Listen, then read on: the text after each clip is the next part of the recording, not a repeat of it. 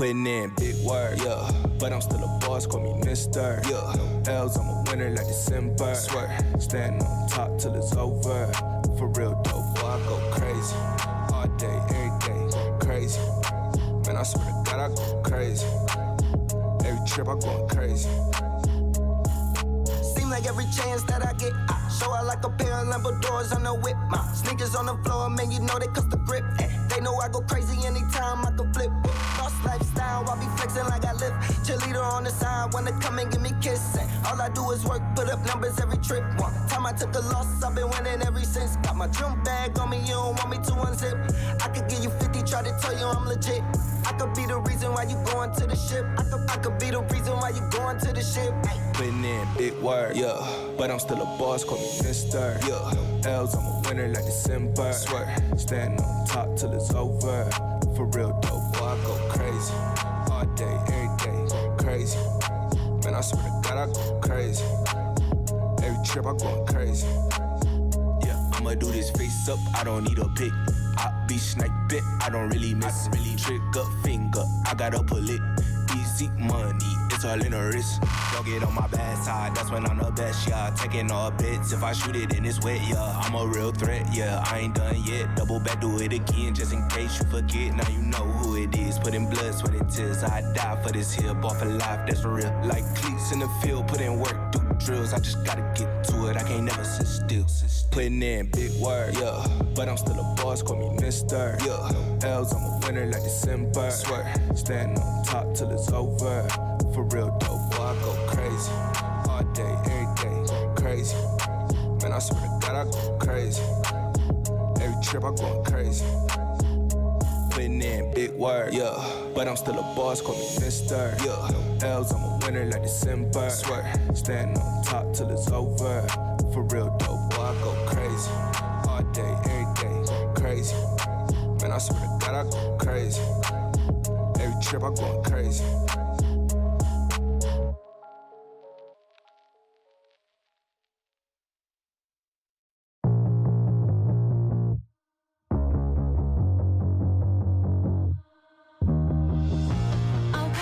You while you put your jacket on and count the final steps you take before you're gone.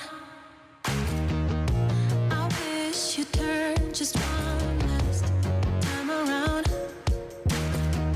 to see the skies above me falling down. I don't know why you just can't stay here while we say goodbye. You can't deny we had a thing here, don't you realize? I need more than a keepsake, I need you for real. Don't end with a handshake. I need more than a keepsake, I need you to feel. Don't cut out the outtakes. More than a keepsake. You came like a natural disaster. I didn't run away. Bring it on, I'm getting faster, but it's far too late. Now I'm right in the middle of your earthquake, swinging back and forth. I try to hold on to wind and weather, but you're heading north. I don't know why you just can't stay here, why we say goodbye. You can't deny we had a thing here, don't you realize? I need more than a keepsake, I need you for real. Don't end with a handshake.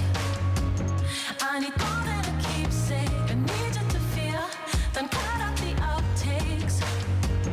I need more than a keepsake, I need you for real. Don't end with a handshake. I need more than a keepsake, I need you to feel. Don't cut out the outtakes. More than a keepsake, I need more than a keepsake. More than a keepsake, more than a keepsake. Oh, I don't know why you just can't stay here, why we say goodbye. You can't deny we had a thing here, don't you realize? I need more than a keepsake, I need you for real.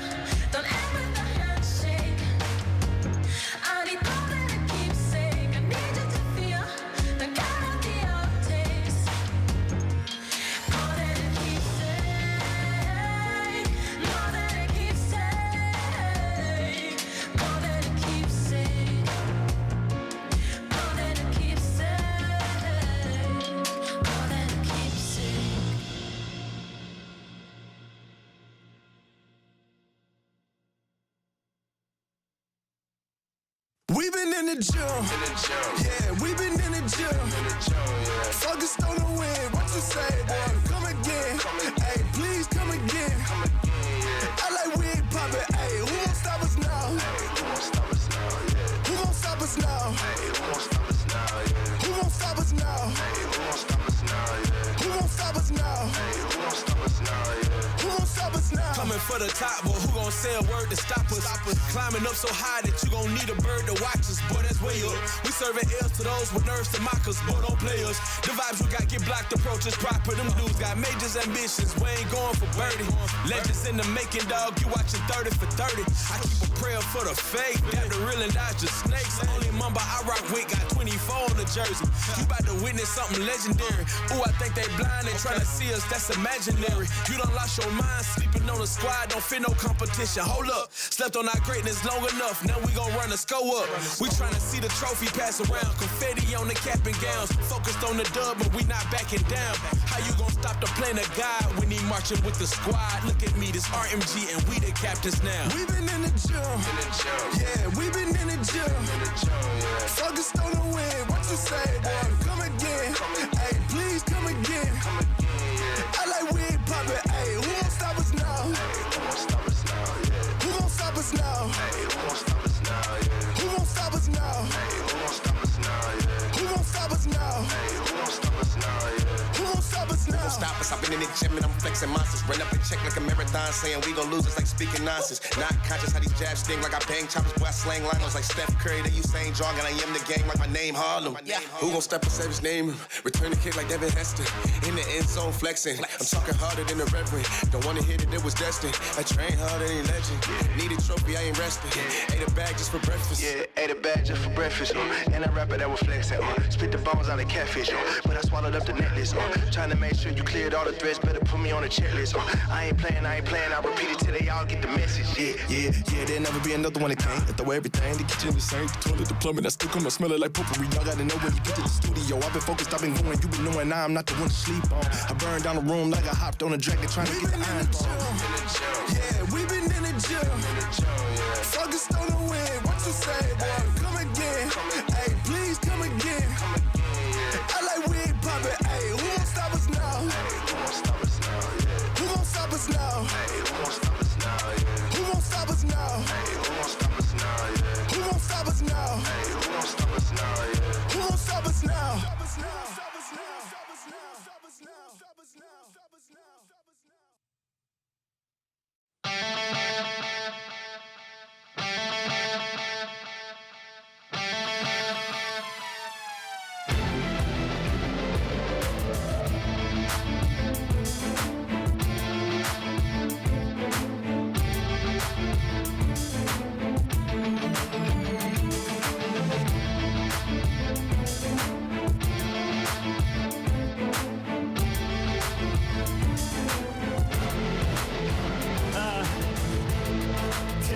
I climb and I'm never gonna quit till I get what's mine, I hope you came to win, cause I'm never gonna stop till I cop that ring. To the top I climb, to the top I climb, all the way to the top I climb, and I'm never gonna quit till I get what's mine.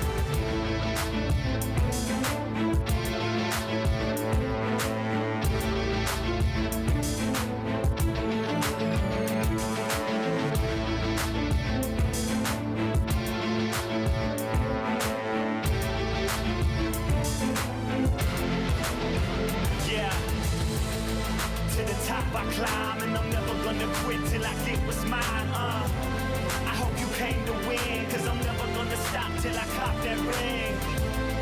To the top I climb, to the top I climb, all the way to the top I climb, and I'm never gonna quit till I get what's mine, yeah. Never gonna stop, baby, can't bring me down. To the top, on and never stopping till we succeed. We keep climbing up the ladder, can't bring me down. To the top I climb and I'm never gonna quit till I get what's mine. I hope you came to win, cause I'm never gonna stop till I cop that ring. To the top I climb. To the top I climb. All the way to the top I climb. And I'm never gonna quit till I get what's mine. Till I get what's mine. Yeah, to the top.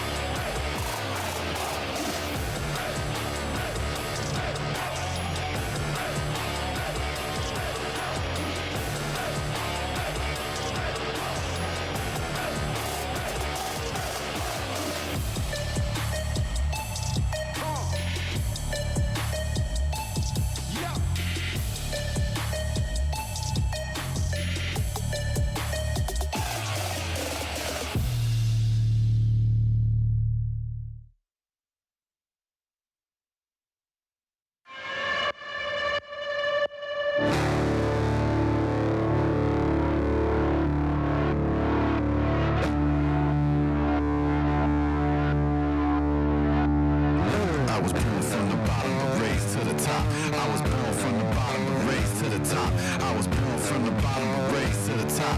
I'ma keep on climbing, I ain't gon' stop. I was born from the bottom but raised to the top. I was born from the bottom but raised to the top. I was born from the bottom but raised to the top. I'ma keep on climbing, I ain't gon' stop.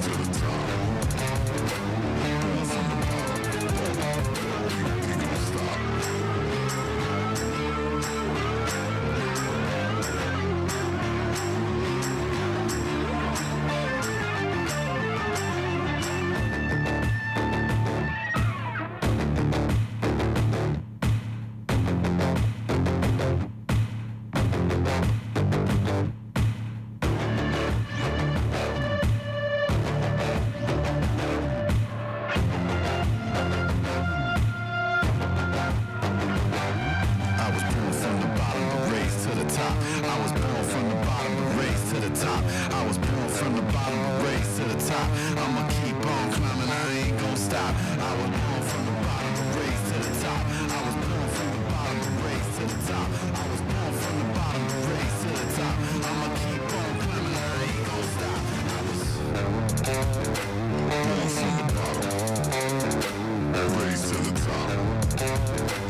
Born from the bottom, ain't gon' stop. Born from the bottom and raised to the top. Born from the bottom, ain't gon' stop.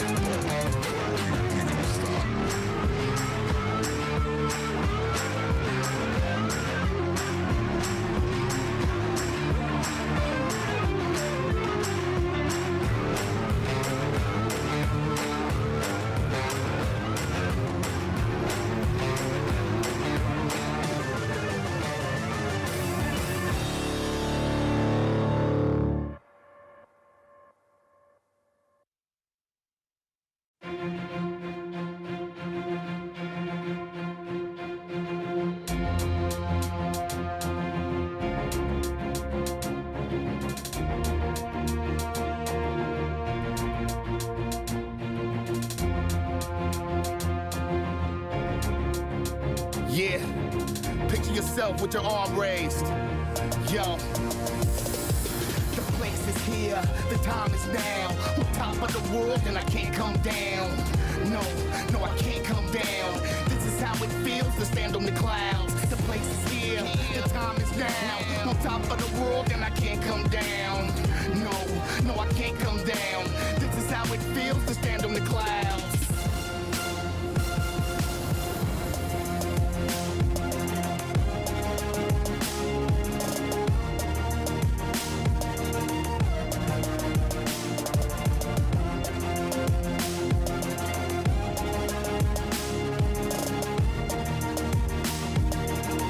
Yo, the place is here, the time is now. On top of the world and I can't come down. No, I can't come down. This is how it feels to stand on the clouds. The place is here, the time is now. On top of the world and I can't come down. No, I can't come down. This is how it feels to stand on the clouds. The place is here, the time is now. On top of the world and I can't come down. No, I can't come down. This is how it feels to stand on the clouds. The place is here, the time is now. On top of the world and I can't come down. No, I can't come down. This is how it feels to stand on the clouds.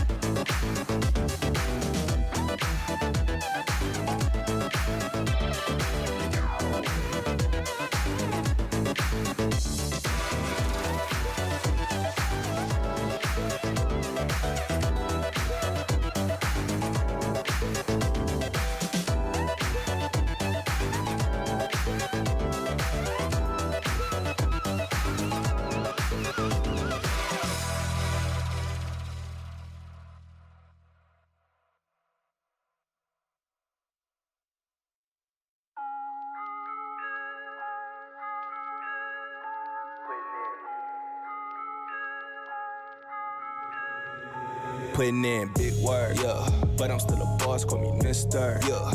L's, I'm a winner like December. Swear, standing on top till it's over. For real dope, boy, I go crazy. All day, every day, go crazy. Man, I swear to God, I go crazy. Every trip, I going crazy. Seem like every chance that I get, I show out like a pair of Lambo doors on the whip. My sneakers on the floor, man, you know they cost the grip. They know I go crazy anytime I can flip. Boss lifestyle, I be flexing like I live. Cheerleader on the side, wanna come and give me kisses. All I do is work, put up numbers every trip. One time I took a loss, I've been winning ever since. Got my drum bag on me, you don't want me to unzip. I could give you 50, try to tell you I'm legit. I could be the reason why you going to the ship. I could be the reason why you going to the ship. Putting in big work, yeah. But I'm still a boss, call me Mister. Yeah. L's, I'm a winner like December. Swear, standing on top till it's over. For real dope, boy, I go crazy. All day, every day, go crazy. Man, I swear to God, I go crazy. Every trip, I going crazy. Yeah, I'ma do this face up, I don't need a pick. I be sniping, I don't really miss. Really trigger finger, I gotta pull it. Easy money, it's all in the wrist. Don't get on my bad side, that's when I'm the best, yeah. Taking all bits, if I shoot it then it's wet, yeah. I'm a real threat, yeah, I ain't done yet. Double back, do it again, just in case you forget. Now you know who it is, putting blood, sweat and tears. I die for this here, bought for life, that's for real. Like cleats in the field, put in work, do drills. I just gotta get to it, I can't never sit still. Putting in big work, yeah. But I'm still a boss, call me Mister. Yeah. L's, I'm a winner like December. Swear, standing on top till it's over.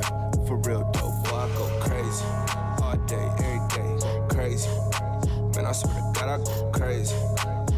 Every trip, I going crazy. Putting in big work, yeah. But I'm still a boss, call me Mister. Yeah. L's, I'm a winner like December. Swear, standing on top till it's over. For real dope, boy, I go crazy.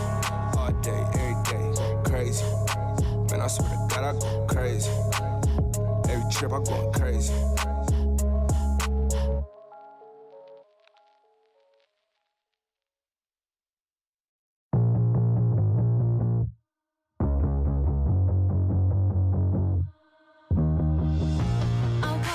You while you put your jacket on and count the final steps you take before you're gone. I wish you turned just one last time around to see the skies above me falling down. I don't know why you just can't stay here while we say goodbye. You can't deny we had a thing here, don't you realize? I need more than a keepsake, I need you for real. Don't end with a handshake. I need more than a keepsake, I need you to feel. Don't cut out the outtakes. More than a keepsake. You came like a natural disaster. I didn't run away. Bring it on, I'm getting faster, but it's far too late. Now I'm right in the middle of your earthquake, swinging back and forth. I try to hold on to wind and weather, but you're heading north. I don't know why you just can't stay here, why we say goodbye. You can't deny we had a thing here, don't you realize? I need more than a keepsake, I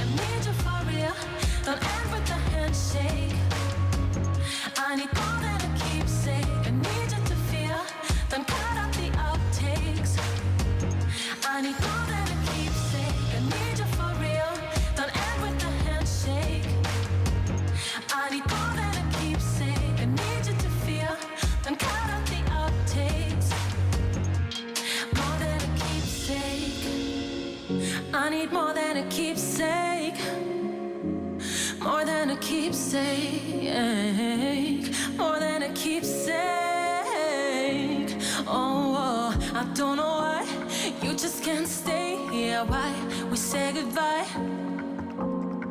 You can't deny we had a thing here. Don't you realize I need more than a keepsake? I need you for real. Don't end with a handshake. I need more than a keepsake. I need you to feel. Then count out the outtakes. More than a keepsake. More than a keepsake. More than a keepsake. More than a keepsake. More than a keepsake.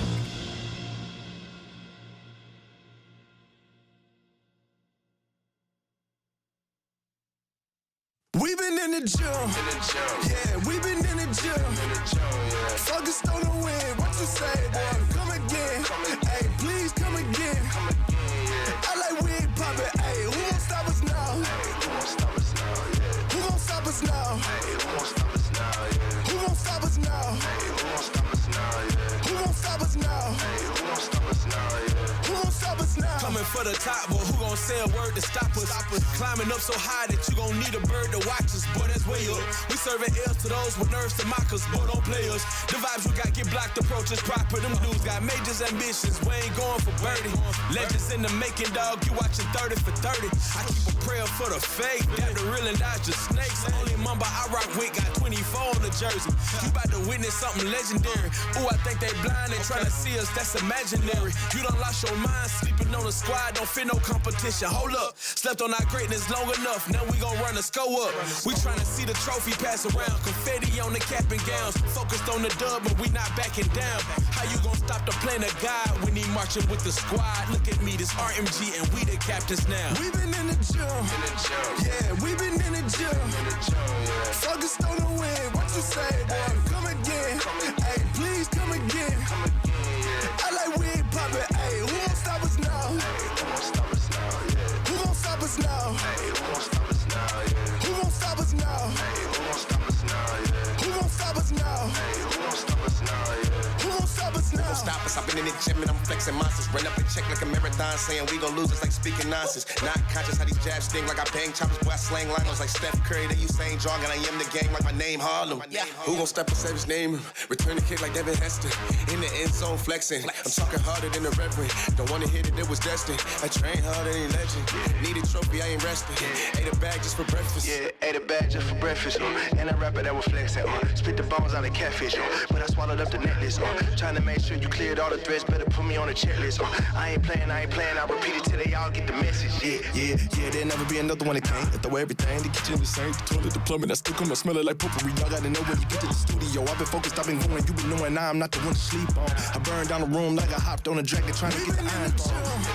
Yeah, we been in the gym. Focused on the win. What you say, boy? Come again. Hey, please come again. I like we ain't poppin'. Hey, who gon' stop us now? Who gon' stop us now? Who gon' stop us now? Who gon' stop us now? Who gon' stop us now? Who gon' stop us now? Who gon' stop us now? Who gon' stop us now? Who gon' stop us now?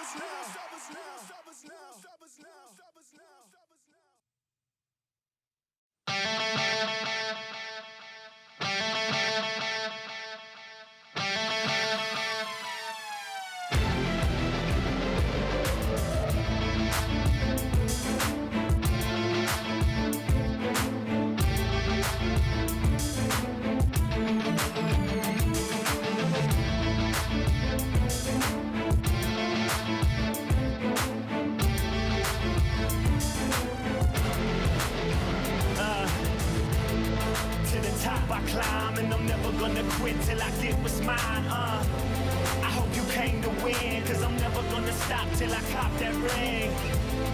To the top I climb, to the top I climb, all the way to the top I climb, and I'm never gonna quit till I get what's mine.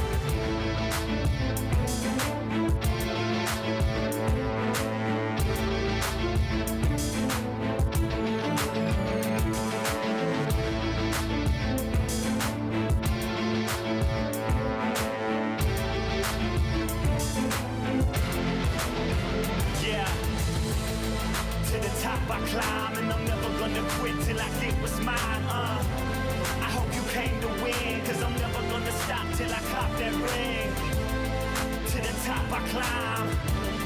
To the top I climb. All the way to the top I climb. And I'm never gonna quit till I get what's mine. Yeah, never gonna stop, baby. Can't bring me down. To the top, on and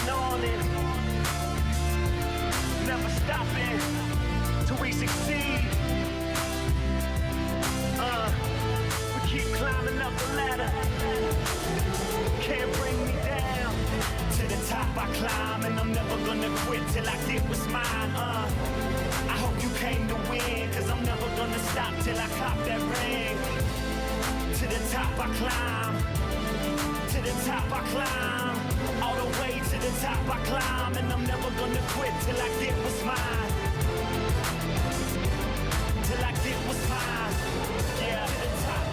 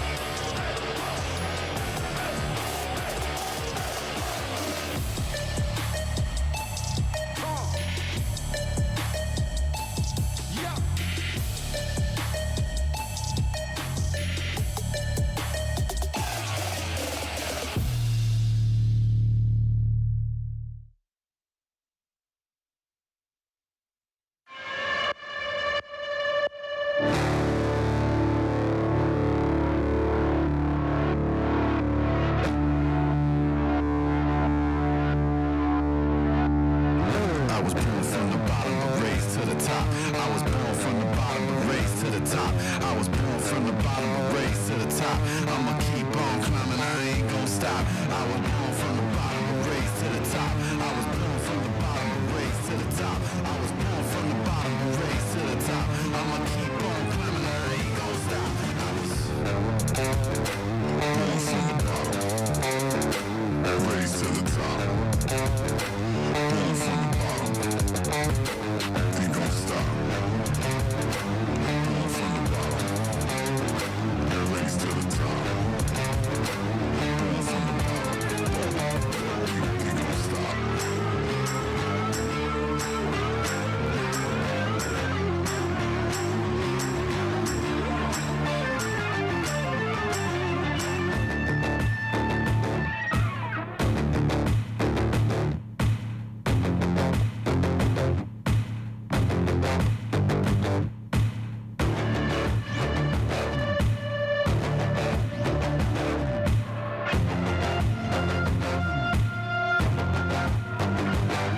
I was born from the bottom, but raised to the top. I was born from the bottom, but raised to the top.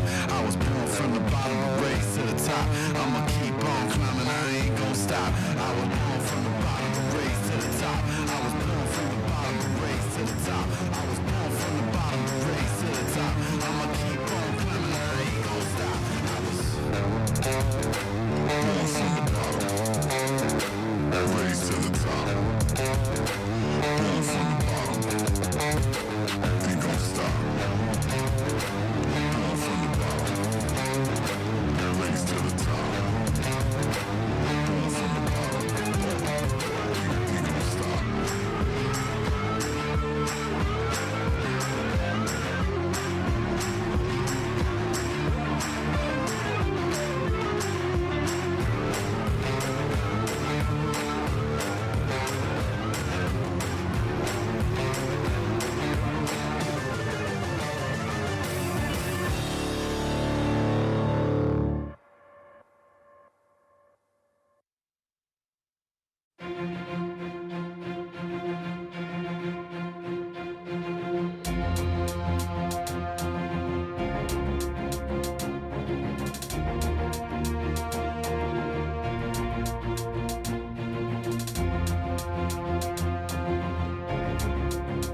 Yeah, picture yourself with your arm raised. Yo, the place is here, the time is now. On top of the world and I can't come down. No, I can't come down. This is how it feels to stand on the clouds. The place is here, the time is now. On top of the world and I can't come down. No, I can't come down. This is how it feels to stand on the clouds.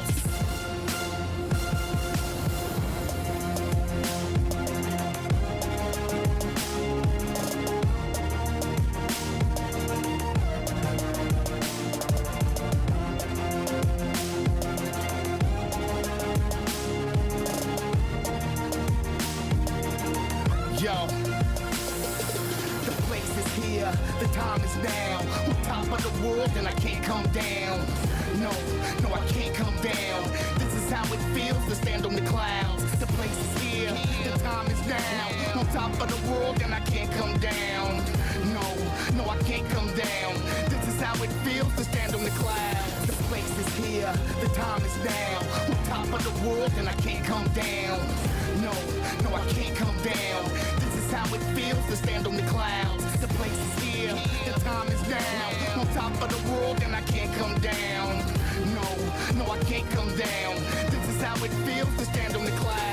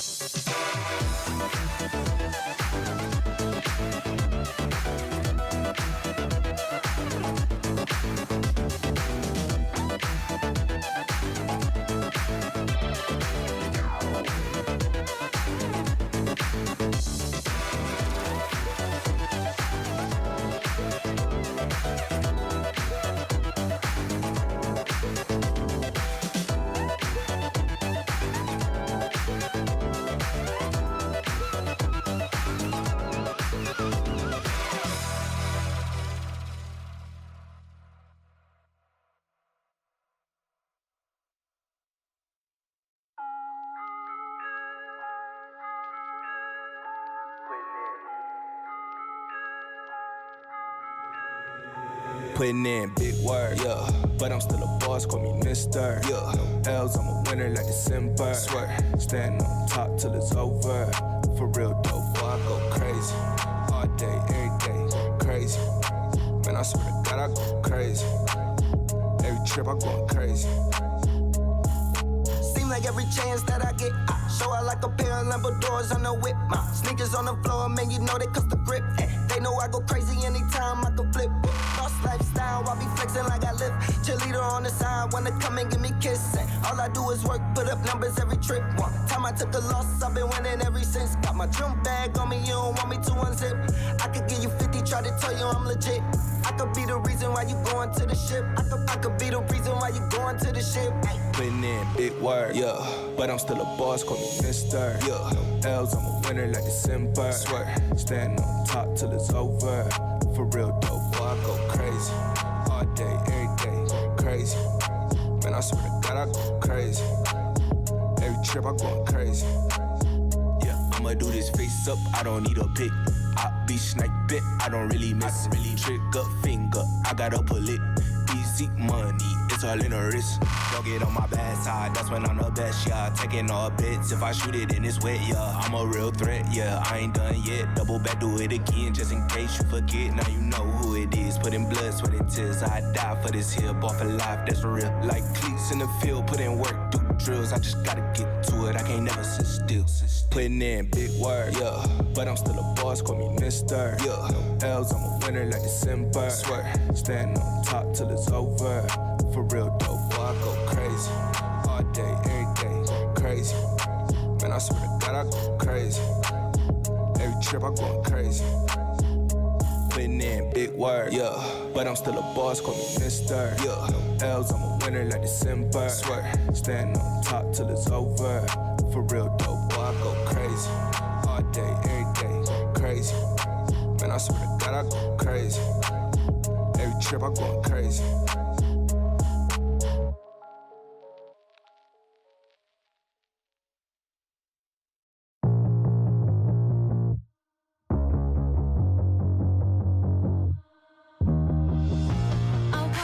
You while you put your jacket on and count the final steps you take before you're gone. I wish you turned just one last time around to see the skies above me falling down. I don't know why you just can't stay here while we say goodbye. You can't deny we had a thing here, don't you realize? I need more than a keepsake, I need you for real. Don't end with the handshake. I need more than a keepsake, I need you to feel. Don't cut out the outtakes. More than a keepsake. You came like a natural disaster. I didn't run away. Bring it on, I'm getting faster, but it's far too late. Now I'm right in the middle of your earthquake, swinging back and forth. I try to hold on to wind and weather, but you're heading north. I don't know why you just can't stay here, why we say goodbye. You can't deny we had a thing here, don't you realize? I need more than a keepsake, I need you for real. Don't end with the handshake. I need more than a keepsake, I need you to feel. Don't cut out the outtakes. I need more than a keepsake, I need you for real. Don't end with the handshake. I need more than a keepsake, I need you to feel. Don't cut out the outtakes. More than a keepsake. I need more than a keepsake. More than a keepsake. More than a keepsake. Oh, I don't know why you just can't stay here. Why we say goodbye. You can't deny we had a thing here. Don't you realize? I need more than a keepsake. I need you for real.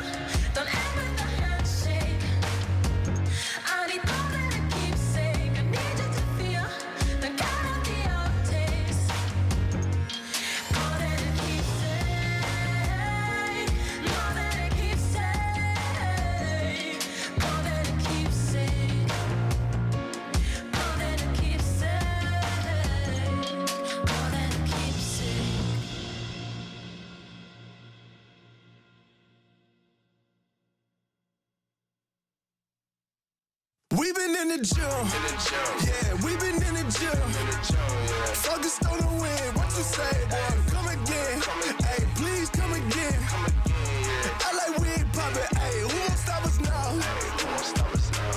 Who gon' stop us now? Who gon' stop us now? Who gon' stop us now?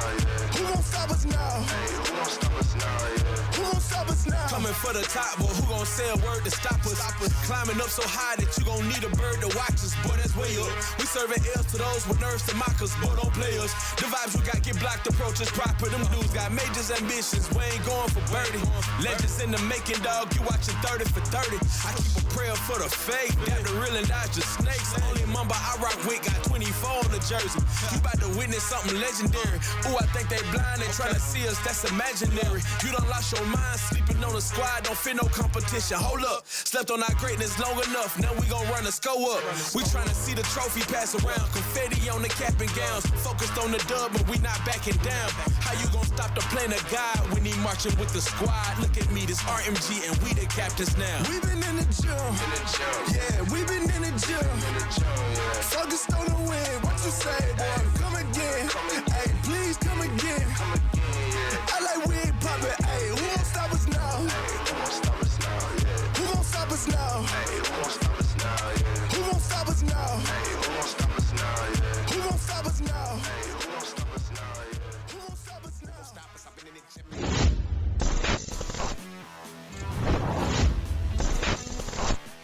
But Rogue Warriors can't find anything. The Nexus is exposed. Puff doesn't have enough mana to see this play through to the end, so they'll defend for now. And IG with a low time Kench. Are they going to do it?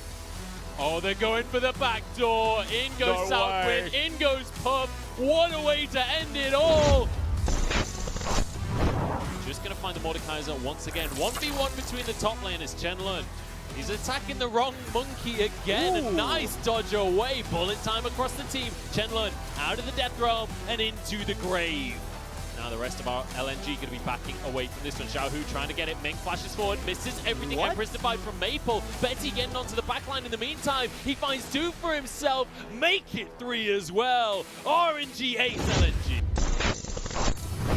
And just a reminder, you can crit on that. Oh, Clement, what I care right Never now. mind. He's going to do Moonfall. There's 3 members. In comes Christopher off as well. Puff flashes back though. Cleanses is still alive. Look at Puff, the new 80 carry. Does enough damage. That's 2. That's 3. Count it with me, ladies and gentlemen. That's Invictus Gaming. So way ahead. Yeah, Dredge line, Wink still hitting from the back here. Kingan not really in the fight kind of position. But there's the package right down the middle. Cryin has burnt everybody. Call it now. That's game over. IG savor the turret with the TP coming through. That's a Vayne without ulti, but it's a Shy way too deep. He's looking for Betty. Now might be in a bit of trouble. Flashes away, good condemned. Cleansed away by Betty as Puff is now joining the play. IG continuing forward. The kick onto 2 people. RNG trade back, but the Shy now has free access here. RNG get destroyed by this Vayne. Here, this was beautiful. The turn onto Xiaohu was 100% the correct call here. You can burst out this Kassadin, who hasn't got the fully stacked Rod of Ages. He was only at 7 stacks coming into this fight and had only just finished the Archangel Staff. No Seraph's Embrace to try and bring up that shield, and then he turns it. Easy as you like. Very similar star power in people like Sword Art, people like... Yeah, that's a flash forward. Angel is ticking down the Ignite, and that is a confident play. Then the Grog is what are you doing here? This is so cheeky. Blast Cone and Peekaboo. Flash, Nautilus, Ignite, Dredge Line, Auto Attack. Junja gets 1v1 by the support of Vici. And we begin again. 6,000 health. EDG in front, 5,000, 4,000 to ensure the ult's going down. It's deleted. Jungler from EDG is dead. Call the Forge God now to re-engage. Well, look, Xiaohu incoming! It's the Castellan on top of them. Hope is trying to carry this one though. Can he turn it around for EDG? Ming trying to stop him, but he's free hitting. Look at Hope, look at Hope, look at Hope! He gets him! Xiaohu goes down into GA. Audi lives as well. The death grab, the fight forward. It's Hope and Audi. He's hitting the Orn so damn hard. EDG win the fight, and Hope, welcome to the LPL. The last Hope play coming out from VG pays off huge. Zhao Wei looking for a quadra kill. The damage is going to be there. He has the death cap. Can he finish anyone off though? That's going to be the question. Bombs go on in. Maestro's going to go down. Forge is the next target. The Infernal Drake doing so much work as Zhao Wei making the plays. Zhao Peng is here to support his mid laner as well. iBoy dodges the bombs though. He's running out of... Oh, look at him chasing down. Oh my days, the triple kill for Zhao Wei.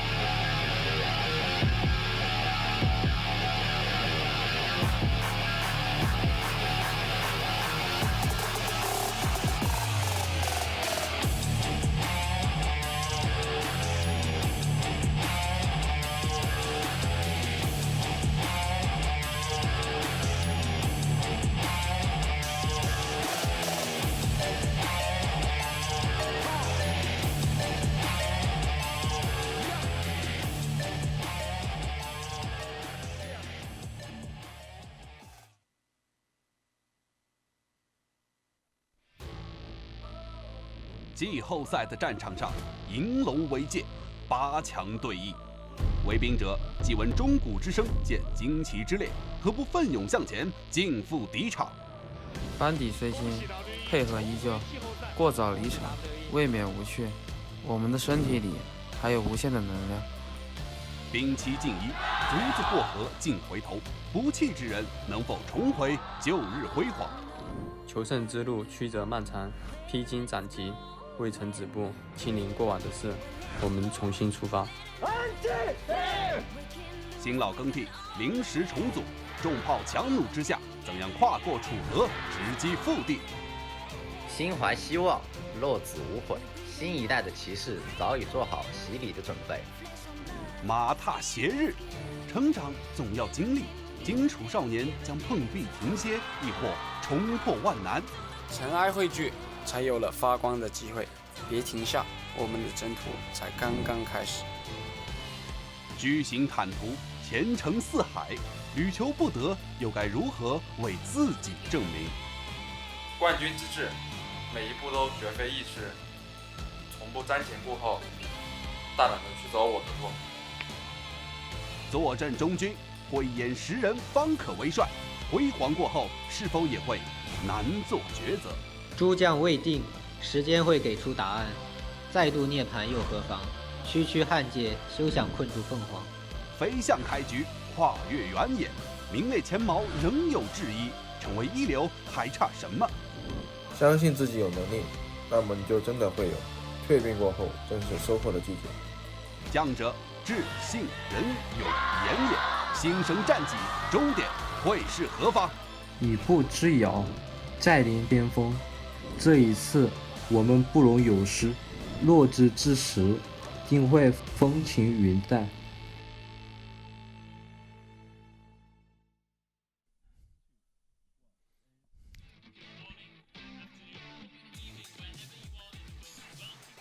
LPL playoffs. My name is Munchables. I'm joined by Dagda as we jump into our second quarterfinal here, and it's FPX against EDG, Dagda. And I cannot wait for this series. The entire playoff bracket is so damn stacked, and now we get to see FPX face off against EDG. We've already had some insane series so far in the playoffs, and I don't expect that to stop anytime soon. Let's take a look at our bracket, where we have been so far and what remains to come. We started with E-Star against WE. WE making the miracle run, making it to the quarterfinals. They got stopped, though, in the end by Top. And then over on the other side of the bracket, we had EDG 3-1 over RNG just 2 days ago. And now they move into the quarterfinals against FPX Phoenix. And this is going to be such a hype matchup. EDG have looked absolutely stellar off of their last few series, and especially in that playoff against RNG. Now, though, this is the time to prove it. Against FPX, the reigning world champions, they will need to put it all on the table. Yeah, FPX look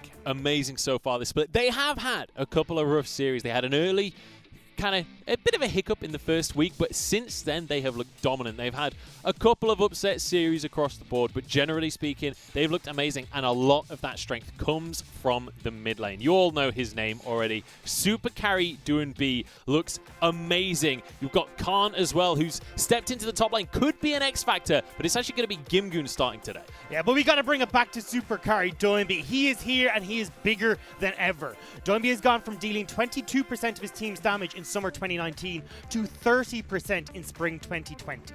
Still with his nutty champion pool, this team plays heavily towards Doinby in the early stages of the game to set him up for success. And when you think about Doinby, you think of him moving around the map, so you got to bring your scuba gear because FPX are not afraid to die. And that's FPX's specialty, that early game control. With the pressure that Doinby creates from mid lane and with the early game champions that Tien can pick up, like the Elise, the Lee Sin, and the Jarvan, FPX will look to set up dives on both sides of the map. This is why when we look at FPX, they have a lead in 70% of their games at the 15-minute mark. That's the highest in the entirety of the LPL. Yeah, and when we think of FPX, you usually think of those early game plays, but they've been reinventing themselves somewhat, and we've been seeing a lot more late game prowess from the squad as well. Yeah, we've seen them starting to move away from these early to mid game champions, and Doinby starting to pick up more like the Azirs, the Kassadin, and this means that you can't just watch for FPX in the early game, you've got to look out for them at all stages of the game. And you can see in our replays here, FPX just plays across the board. Such pure mechanical skill on this squad, and obviously Doinby, if he does get one of these late game champions, he doesn't necessarily wait until the late game to pop off. Now you can see here, I mean 28 minutes is late enough, but still the pentakill on your screens from the likes of this Kassadin. Doinby is happy to bring out everything and any champion under the sun, and he will play it to near perfection. Yeah, the Kassadin from him looks terrifying. I would not be surprised to see that as a focus ban, but the team that might be banning that away is EDG coming into this one, and with a strong command commanding victory over RNG, a 3-1 win in the end. This is a team that you expect to focus much more around the late stages of the game. And one of the guys that has to get them to that point is Junjie in the jungle. Yeah, Junjie was a monster in the game against RNG. 74% kill participation, was involved in First Blood in 50% of the games that were in that RNG series. And this is what we'll be looking for coming into FPX. Junjie trying to set up EDG for success with the highest First Blood rate in the entirety of the LPL, and then continue forward into those late-to-game, front-to-back team fights that we saw EDG shine with against RNG. Yeah, Junjie being a huge portion of why EDG were able to succeed so far in playoffs. And we've got a few of the highlights. Obviously, Audi coming in there with this smite on to steal away a Baron. You can see, though, just how much of a team focus there is on EDG, the dynamic that's pushed them into the quarterfinals here today. And it is off the backs of the team fighting allowance that comes through from Audi and Junjie. They will provide the front line. You've Scout and Hope taking shots from the back line, and this is where EDG will shine. This is why, when we look towards our game today, if FPX can maybe look towards a few flanking champions, maybe EDG will crumble. But if you fight them 5v5 in this front-to-back style, you don't stand a chance against EDG. And this recall was absolutely hilarious. Junjie gets away with his life after being chased through the base of RNG. And then in the meantime, Hope is over towards the Dragon Pit and manages to steal this dragon away from Xiaolongbao. And it's these kinds of plays that really make EDG look like a super strong contender in this series. And I'm not certain what way this game is going to go. I know the fan favorite is obviously going to be FPX, the defending world champions, the team that has looked stellar since their change of roster coming in at the start of spring 2018. But EDG still have a few tricks up their sleeve, and FPX have shown that they're not infallible. Yeah, and you can see Junjie as well on the Graves. He's willing to bring out some of these more interesting picks in the jungle. But if we're going to talk about Junjie for EDG, it would be a disservice not to then talk about FPX as jungler, because Tian, coming into this series, he's the world's MVP, bear in mind. This guy is a monster. And Junjie, he's going to have a trial by Phoenix Fire ahead of him this series. Tian, as you said, world MVP finalist here, coming back to his winning ways. We talked about the champions he likes to pick, the Elise, the Jarvan, the Lee Sin. Expect him to put pressure towards Doinby, or even use the pressure Doinby's created for himself to invade, get in the face of Junjie, and then operate into these side lanes. Junjie will have his work cut out for him to see if he can set up for Audi in the top lane and set up in that mid lane once again, giving Scout a little bit of attention in the same way he did for Xiaohu against RNG. Yeah, and it's interesting to look at those statistics because they're actually relatively similar in the way that both of these junglers love to play around their lanes, love to go for these ganks early on in the game. And I think we could have a bit of a toe-to-toe matchup, but it's the champion pool between these two guys that's kind of dramatically different. And even the experience there that you can see in your screen, the difference at the 15-minute mark, Tian is looking to be that carry performance. He wants to take over the game from the jungle. Whereas when we look over at Junjie, he's more of that facilitator style, the Sejuanis, the Jarvans, and he's looking to get vision, set up for these objective fights, and provide the front line that gives EDG that winning team fight. Well, as we jump on into this first series, I was going to say first series of the day. It's been a long split, I guess. But let's set some expectations for what our casters are expecting. Now, I myself am definitely going to be going for FPX. I believe you are as well, Dagda. I am. We only have one caster that's not going for FPX here, and it's Penguin. Now, he's Irish. Dagda, you're Irish. There's got to be some kind of telepathic. What's going on there? Can you justify the telepathy is coming through. I didn't mind. text them, but I can get it into my head. I actually think if you look at EDG, they definitely have the success that we've seen in the early game that has set them up, that we talked about already. And I think if we look towards FPX, we've seen some struggles towards their objective control. We've seen some struggles in their mid game still. And if EDG can exploit that, they can definitely find the win here today. But it is a big ask. It is still against FPX, but it's just a case of can they expose some of the weaknesses we've seen through FPX in the spring split. We'll have to see. It's time to jump on into this series, though, and into the gaming houses of these two squads. As you can see, FPX getting ready. You've got Doinby there already warming up, ready to get on into the series. And obviously, recently getting sponsored by BMW as well. That was the whole global sponsorship that BMW brought to the table. So excited to see how FPX can perform, because bear in mind, this is a team that will turn it on for playoffs. But then over on the other side of the board, got EDG with a very cute dog as well. It's the BMW versus the dog, is that what we're going with here? But so. still, BMW versus Audi. I still think when we look at this game, though, it's kind of two teams that are hoping to still fulfill expectations. FPX came in 2019, they changed around the roster, and they looked fantastic, wanting to continue that success in 2020. EDG are a team that are looking to get back to their expectations after a bit of a misstep in 2019. EDG thinking they're playing against WE right here with these bats. They're batting away the Rumble, batting away the Galio, but when you think about it, Tichama, DoinB, kind of similar mid laners. We also saw DoinB playing the Galio against them the last time around, and it did cause a little bit of an issue for them, so not surprised to see EDG ban it away. And quickly as well, there's a ban from FPX there on the Graves. We saw Junjia playing that in the last series, looked amazing on it as well.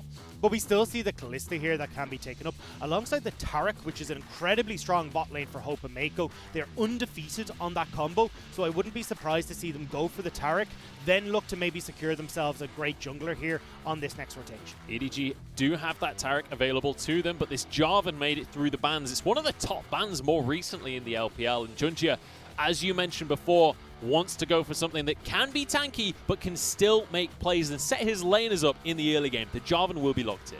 Well, we will now see what FPX are going to go for. And just a caveat to a lot of viewers that might not be watching the LPL as often, there's a lot of flex picks that FPX like to go for. Yep. Like Renekton, Aatrox, Set, even the Nautilus and the Mordekaiser can all be flexed from the mid to the support or that top lane. So keep your eyes for a little bit of magic in this draft. Yeah, I'll throw another caveat in as well. Just remember, we are on 10.7 here, and Wukong and Fiddlesticks are globally banned, so we will not see any Wukong out of either side. The Aphelios locked on in, alongside that first pick Trundle. Already power picks coming through for FPX. And I like the Thresh here because you're basically calling out that we think you're going to go for the Taric.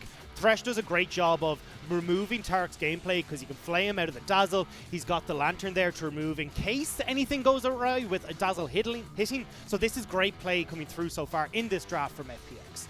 Yeah, the composition still looks good for a Taric, though. It has to be said from EDG with a Jarvan that can jump in with the Cosmic Radiance. You've also got the Kalista, who always looks good, but Scout locking himself a mid laner, the blind pick on Syndra. And this is something we've now started to see come up a little bit more in the LPL. I know it's really high priority across the rest of the world, but Syndra's not made its way too high into the LPL. Scout, though, does play this a lot. It's a great blind mid laner, a lot of flexibility, and I think here it just means that they've got this nice champion for the mid lane that they can ban away something that DoinB might be able to bring out against it. Yeah, they could try and ban away some matchups for Scout and immediately Kassadin take. Do you know what? Against DoinB, banning the Kassadin, I am totally on board. I agree here. Could also see the likes of the Silas banned away from DoinB. Does well against this Syndra and something that he's played a heap as well. So I think this is the problem, though. When you start to ban away the likes of DoinB's champion pool, you leave so much open for the rest of the team. And even DoinB himself has a huge amount of champions in his pool. The Blitzcrank banned away here by FPX. It's not something Mako's played during this split, but it's certainly a champion that you'd expect most players in the or most supports in the LPL to be. And pairs well, one with the Kalista, but does really well against the Aphelios. Yeah. Aphelios obviously not having that mobility there means Blitzcrank can run him down and do some great work alongside it. There's the Taric ban that we were talking about. And now I wouldn't be surprised to see a throwback to the likes of the Nautilus here if they wanted to go for this in the bottom lane for Mako. It's by far his most played, and again provides that lockdown that you want for the Aphelios. The Nautilus definitely seems like the standout pick to me, but then on the other side of the board, Dagda, what are you expecting from FPX when it comes to our solo laners? That's the big question here. We've already seen the Silas banned away, Kassadin is gone as well. And when you look at DoinB's champion pool, not having the Nautilus there, which I feel like would nearly be the next pick that we see DoinB go for, could go back towards the likes of the Corki or even some of these magical picks that he goes for with the likes of the Mordekaiser in the mid lane as well, to just provide a bit of a beefy front line to go against Scout.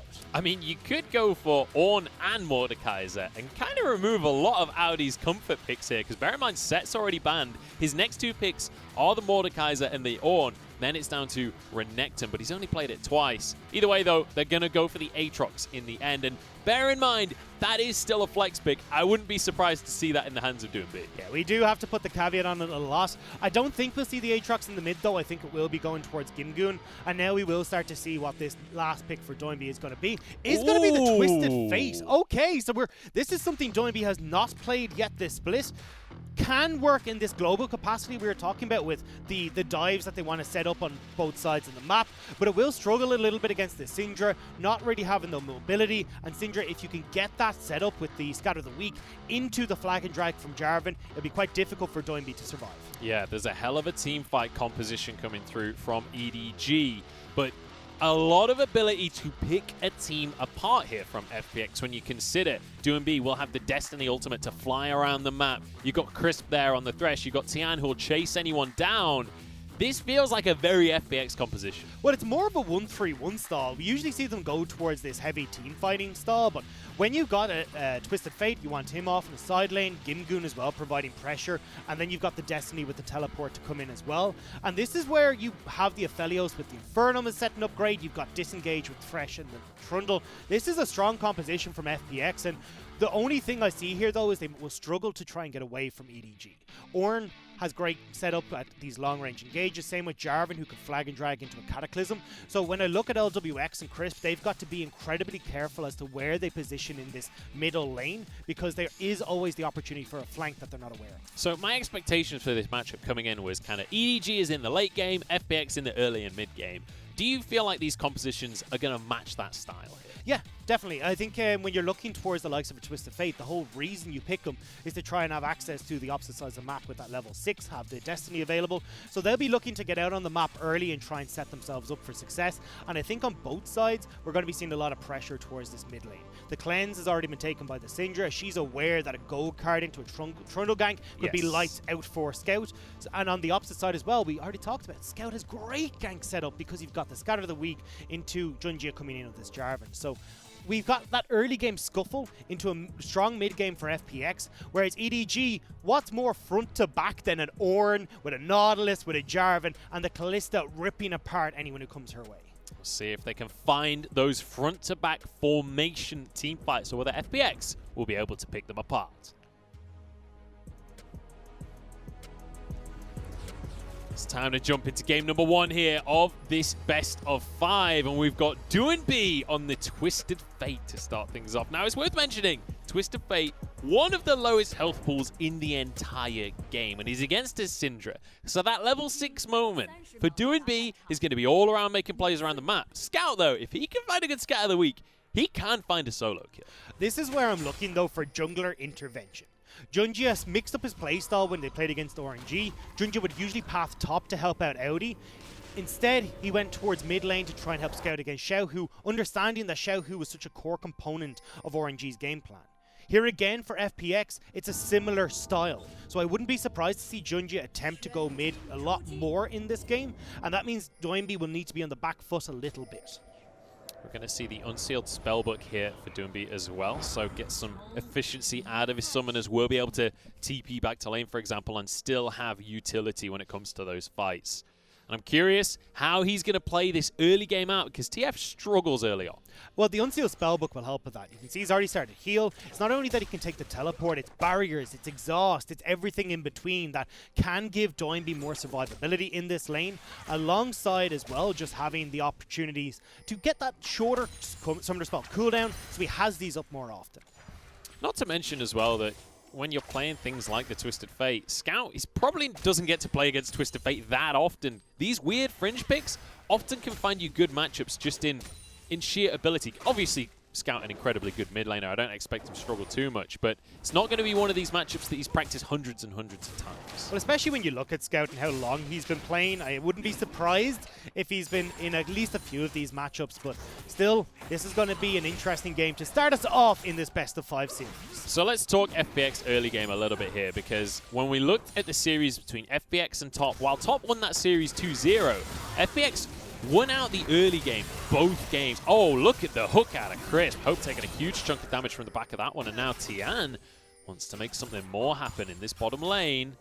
Mako will spot him out. That means they have to back away. Junjia's here as well.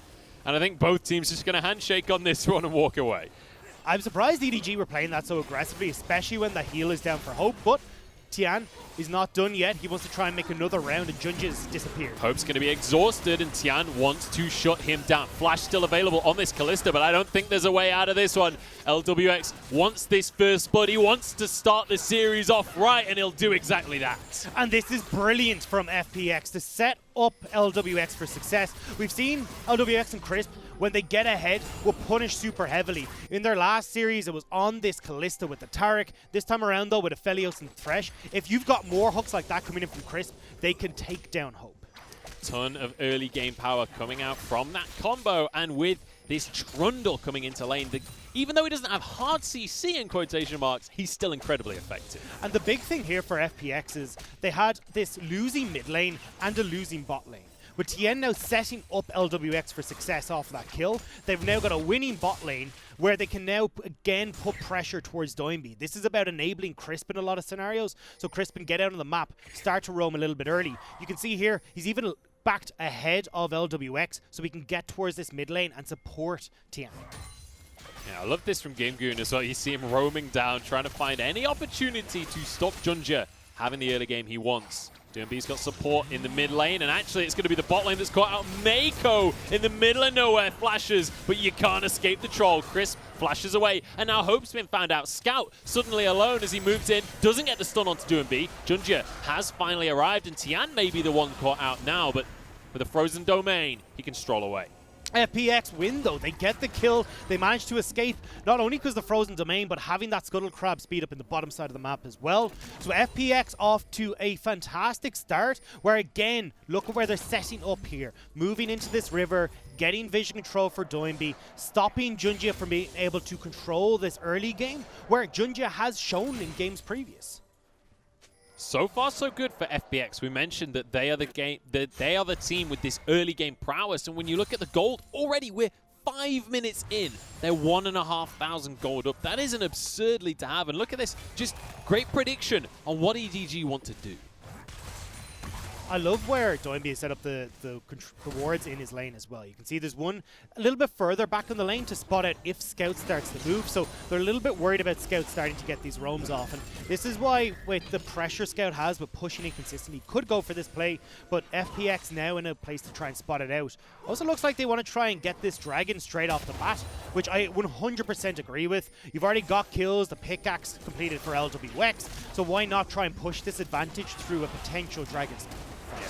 Crisp even gets to go into the jungle and clear some vision away from EDG as well, and it feels like we're just a few minutes in, but FPX have firm control of what is happening around the map right now. And this is why Tian is such a good jungler and why he won the world's final MVP. He dictates the pace of these early games, and we did pose the question, can Junja try and keep up? At least in this game so far, he hasn't been able to, with Tian making that repeat gank to the bottom side, catching EDG off. EDG love to gank this top lane though. They love to try and set Audi up, and they're going to do this onto Gimgoon, the weak side top laner for FPX, and he will just drop immediately. And how many times do EDG make this play where they will give these resources towards Audi in the top lane, set him up for these team fights where he can be the big beefy front line for them? And you know, when you think of Audi, you think of this strong stable, you think of like German engineering. What's that car manufacturer? Mercedes, that's it. That's who I think of. Anyway, down to the bottom lane we go as the dive coming through. TP from Audi to support his team, and Tian has to flash away. FPX with their typical 4v2 dive, but they botch it. They can't quite get the play that they would have liked to, thanks to that TP from Audi. Fantastic call from EDG to know, hey look, we've committed these resources to the top side, bottom lane is exposed, but they've got the TP to keep that play at bay. Very nicely done from the side of EDG to kind of halt the momentum coming out from FPX. In the meantime, Doinby went up towards the top side with his Destiny, and he gets to shove a different wave out. And this is what usually happens with FPX games, is that momentum just takes over. It's the wave that just doesn't stop crashing and beating you down. EDG, though, have managed to delay that to a certain extent here. Now, though, with the Rift Herald spawning in just over a minute, I want to see how they play this out. Right now, both Crisp and Mako are going back down towards the bottom side, so we'll have to see if LWX or Hope can get control of this wave to allow the supports to roam. Doinby grabs himself one plate up in the top lane there. And the Herald spawning in 20 seconds, and as you say, these supports going to start to try and roam on up. But so far, we don't have any movement from the bottom side of the map. We don't have either duo moving up to that objective. The beauty of this as well is with Doinby having no Destiny available, it means that they can't spot out where everyone is at the moment. So FPX are going to be going into this just as blind as everyone else. Now though, EDG, you can see where Junji is on the map, making his way down towards the bottom side. Hasn't been spotted, but you can see Tian now backing on his own bottom side to move up towards this top lane. Now bear in mind the Scuttle Crab has been taken by FPX, so if they go through the river, they'll be spotted. And I think EDG not going to pull the trigger on any kind of play towards the bottom side just yet. Just going to be going, making sure that they're securing their buffs. Still have both duos in the bottom side of the map though. Doinby now starting to move, pick up this blue buff, and you can see Gimgoon as well starting to get vision control in this river, wanting to make sure that they're the ones who are in control.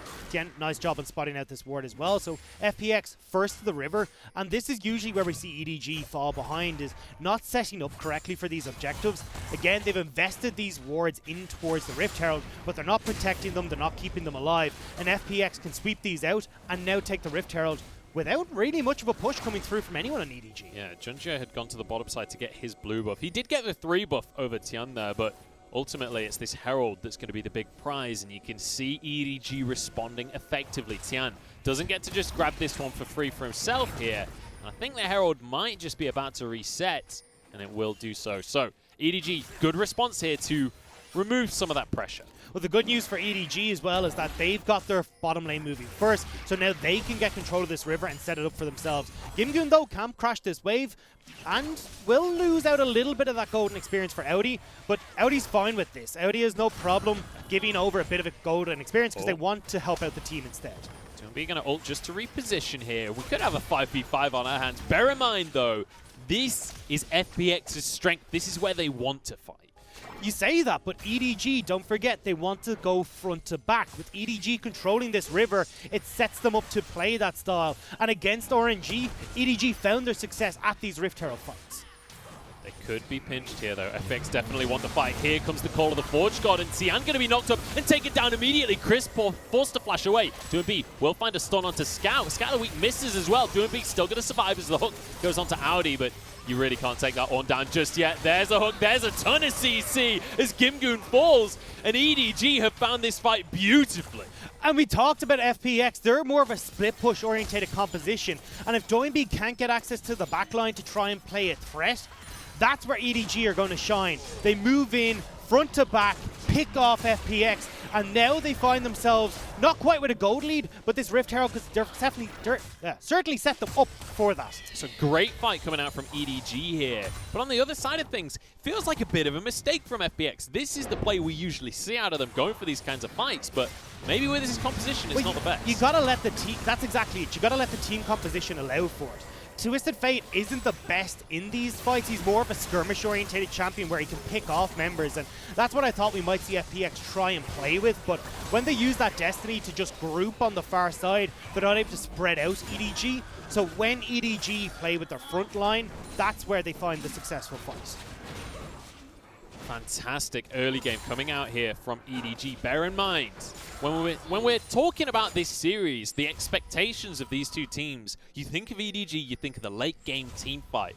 But as you rightly said during that fight, EDG kind of got to simulate a late game team fight just in the early game. And this is what I love from EDG, because in the series that we saw in the regular split, game number 1, EDG were taking these strange fights where they weren't the ones in control, they hadn't set up properly, but now in this playoff scenario, EDG are taking it slower, they are finding their positioning, and they're taking the fights against FPX. It's FPX who are taking fights that they should not. Now it is worth bearing in mind, the gold's still very firmly in the favor of FPX. They're 1,000 up right now. So EDG with a great fight, but not a lead just yet. And as well, neither of these teams can be counted out. Both of them have a 40% plus win rate when behind at 15 minutes. FPX will claw their way back into many of their games, and including games where you really think they should be out of, and even the games that they lose.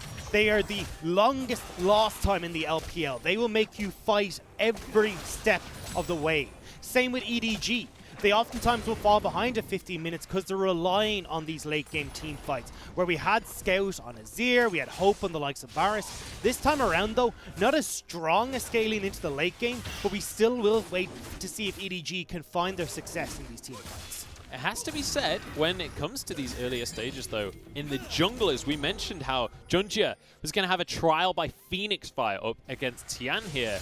But actually when it comes to the buffs, that's the second time in a row now that Junjia is going to be stealing away buffs from FPX. And speaking of stealing away, they're moving to the mid lane, and they're going to crack the first tower here with Herald. They get a hook as well. Doomby has to flash. Very nicely done from EDG. And even though EDG will trade this for a tower on the bottom side of the map, this is better for EDG because they can now move in, split the map, get vision control that they want, and potentially, I was going to say pick off LWX, but Doinby reading the scenario and making sure that FPX know where EDG are. And what a creative use of that ultimate as well. When you think of Destiny, when you think of Twisted Fate, you don't think of using this ultimate defensively to protect a member. You think of picking people off, but Doinby, and bear in mind it's such a long cooldown, using that selflessly for someone else. Well, that's also a bit of a problem, because when we talk about FPX's composition right now, they want to go 1-3-1, they want to be in side lanes. Not having Destiny available is a bit of a hindrance to that playstyle. Now, he's close to that level 11, which again will shorten the cooldown quite substantially, so it's not going to be too much of an issue.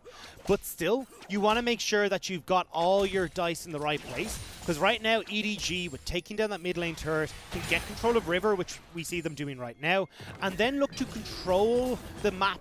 And that's where FPX will struggle. As a split push composition, you want to be the ones dictating the tempo, but right now, EDG could take it away from you.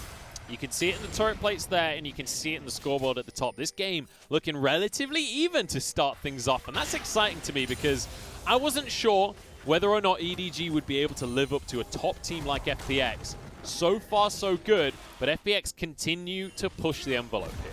And FPX and EDG are just trading objectives back and forth. Now you got LWX, who's very quickly taking this tower on the top side, just the Felios things. But on the bottom side, Hope at a more reasonable pace will be taking this bot lane. This is what a normal AD carry looks like.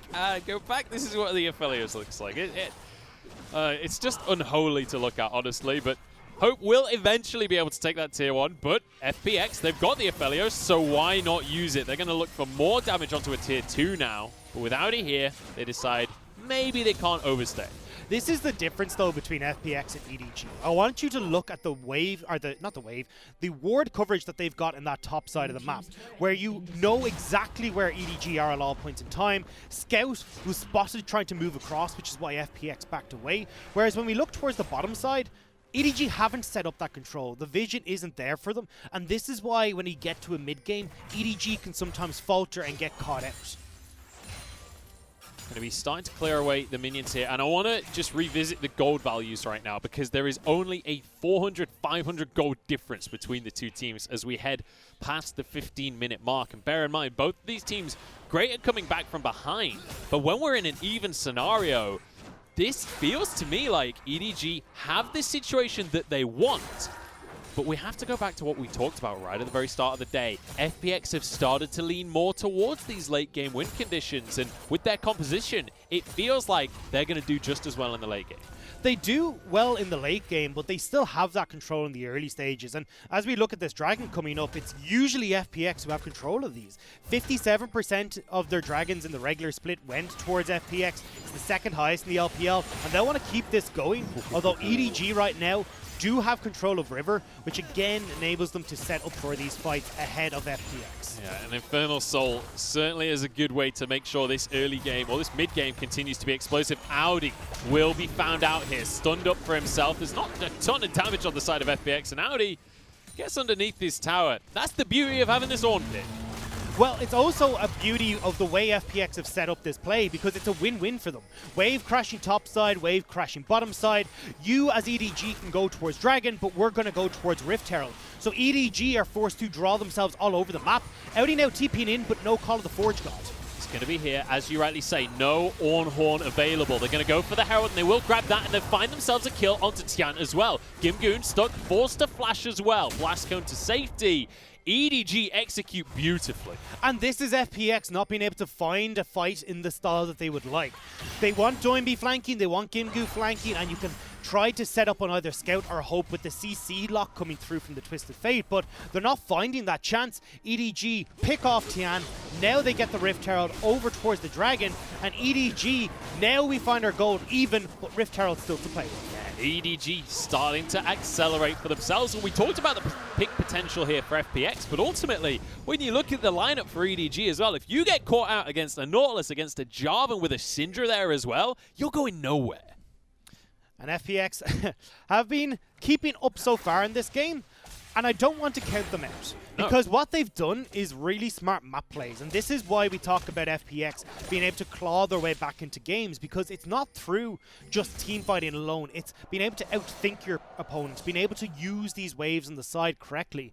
And EDG were nearly caught out there thanks to FPX setting up their waves correctly, so I want to see EDG now make sure they're keeping control of the map, not letting this 1-3-1 style or tempo get ahead of them, because that's where FPX can bite. Let's just take a second here as well to talk items, because we've got a Rod of Ages in the pocket of Doomby, which obviously when you go for the Rod of Ages, you're going to play a little bit slow. He's going to be going for his Zhonya's as well next, so he'll take a minute before he's going to be really online. On the other side of the board, though, Scout, already with a Ludens, looking towards more pure damage as well. In terms of the mid laners, Scout's going to impact the game a lot more heavily. And don't forget as well, as we start to come towards this Baron, you need those extra items coming in. Now, with LWX having picked up a bunch of that turret gold in the early stages of the game and wave clearing by himself for quite a bit of it, he's managed to pick up the Infinity Edge and that Rune's Hurricane already. So don't underestimate what LWX can do in these team fights, and especially if he gets onto a Baron with Tian as a front line. So we've got a bit of a trade going on here. EDG going to find themselves with a tier 1 in the top lane, but in the meantime, Gimgoon is like, all right, you're all going to make a play towards the top side. I'm going to stay on the bottom side because I've still got TP. Yeah, but they don't have the Rift Herald, so now you've got LWX trying to crack open a mid lane turret. He's going to back because EDG has disappeared, but it will be tower for tower, and again, this is FPX trading very effectively in this game. How do you win a trade when you're the ones without a Herald? Here we go. FPX want to make something happen. They're going to find the hook, and this is Hope going down immediately. Now Mako, Dredgeline onto the wall, and he will get away with his life. So does Gimgoon as Audi, somehow winning that 1v1 very comfortably. This is why you can't count FPX out. They find their opportunity, the teleport, and that destiny once you see Scout and Co in the mid lane, because they know, well, Hope has got to be on his own with Mako. They can collapse, FPX make the play, and look at the tower situation right now. As a 1-3-1 split push, I'm delighted, because I can have the likes of Doinby shoving that wave super effectively in the top, Gimgoon continue to put pressure down towards the bottom side and crack open that mid lane turret without much of an issue. So you can see the fight there between Audi and Gimgoon. It was won because Audi gets his ult off onto Gimgoon while Gimgoon's tanking the tower, trying to TP away. So really nicely done there from the side of Audi. And it means that actually teleport advantage will go the way of EDG in a couple of minutes time once Audi's TP is available, assuming Doinby doesn't have one from his unsealed spell. So let's have a look now and see how EDG are going to try and correct the situation that's happened with FPX here. You need Scout, as you can see in the top, pushing in that lane. Audi's doing the same on the bottom side. And when the Dragon's up in just over a minute 45, well, they'll be looking more likely to go towards that. But don't forget, as we said, FPX can still base towards Baron in the meantime. You've got the Severum Crescendum combo that can come out from LWX, which means they only need 2 to 3 people to solo that out. There's always the potential for a sneaky play there. And FPX, if there's one team in the LPL that's going to go for sneaky plays, it's these guys, especially when Doinby is on something like the Twisted Fate. He can always spot you out, because bear in mind that ultimate, the Destiny from Twisted Fate. Yes, it's a teleport, but it's also pure vision. Even if you're invisible, that ult will spot you out. And it plays towards the strengths of what FPX like to do. Doinby has the highest kill participation on this team, and the Twisted Fate just enables that even more because you can join in these fights from across the map. So I love how FPX are playing this to try and bump up their strengths in the early, in the mid game, and even now in the 1-3-1, in the late game over EDG. So despite there's been actually a pretty reasonable amount of action so far this game. The kill score is very low right now. It's 4-3 in favor of EDG. And the gold's still just about dead even. There's about a 500 gold advantage for FPX right now. But the Dragons are going the way of EDG, and there's another one up in 30 seconds. Again, look at how FPX have set up the lanes, though. Someone needs to go and deal with bot side for EDG. You've still got Doinby, who has teleport available to try and push in this top lane. So EDG looking for a fight before that bot lane crashes. If Junja finds the knock up there, that could have been a different story, but Chris will walk away happily with his life. And Audi just having to deal with this minion wave. We mentioned the teleport advantage earlier on. Audi very much has that right now. His teleport is available should a dragon fight start. EDG posturing in the mid lane. They'd love someone to be able to go and help Junja on to this Infernal Dragon, but Doinby TPing in. They want to look for a Destiny play. This could be a 5v5 here. Could be a 4v5 if Audi's not here in time. Destiny comes through. Teleport now from Audi. He wants to frontline this. He wants to be a brick wall for his team, but we've got a flank from Gimgoon. At the same time, he's getting in behind them. Hook down onto Audi, who's just not tanky enough. Tian goes down, though. It's a trade. Jungler for a top laner. EDG will take that for now, but Gimgoon is wreaking havoc, and it's a beautiful double as Junjia goes down. Mako can't find another hook, and FPX onto the Dragon now. No jungler on either side. Bear in mind there's a Kalista. If Hope can stack some Rens, they could still find a Dragon here. Scouts head back to base, and that means FPX will find the Drake.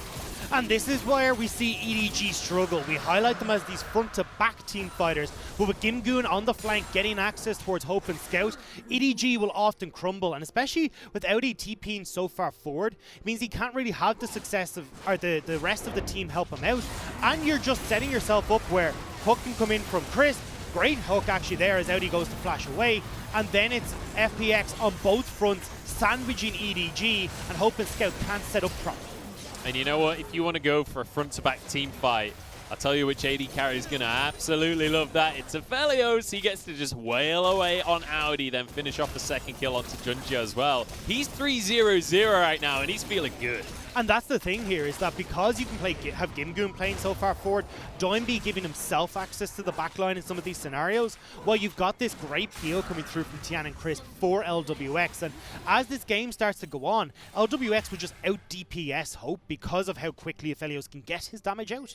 And this is where EDG can start to struggle. So FPX having this game even right now is great news for them. And this is why I'm a little bit worried now for EDG, because they haven't got these objectives they can fight towards right now apart from Baron, but FPX are keeping these waves in control to keep the vision in favor of FPX. And I'm excited with the way this game has gone so far, because we're talking about EDG as a team that is all about the late game prowess, the team fighting, and FPX have drafted into that strategy. They also want to fight you in the late game. They want to get to this late game with things like the TF and the Aphelios. And so with the scoreline so even right now, 5-5, 2 dragons apiece, gold only 1,000 in favor of FPX. We're very much looking towards these late game battles. And I love that Doinby has gone for the likes of the Sonya's Hourglass nice and early, because it gives you survivability in these fights, yeah, but it also means you can play super aggressively with this Destiny into the back line alongside Gimgoon that we talked about, these dive bros that are going to try and get on towards Hope and Scout, and you don't have to worry about suddenly an unleashed power coming from Scout or Hope turning on you with Mako. You can get very deep into these fights and set up FPX for success. So again, EDG, we got to see them. How do they try and approach these fights? Because objective control hasn't been their strong point, and so far neither has this wave control.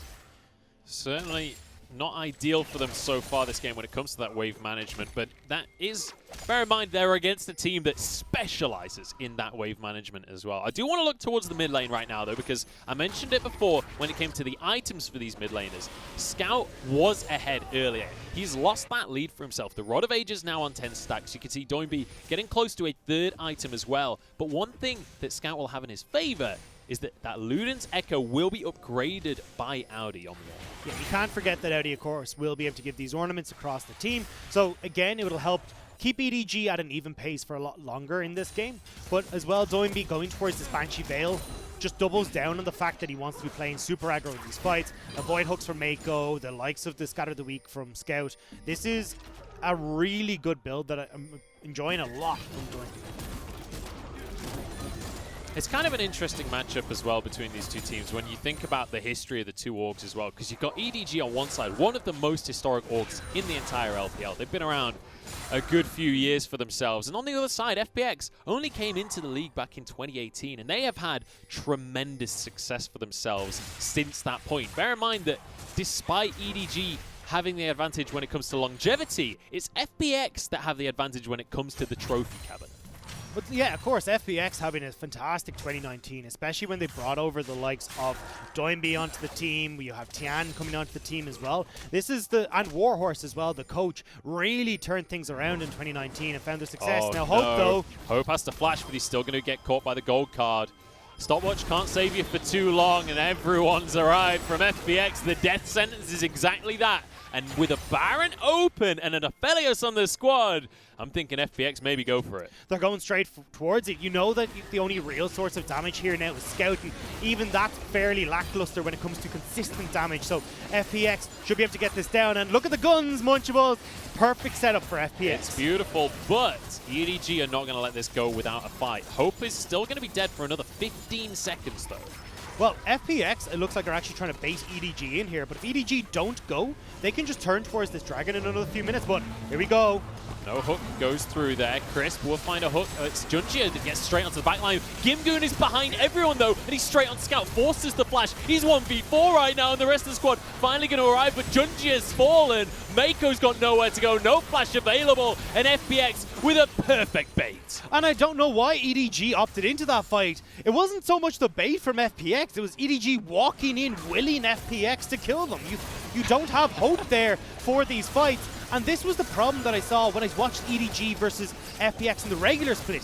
EDG taking these fights they had no business going for. They didn't have hope available for the fight, and it meant that they had no hope in that fight either. Now FPX onto the Baron here, 3,000 remaining. Junjia is not available. Audi has Smite though. He wants to try and make that play once again that he did against RNG. He did it against RNG. We'll see if he can replicate that success once more. Has the flash, has the Smite. The rest of his squad is getting low though, and FPX are happy to stall this one out. They're just going to keep the Baron going, keep this fight going. Destiny has 2 more kills go to FPX. In goes Audi, but he just doesn't have the damage. Does he? Oh, maybe he does! He gets it! EDG somehow find it, and Audi is a beast. How does he do it again? The Ornn is unstoppable. You can't kill him fast enough in the pit because he's gone for all these armor items. Means that the only person that's really going to be getting through him is Doinby. And he manages to survive long enough to steal the Baron. And I thought FPX was stopping DPS, could just stop it. He's so damn tanky, he lives long enough to DPS it himself. But this is the thing, you don't have any armor pen coming through, and even when Gimgoon's hitting onto him here, it's not enough. EDG do give over several kills in this fight though, so FPX will be stronger when this Baron buff wears off. But Audi has just stalled the game for EDG off this play. No one can kill him. Look at him go. He solo DPS's the Baron from 1,200 HP so he can smite it. That is hilarious. The Brittle though, bear in mind it does percent damage. That's a lot to a Baron.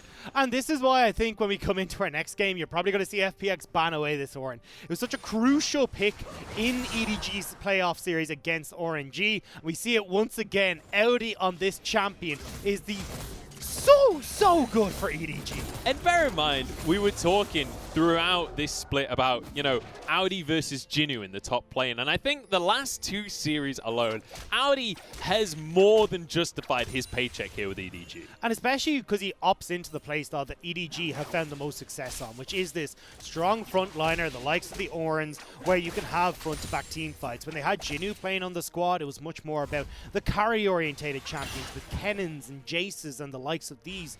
So definitely Audi has been putting in performances worthy of his starting position on EDG.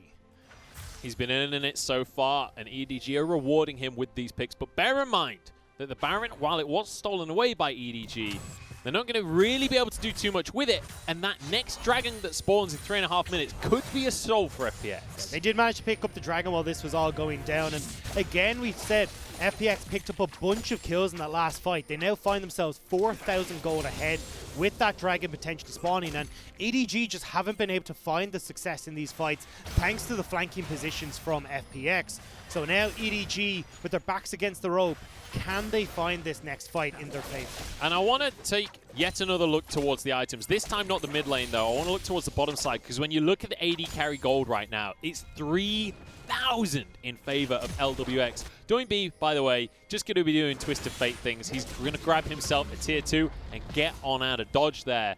But LWX has been quietly picking up kill after kill during these team fights. He's 6-0-3 right now on the Aphelios. He has 4 items against the 2.5 from the side of Hope.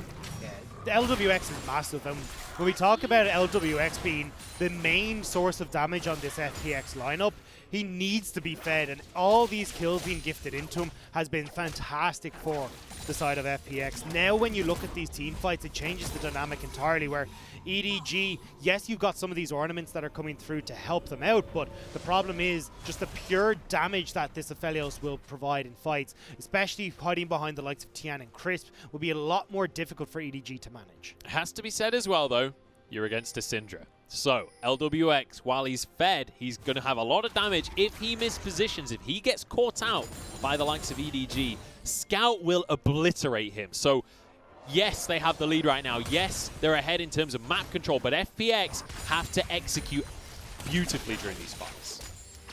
Again, though, we're seeing FPX are doing a great job controlling these side lanes. Doinby shoving in top, you already got bottom pushed in, and this opens up FPX to get the vision down that they need for this next dragon. You can already see Gimgoon has placed a bunch of wards there. You still have Crisp, who's going to be moving in just a few moments to place all the wards he has as well. And this is why it's beautiful to watch FPX and where they're going to be posting up next, because EDG now, yes, they've made it over here now to start clearing out some of this vision, but they haven't been great at consistently keeping the vision at these objectives. Audi's going to have to move towards the top side here just to keep the waves in check, because Doinby is going to consistently push in these side waves. But you mentioned the 1-3-1 earlier.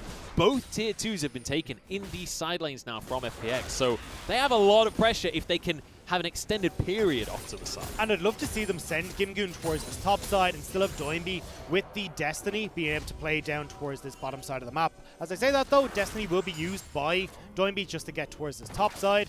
So again, split push is the name of the cards, but it's where they want to try and have Gimgoon versus Doinby. So Doinby moves to the top side. He's going to match Audi, and Audi knows that he definitely can't win that fight anymore. Bear in mind, there's a righteous glory on Doinby in the mid lane. Look, what? This is always just weird plays coming through from Doinby. It makes sense on the TF though. You can obviously run down a few of these people, makes them that little bit tankier as well. Doinby realizes I'm a facilitator, not the main source of damage.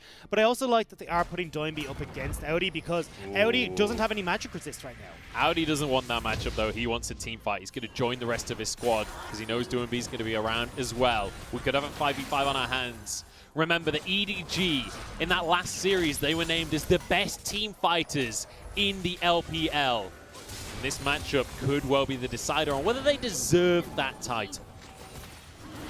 EDG set up once again. Mako, Audi, and Junjie in the front line. This is how EDG like to play. But keep your eyes on Gimgoon, because every single time he's sneaking in behind EDG. Every time he's finding a way to get onto Hope and Scout. Here we go. It's not front to back because Gimgoon's in the backside right now. They're going to get the stunt down onto him, and the collapse here from EDG. They're just going to focus the top laner. But in the meantime, the Dragon might just go down. That's it. No, it's stolen by EDG. Another steal for them, and now the fight as well. Hope's onto Doinby, but he just doesn't have the damage. Audi flashes away. Hook goes wide. Now they try and collapse onto Scout, and Mako double kill again from LWX, and Hope without a hope or a prayer of getting away from this one. In goes Tian, flash on forwards. And this will be yet more gold into the carries of FPX. One more auto will finish the job. One more pillar will stop the escape. Oh, the turret comes down.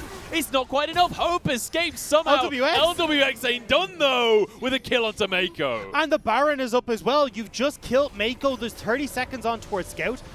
With the low health bars, though, FPX will have to back away and heal up, so EDG should be able to get back onto the map just in time for this Baron. But still, FPX finding these beautiful team fights, with Doinby managing to flank in onto the back line with Gimgoon once again, and this is EDG not having control of these objectives in the way that they need to. Gimgoon has not been spotted a single time coming into these fights, and has always caught EDG with their pants down.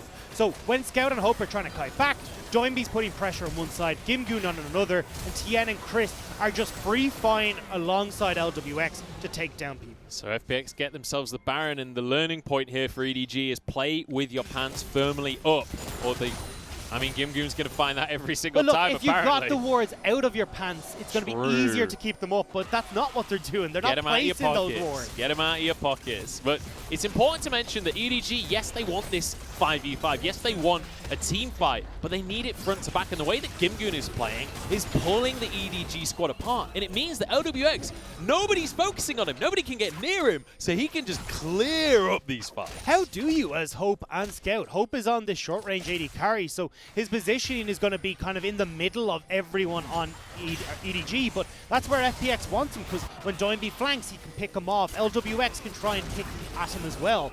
And now FPX, that 1-3-1, finally fully enabled thanks to this Baron buff, are looking to put pressure on all 3 lanes. This 1-3-1 comes into its full strength right here with a Baron, as you say. They're going to have a good while on this buff as well, so they can just hammer away. And sure, a couple of waves will be cleared by the side of EDG, but they're going to be pulled around their base endlessly. Gimgoon in the top side, Doinby in the bottom side. And bear in mind, you try and make a play on the mid lane, Doinby will be there in a heartbeat. There's nowhere to run for EDG, and there's nowhere to try and find these fights that their composition wants to go for anymore. They're being pulled and dragged around the map. Mid lane turret taken low, as both top and bot are in a similar situation. So the siege continues. This cannon minion was protected by Tian, and he'll be able to just finish this inhib off. In the meantime, Gimgoon is going to do a similar thing, and Doinby decides it's time to join his fellow solo laner. This will be a top lane inhibitor falling, and with them moving down, surely the mid lane as well. I don't think they're done just yet. They could look for more, but FPX, they're going to play this one safe for now. It's only game 1, so they decide to back away. Will do this by the book, clearing out 2 of those inhibitors, and now they will be able to go towards this 3rd one. Baron buff is already going to, well, shortly go out, but they will manage to crack it one more. Look, they had it long enough. That's all that matters. 3 inhibs fall, and this might just be the game, because FPX aren't showing any signs of stopping just yet. They're muscling their way into the base. The supers are still a while off. Bear in mind, these inhibs have only just been taken. The question is the Baron buff enough? But look at the way these waves are collapsing. You got 2 more collapsing at just the right time. Look at the damage. The Moonlight Vigil is disgusting. Audi can't get his own ult off, and that's one Nexus Tower falling. 20 seconds still on this Baron, and they're just going to focus the base. EDG health bars are getting low, and Hope desperately trying to do what he can, but he's CC'd for the whole fight and taken on down. Double for Gimgoon as he tears through the health bars, and EDG fall apart in game 1 with FPX in utter control. It looked somewhat even coming into our early to mid game, but that's when FPX turned up the heat and EDG were burnt to a crisp. It was incredibly well played by FPX, playing through those side lanes, keeping the pressure up, trading turrets consistently, and then those team fights, never giving EDG the chance to play front to back after that first fight over towards the Rift. And a huge amount of the credit there has to go to Gimgoon. We mentioned it during the game.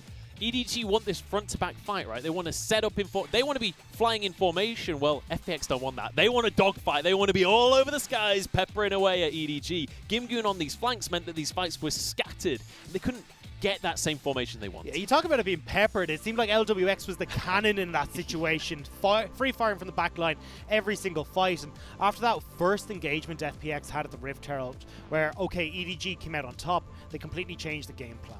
We're going to win through these side lanes. We've got more teleports, more of these global ultimates that we can use than you do. So they played towards top, they played towards bot, and Gimgoon every single time sneaking into these fights. EDG, we talked about them being late to objectives. This is really where it's shown against FPX. FPX clearly doing their homework.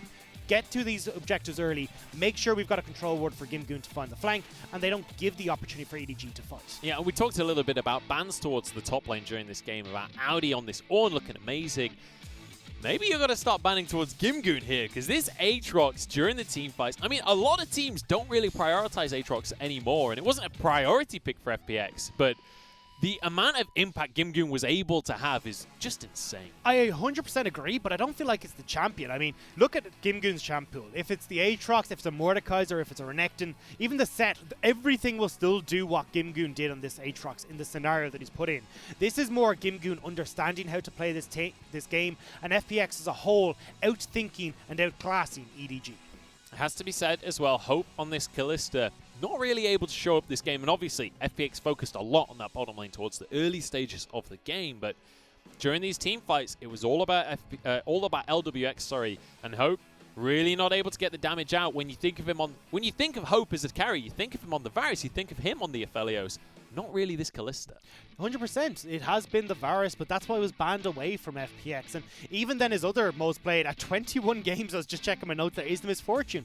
And we didn't see that come out either here, so maybe we do go back to the drawing board for EDG. I think it was more of a fear of giving Kalista over towards LWX and Chris because of how well they played it. But it nearly felt as well that not picking up the Taric in that initial draft really put a downer on how EDG could have played this game, especially with all these flanking teleport style of plays coming through from FPX, not having the Cosmic Radiance to keep people safe, be able to kite back and then re-engage when you've got the moment of reprieve from all the flanks, but EDG didn't go for it. I don't know why. I mean, you mentioned the teleports. That's one of the difficulties. We're going to criticize the draft here from EDG, but how do you draft against FPX? Because I guarantee they weren't expecting a Twisted Fate mid to come out here from doing B, but it comes out and it looks amazing. And it's a, you know, AP Twisted Fate mid has not been something that's meta for a very long time. With Righteous Glory as well. That's what I love. It's still the dark technology. I mean, he builds it on the rise as well. Exactly, yeah. I think it's just his favorite item, honestly, at this point. But yeah. Well, look, it works in this scenario because, hey, look,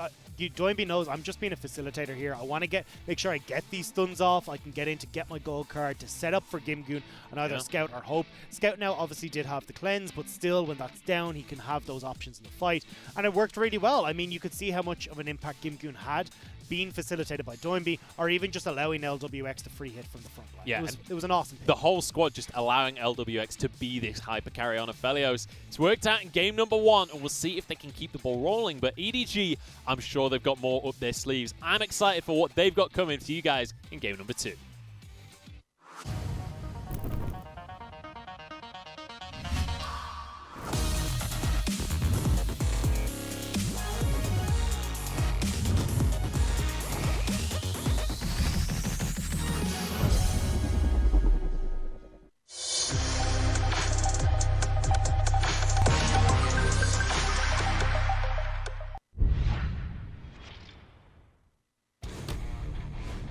哎，踢到了369，要上吗？但是秦辉夜宁这边是空掉了，回头一勾，双方在中路互相技能赛马，这边推到2个人，这一钩子是勾到了机器人，再被收了回来，收到精英球里面。不过这个位置，预言家在干什么？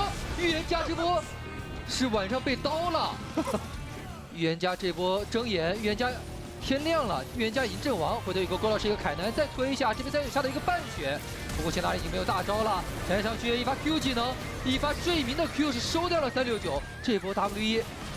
可能自己找机会找得好，但是滔博给机会也给的多呀。秀木操作起来了呀，想拼一波了，这里看能不能开起来。这是 W1，但是兄弟们比较大的一波机会了，太远了呀，兄弟们。后面有一个大雨螺旋丸，这边推并没有推到这个位置，抱的一个369这个位置没有被吃了一口。兄弟们赶了过来，龙王一喷减速到，但是滔博这边拉扯的很不错，王可反而很危险。后续的一个进场，卡萨这边收到一个龙王。后面奥拉夫这个位置，虽然说自己状态不错，但已经没有什么血量了。自己是一个战斗的装备，没有多少坦度。这一波 W 被打了一个团灭，推球没有推到，上面中单就是在这你推我推，你推一轮我推一轮，但是旁边这边卡塔有个绕后，蛮危险的，要逼一个技能，这边是先逼了一个治疗。交闪，这个位置是被晕到了塔下，哎，卡塔这边反杀，哇！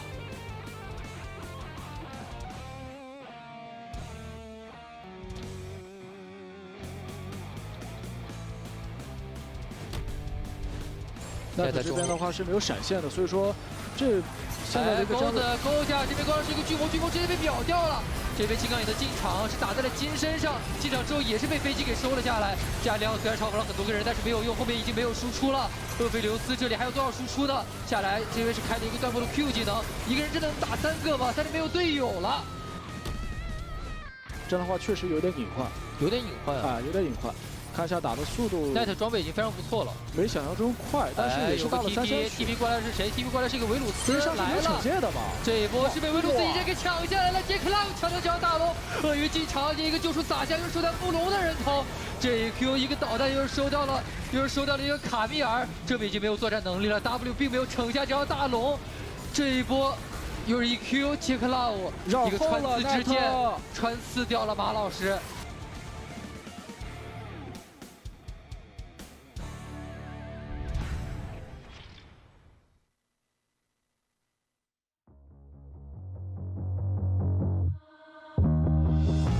I'll watch you while you put your jacket on and count the final steps you take before you're gone. I wish you'd turn just one last time around to see the skies above me falling down. I don't know why you just can't stay here while we say goodbye. You can't deny we had a thing here, don't you realize? I need more than a keepsake, I need you for real. Don't end with a handshake. I need more than a keepsake, I need you to feel. Don't cut out the outtakes. More than a keepsake. You came like a natural disaster. I didn't run away. I thought, bring it on, I'm getting faster, but it's far too late. Now I'm right in the middle of your earthquake, swinging back and forth. I try to hold on to wind and weather, but you're heading north. I don't know why you just can't stay here. Why we say goodbye? You can't deny we had a thing here, don't you realize?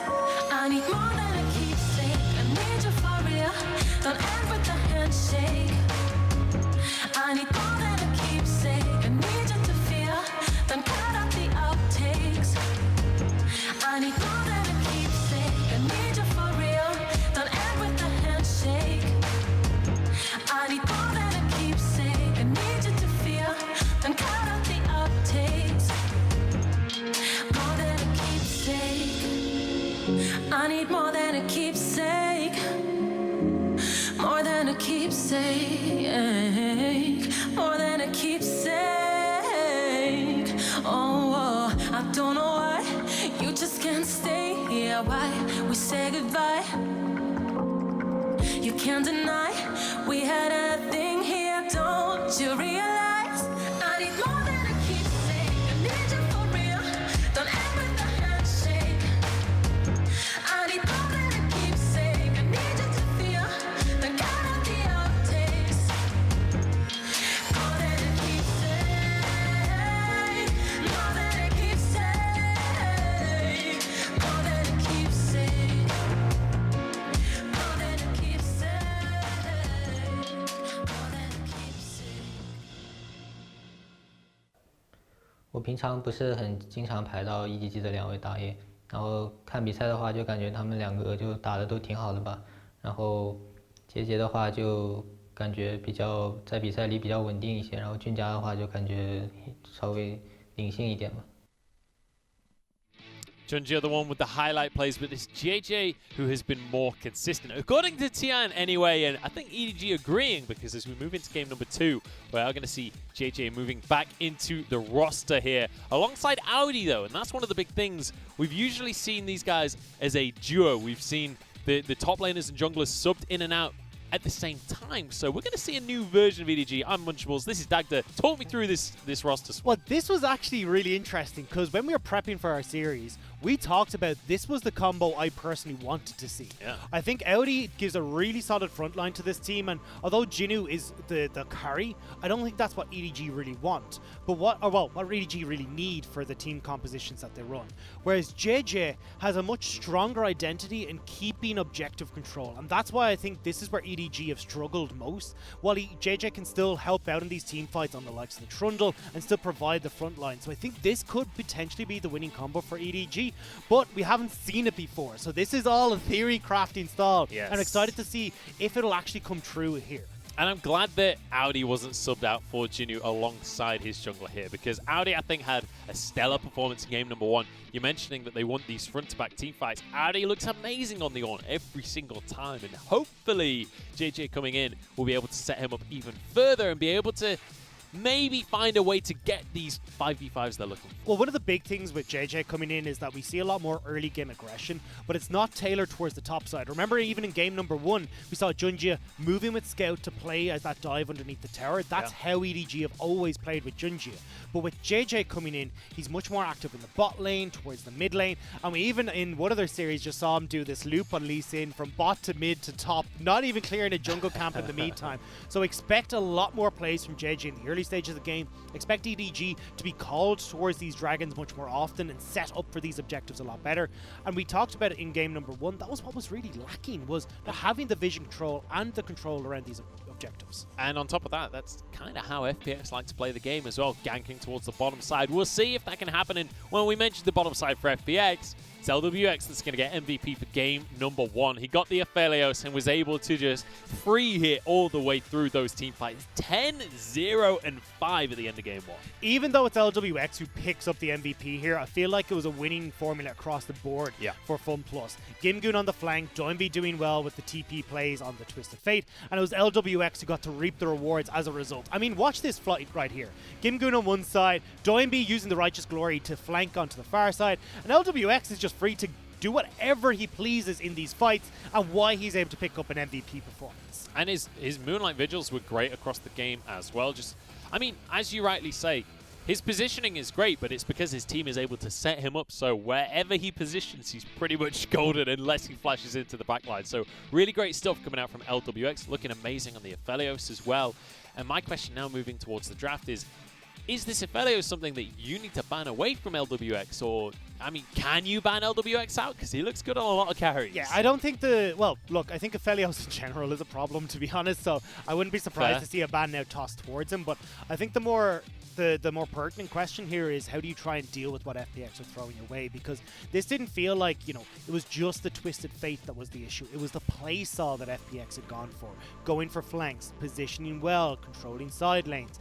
And it's a lot of EDG's weaknesses exposed at once, and it's very difficult to shore them up in such a short period of time when you've only got a best-of-5 series to try and fix it. And it's interesting to see FPX playing this style where they kind of drag EDG across the map, because when I think of FPX, I think of this sort of almost chaos in the mid game where they want to find these skirmishes and try and pick you apart, and they kind of did, but in a different way to I'm used to, in that they were playing more around the side lanes, playing around this split push, as opposed to just forcing fights. Well, it was how they found those skirmishes and those team fights where they had the numbers advantage, where you forced Audi off into side lane to go up against the Twisted Fate. That's where you could have then the Twisted Fate join in with the Destiny. It meant that there were so many moving parts here that EDG just couldn't keep up. And we even saw where EDG had started to get the tempo lead. They were controlling the pace of the game, and suddenly Doinby's in the mix of things. Gimgoon was trying to TP in, but that got stopped, and the entire game plan falls apart because Hope and Mako die.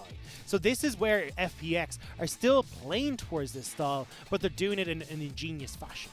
Yeah, and it feels like FPX are playing to this style of allowing their individual players to carry the game as well. When you're playing around the map like this, each individual has to do exceptionally well. And it's sort of the opposite of how EDG likes to play. We said it during game number 1, is that EDG are very much a sum of their parts. They play as a team. They want this 5v5 team fight. And in the early game as well, it's all about the team play. It's all about working together to make things happen. Whereas FPX, granted, they're going to play as a team, but it's not just about being able to do it as a 5. It's also splitting up into smaller units to make things happen around the map. Well, we always talked about EDG from years past being the well-oiled machine, and it does feel like that. It's that they will have this one direction, and if the machine is going that direction, it looks great. But the problem is when it starts to be pulled apart, and you can see a screw going loose here because Doinby started to play around and tinker with it a little bit, and then they're asking a 4-man to do something else because you've got LWX and Crisp who are just shoving things at the front line. It all starts to fall apart. It all looks a little bit more haywire, and the machine just doesn't run as smoothly. Yeah, and we talked about the junglers coming into game number 1, how it was going to be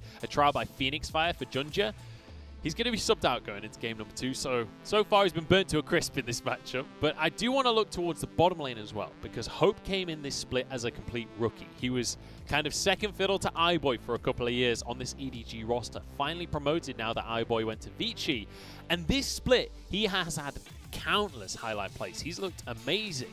But FPX focusing towards that bottom lane, putting him on a Kalista, suddenly Hope didn't look like he really had much of a chance. Well, the thing is, Hope has still looked incredible on Kalista in previous seasons.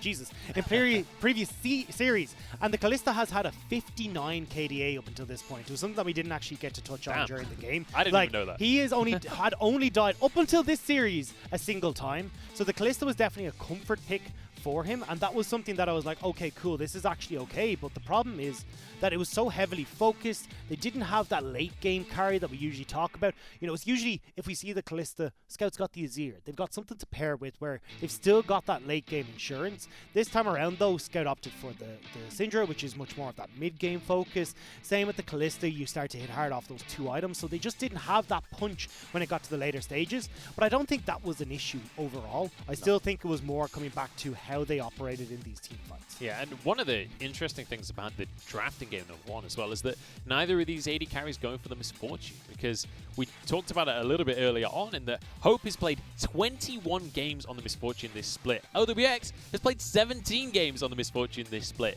But neither team even banning this one out, just opting away from that. But I feel like that kind of would have fit EDG's composition better than the Kalista would have. Yeah, I mean, if you're going to opt for this, Hope has definitely had insane performances on. I mean, we talk at 21 games of misfortune. His next most played is the Varus at 9, and this is where he's been able to pick up the accolades of 30% of the team's damage, the least amount of deaths in the LPL. So why not enable Hope more so with the misfortune where he does find comfort? But I think again it was, okay, well, Kalista's left open. Kalista is super strong in this patch. We've seen Hope put on great performance for it. Let's go towards it. I think instead this time around, ban out the Kalista, go back towards the misfortune, and then see if you can pick up these front-to-back team fights where Hope maybe can set up with the bullet time, but Gimgoon doesn't want to give him that option. Well, Dagda, it's about time we find out if they will change that draft strategy, because we're going to jump into picks and bans. And the first ban coming out from EDG as they move over to the blue side will be this Rumble. It's countered with an Ornn and a Felios removed. So far, very different draft to game number 1. Felios banned away by EDG. All good stuff so far. Getting LWX off of this. The jungle ban coming through in the Trundle is interesting though. I was expecting FPX to actually leave this up, but not wanting to give JJ something that he has found success on in his more recent series. Worth mentioning as well that JJ was promoted from the Academy roster of EDG, or Edgy, they're called in the Academy squad. But he was promoted in summer 2019. So similarly to Hope, he's going to be moving up into this main roster. And the Galio removed away from 2B for the second draft in a row here from EDG. So the Varus is left open this time around for EDG. I think that's going to be the first pick here. It's been super high priority for Hope. But we do have to look at some of the other more important bans we see come through. We didn't touch on the Ornn from Audi, not being able to get his hands on that. And as well, JJ's Olaf being taken off the board. This is just something that JJ can control the early stages of the game with, and makes it a little bit more difficult for Tian to operate with.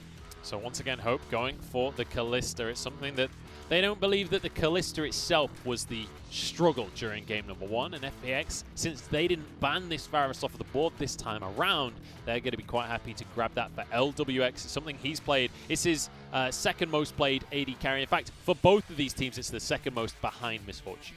I'm wondering now, though, if we will maybe see EDG go towards the Tarek once again. We didn't see them pick it up in the last game. Fell through the draft entirely until that second ban phase. But we will see Set has been left open. There is that flexibility there if they want to put this into the support role. Not working overly well with this Varus, so I'd imagine that is going up towards Gimgoon in the top lane if they want to go for it. But Gimgoon says no. He says he wants the Aatrox, but bear in mind, it's 2B in the mid lane, so Aatrox could very much be a flex. Still is a flexibility, and I was going to say maybe we see them go towards the likes of Renekton in the top lane, but it hasn't been something that Audi's played a heap of, only 2 games so far. Could still go into that matchup if they'd like to, especially when you've got the likes of JJ here who's opted for the Sejuani. Going for Renekton can do super well in setting up for a gank and even proccing that permafrost. Super interesting that JJ is the one to go for this Sejuani as well. He's only played this 1 time during the regular split, whereas Junjia, who we saw in game number 1, has played it 9 times. mind. I like this though. EDG, they found the winning formula that works for them. Late game, front to back team fights. Sejuani does fantastic in that scenario, and I feel like they're bringing in JJ to get the controller and Dragon early, not so much to change the way they play these team fights. All right, well, a bit of safety locked in here from FPX in the form of the Tom Kench. That's going to go over to Crisp to protect LWX on this Varus, and obviously this set locked in from EDG. It's a bit of a flex, but you'd expect that to be going to Audi in the top lane. FPX though now need to figure out what they want to start banning away. Taric makes a huge amount of sense. We already talked about how potent it is, especially when you got the Tam Kench in the bottom lane. You can just run away with Taric in that bottom side of the map. And then looking over towards EDG, I would imagine a few mid lane bans are going to come through. Take away the likes of the LeBlancs, the Syndras, or well, the Cassidins, or at least stuff that FPX can maybe pick blind here, so then you don't know where. Well, actually I take that back, because we still got that Aatrox, which can be flexed quite a bit, so maybe we see this moving through, and I don't think FPX will be looking to pick up anything blind just yet, because they want to keep that flexibility there. Yeah, you'd expect FPX to go for a jungler in their next rotation and allow that final pick to be a counter pick, and it would be EDG that have to pick on either their solo laners. It could be Set going into the top lane. It could easily be Set going down to Mako as well. I hope it isn't, because I've actually watched Mako's games where he played the set against FPX, and I was not a fan of Mako on this champion. He goes way too far in, way too aggressive, and I much prefer him on champions like the Nautilus and these kind of things, so there is still the opportunity for the flex. We have seen Mako play it. I just prefer this for a pick for Audi. That Corki ban could lead towards something like the Azir here for Scout. Kind of remove that classic neutral lane and give Scout a bit of an advantage in the later stages. I'd love to see Scout go towards that Azir, especially as we talked about when EDG want this late game insurance, and either through Hope or through Scout, the Azir sets up great. You don't have to worry too much either about some sort of a lot of this CC coming through, because, well, you've got Tian who's now opted for the Lee Sin, you've got a Tam Kench, it isn't something like a Nautilus or a Thresh, and you've got this great disengage that can be provided for the likes of the flank situation from Gimgoon. We'll have to see where Scout opts to go in the end here. You mentioned the Nautilus from Mako. It's kind of been his staple this split, especially. He's played 17 games on the Nautilus. His next most played is going to be Braun with only 8 games played. So very much an aficionado of that Nautilus. We mentioned it before, though, the Azir locked in for Scout. So this is an interesting one where I'm looking at FPX's draft. I'm starting to think, okay, you've got some good opportunities here if you wanted to go for a poke style of composition, where you've got the Varus, maybe you want to go towards the likes of a Zoe, especially when you see this composition from EDG. If you are able to provide some sort of kite back, it can be slightly difficult for a set to try and get in. You don't have as much use from the likes of an Azir in these kite back scenarios, but Doinby hasn't played the likes of Zoe. We've never seen him really come out with this, so I don't think we'll see a poke style of comp from FPX anytime soon. I would love to see that locked in. We'll wait and see what does come on through. Bear in mind, though, there's a lot of AD so far on the side of FPX, so you'd think maybe an AP mid laner could be the way forwards. And it will be that Rise. It's his signature of Doinby. It's something he's played countless times. And I'm excited to see how he'll match up against this Azir from Scout. This is... Look, I love Doinby's Rise. It's such a great pick. Don't forget that we do see him oftentimes go for the likes of Righteous Glory when he gets ahead on this champion. He's the man who started that build path. I don't think we'll see it this time around, though. There's still quite a lot of AP damage that he's going to have to contend with on the side of EDG.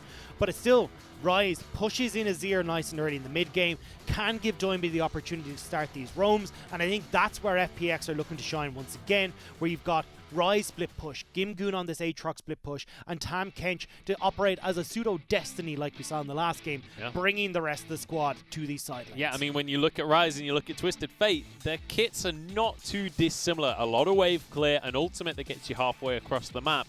Kind of similar theme going on when it comes to the draft from FPX, but over on the other side, EDG, when you think of Scout and his Azir, one of the first things that comes to my mind is his side lane presence. He's very often in these side lanes, sweeping up farm and pressuring onto the tier 2s. Yeah, and this is in the mid game that we're talking about, where he does like to try and get a lot of farm funneled into him.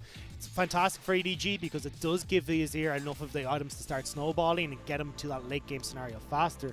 The beauty of the Azir in this situation as well is just the Emperor's Divide can shove back FPX. So even if we don't see EDG set up correctly like they did in game number 1, they've got that opportunity to reset these fights thanks to the Emperor's Divide. And that feels like the missing puzzle piece for what EDG want to do. Let's see if that puzzle piece is going to be there for EDG, because game number 1, it looked even for a long time, but FPX managed to wrestle control away from EDG.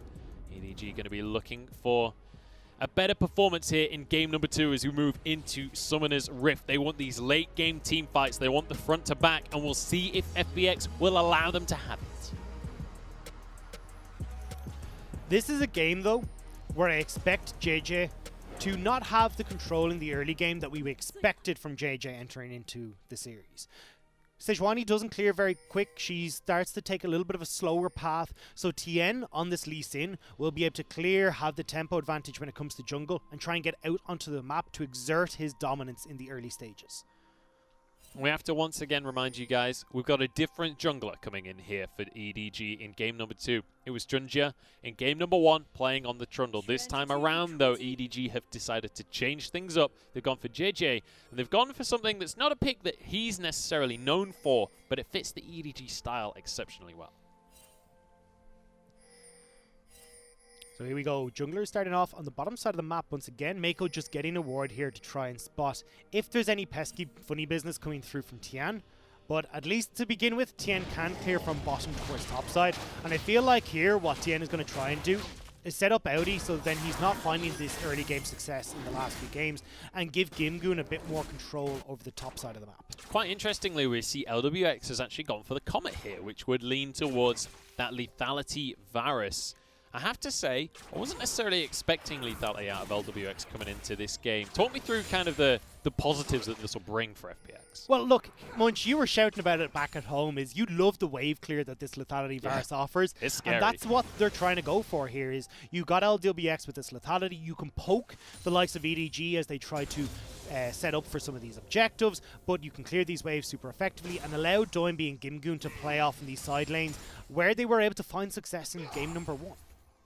Doinby going to be going for the phase rush in the mid lane here on Rise, so it'll be real quick during these team fights, during these trades. But bear in mind that this is a pick that Doinby kind of built a lot of his name on. This is one of the picks that Doinby went from a newcomer to the LPL to one of its ultimate superstars. Yeah, and this is why we talk about him and his dark technologies. He's gone towards the Rise and has been starting to, when he gets ahead or wants to try and close out a game a lot faster, he'll go towards the Righteous Glory. So he gets a bunch of that mana injected through the item, but also that chase down potential that the Righteous Glory offers will be wonderful for him, especially with the style of composition FPX have gone for, where you'll be able to go in very aggressively, you can find these flank positions once again and get on towards Hope and Scout. And the thing for Doinby here is you can pump out a bunch of damage on this Rise from afar, which means that Emperor's Divide won't be able to do as much work for, say, the likes of Gimgoon when he tries to get the flank.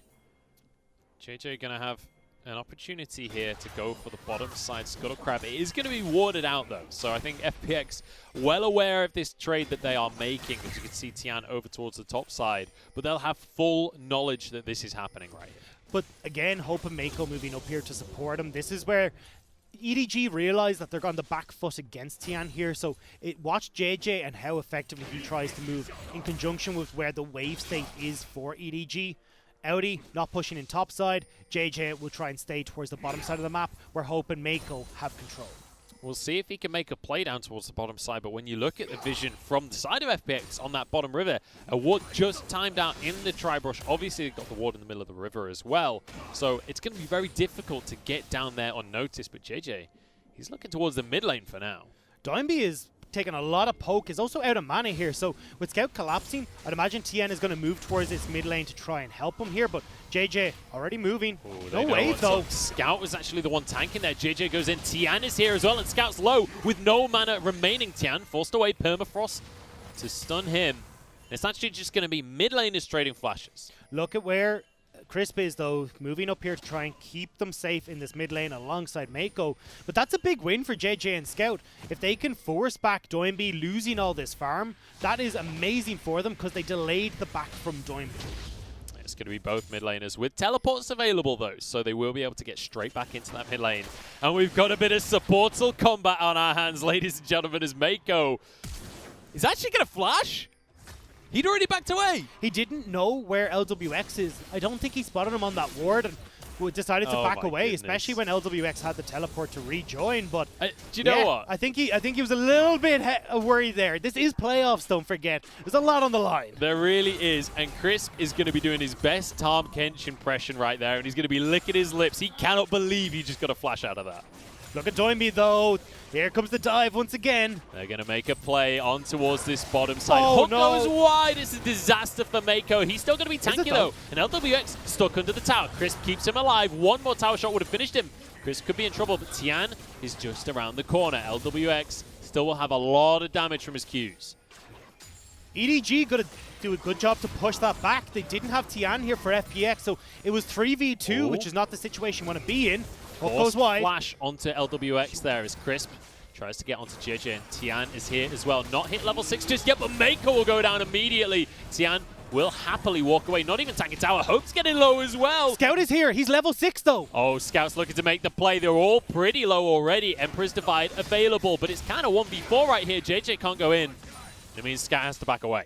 So sad for EDG. They weren't able to get Scout down fast enough. He did push in the mid lane to try and make Doinby lose even more.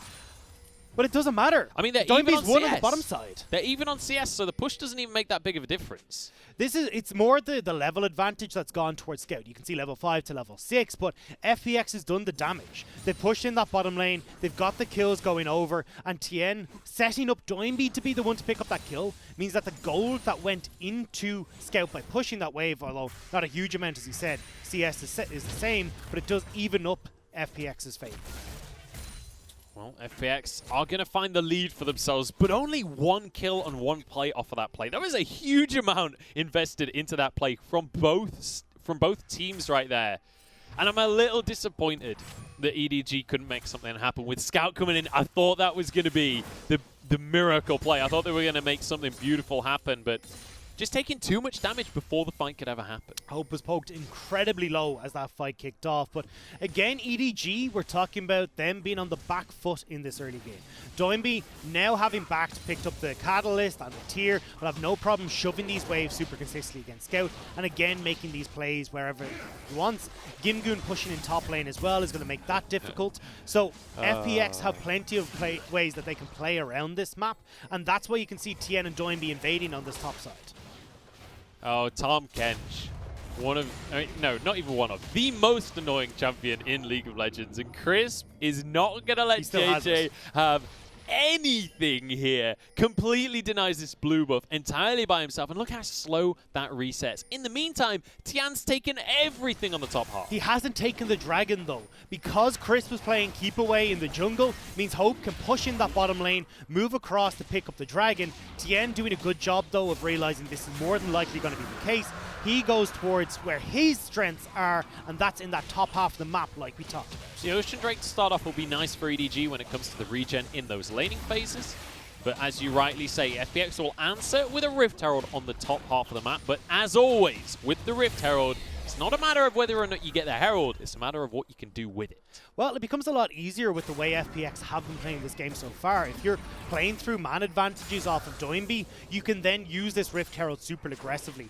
Now, at this game so far, there's only been a single Terror play taken off of EDG, which is in this bottom lane. So it's not like Tien is going to be able to crack open a turret unless FPX can make a big play off of multiple members. They'll certainly try and make a big play. They'll certainly try and find an opportunity there, but it's going to be difficult for them. You can see Catalyst already finished for Doinby as well, as he'll move once again towards that Rod of Ages you'd expect. He's going to have that tier, so the thing about Ryze is he will get more damage from that mana, but we've got to play in the mid lane, and ults combined. Doinby, you're going nowhere.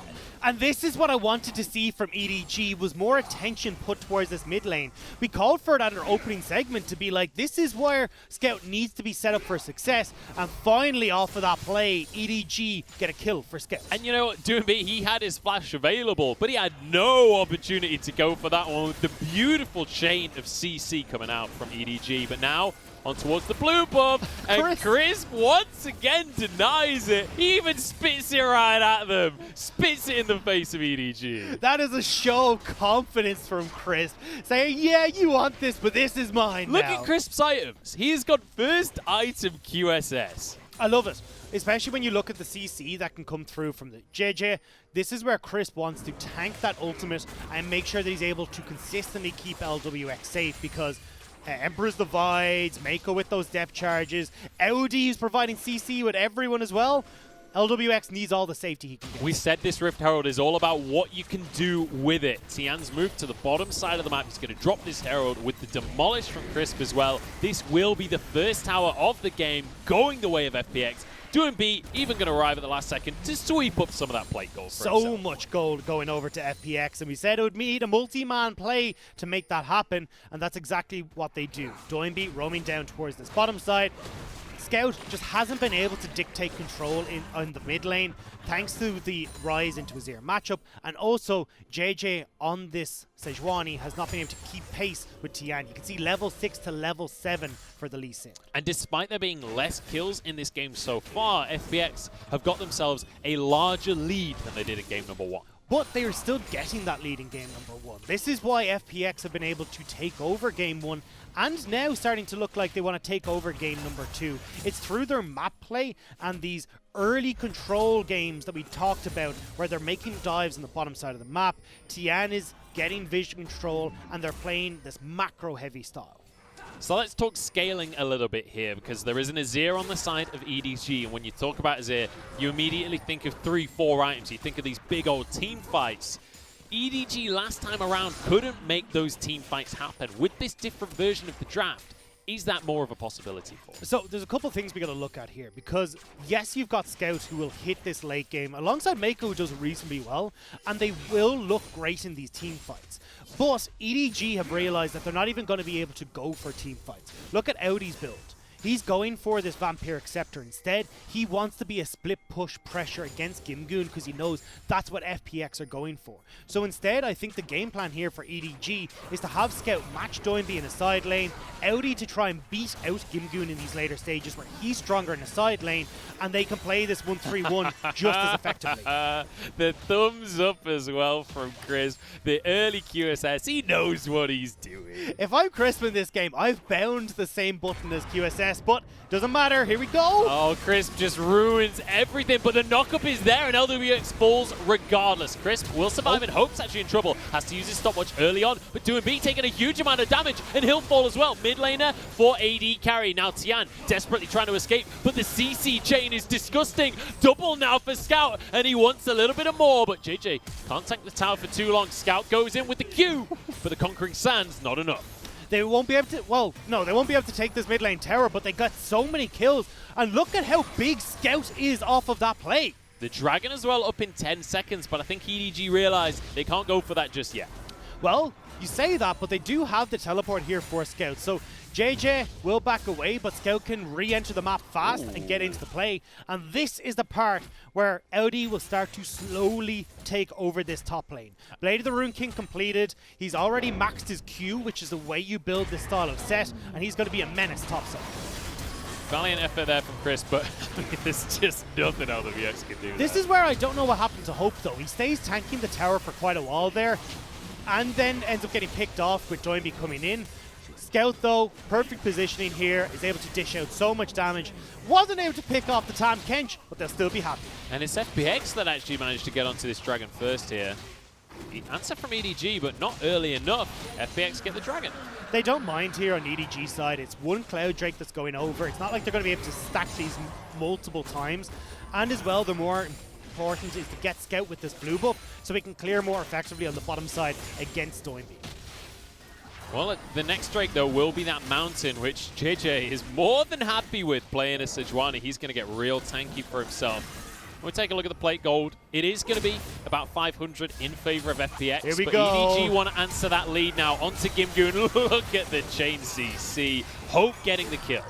And we said, look, JJ likes to be more active in the early game. We're definitely seeing it here, even on the likes of Sejuani, where he's on the back foot early against Tian. Now JJ is taking over. Level 9 versus level 8 when it comes to junglers, but they will trade the mid lane turret. And FPX, when you're playing 1-3-1, cracking open that mid lane turret is super important. At what cost, though? Because LWX is going to be in trouble here. Scout goes in, but he's actually denied that. LWX flashes away, and Tian sacrifices himself. No, Crisp's in to save the jungler. EDG get nothing. Audi is in the top lane though. Has cracked open the turret, pushing in this wave. I was wondering if EDG would be able to stick around for the mid lane turret, but unfortunately Scout, taking so low in that engagement, won't be able to stick around. But with Audi pushing in top, they can turn towards Rift. Okay, so they trade tier 1 for tier 1. It's top for mid lane, but importantly, this Herald goes through. And once again, for the third time this game, I'll say it, it depends how they're able to use this Herald. This game is looking so much like game number 1. FPX get off to a running start. EDG find team fights to bring them back. And FPX still with a very similar composition will now have to play the map once again. This time around though, EDG are equipped better to deal with it. Double teleport for Audi and Scout. They've got at least some way of putting pressure onto these side lanes and dealing with FPX. See what EDG have up their sleeves for the next few minutes of the game. Obviously, they have great side lane control this time around, though. We mentioned it already, the Scout, Azir coming through. We've got Audi on the set that's gone for the Blade of the Rune King build. So when it comes to these side lanes, EDG have a much better chance at matching what FPX can offer when we get later on into the game. The question will be, though, do EDG start to put their own foot forward here? Because they got a huge lead in the mid lane and in the bottom lane as well. Well, FPX now opting towards this 1-3-1 won't give EDG the opportunity to try and push the advantages that they found for Scout and the hope in these team fights. They just want to separate themselves. The problem with that, though, is EDG have the Rift Herald. They're the ones that command attention. Might be able to get this before the charge comes on through, and they do so, which means this Herald's still full HP. They can get the Shurima Tower in the mid lane. They might be able to grab themselves 2 towers off the back of this one. FPX, Doinby has head back to base and will have his ult available. I think EDG deciding it's a little too risky to try and force anything more. FPX have pushed in that bottom side before Doinby back, so again, EDG have to deal with this. You've also don't want to stick around for too long in that mid lane, even with the turrets there behind EDG to protect them. They're not opting to over-aggress right now. They know they're still waiting on items to come through from Scout for Hope to finish off his Ruin's Hurricane, and then they can look towards these objective fights more so than just tower dogs. Scout has to go down to the bottom side to deal with that. Don't be fooled, it's not a real turret. It's only an Azir turret. But I really wish they changed that. I know, it annoys me that there's an announcement every time, but importantly, it's 2 turrets apiece right now on the board. And you can see kind of symmetrical map as you got the top lane available for EDG, you've got the bottom lane available for FPX. So kind of the way that the map has been split by these two teams. Now, though, we'll probably see a little bit of a congregation down towards this Mountain Dragon. A minute until it spawns. You don't have the teleports available for EDG. I know it's been blocked by the goal to show that Doinby is doing awesome stuff on this rise. But the thing is, and actually very impressively so, ahead of Scout, who we thought had picked up a bunch of kills, but that 30 CS lead, doing a lot of work for Doinby here. But even then, FPX have got more of these teleports available. They're the ones that can play a wider map, and EDG aren't really able to deal with this. FPX find to give over the second dragon. In turn, they crack open more turrets and set themselves up for success with the composition they've gone. And it's really interesting to see the way that FPX use these TPs comparatively to every other team, because most teams try and hold on to these teleports and use them to get into team fights. FPX, though, especially in these last 2 games, using them much more proactively to find towers. But this is really smart from FPX, because they've got, well, I was going to say Tiana, I assumed, was going to keep himself towards Dragon, but at least you've still got another teleport here, so if someone from EDG goes to defend here, you can still have the likes of Gimgoon come and join in fights, but FPX are winning out on the trade anyway. They're trading a tier 2 for a tier 1. Scout won't be able to aggress onto this second turret before FPX get the backs, and Dragon is still sitting there, so now FPX make the play, get the tower, and can defend the Dragon as well. He's pretty quick on this tower. He realizes he can't stick around much longer, though. Obviously, Crisp with the Abyssal Voyage, you've always got to respect that coming out from Tom Kench. But importantly, EDG will find themselves a second Drake for this game. But this is a very similar start to the game than what we saw in game number 1, where FPX consistently trading out these towers. But this is what we've seen from FPX all split long. It's exactly the same. Oh, hang on, though. We've got a fight on our hands. Gimgoon's been... It's not a fight. Gimgoon is totally alone, and Hope pierces for the kill. See, though, EDG, yes, they get the pick on the bottom side, but FPX still posturing around this Baron that's about to spawn in 15 minutes. And or 15 seconds, and when you've still got a lot of damage on Doinby right now, LWX on this Varus, you have to pay attention as EDG, because this Baron can whittle his way very quickly into FPX's hands. Doinby going to push this wave out in the top side. Audi will be there to answer. In the meantime, those scouts moved to that bottom lane. He wants to finish the tower off that he started on earlier on. But you mentioned it before, the lethality Varus from LWX means the wave clear is very much available. They can't get anything for EDG. Chris, can you steal away the blue buff again, though? Oh my goodness, not going to be allowed this time. JJ smites that away. This is where, though, EDG are doing a good job of, again, opening up the map, trying to answer for FPX's pressure. The issue that I'm seeing again, though, is FPX are quicker off the bat. Audi is only catching the turret, or the wave as it hits that top inhibitor turret. They're not able to get that tier 2 in the bottom side of the map because they had to crack open the tier 1 first, while FPX are already pushing on towards their own tier 2 in the top lane. So FPX still trading up, and although the gold is very small in favor of FPX right now, we've got to see if they can keep control with the map pressure once again and win out just like they did in game number 1. I kind of want to return to the point I was making before Gimgoon got caught out on the bottom side of the map, and that's that FPX started off both games against Top during the regular season in this exact fashion. But it was once we got to the fighting that they lost that lead against Top Esports. Gimgoon has his flash available. Good effort predicting from Mako, but the chain CC will come through. Permafrost there, but Crisp arrives with the Abyssal Voyage, and they know that they can't finish him off with Tahm Kench around. It doesn't matter, though. What EDG are trying to do is get these abilities out of Crisp, get the likes of teleports out of FPX, so then they don't have as many tools for the likes of Barons, for the Dragons, and Scout is doing a great job of just mirroring Doinby wherever he moves on the map, and EDG are looking to fight with their Fed Callista right now. Very sneaky, clearing the vision there, and it means that they get complete free access. They bought the all-access pass towards this top lane tier 2, and now they found a hook onto Crisp as well. He can't devour himself, and he gets CC'd. QSS comes through, but it's followed up by an ult. Everyone focusing on the Tahm might not be the best option, though. Scout goes in, and he wants to find an Emperor's Divide. Has to go golden for himself. Doinby still going to be dishing out the damage, and Gimgoon has found his way in. Dodges the Emperor's Divide, but he's locked up, and Scout still survives. It's going to be top laner for mid laner here as Audi falls as well. 2-4 in favor of FPX. And suddenly EDG, they're not in the best spot, and Lethality Varus can keep this up all day long. Doinby pulled on in. Hope has to be the damage dealer. He has to be the carry here for EDG, but he's found out by Tian, and EDG are aced. Scout went way too deep on that play, and FPX punish. Tian finds the kick, sends his ear into the waiting hands of FPX, and they pounce. Fantastic play from FPX, which now has netted them the Baron. They're going straight onto this Baron here. Teleport available for Audi, but that's it, and I don't think there's any way EDG will get here in time to contest. Tian, very low on this one, does need to be a little bit cautious. We'll back away slightly, and with the teleport coming through from Gimgoon, this will be very much secured. I mean, Doinby has the damage by himself. EDG looks so good coming into that fight.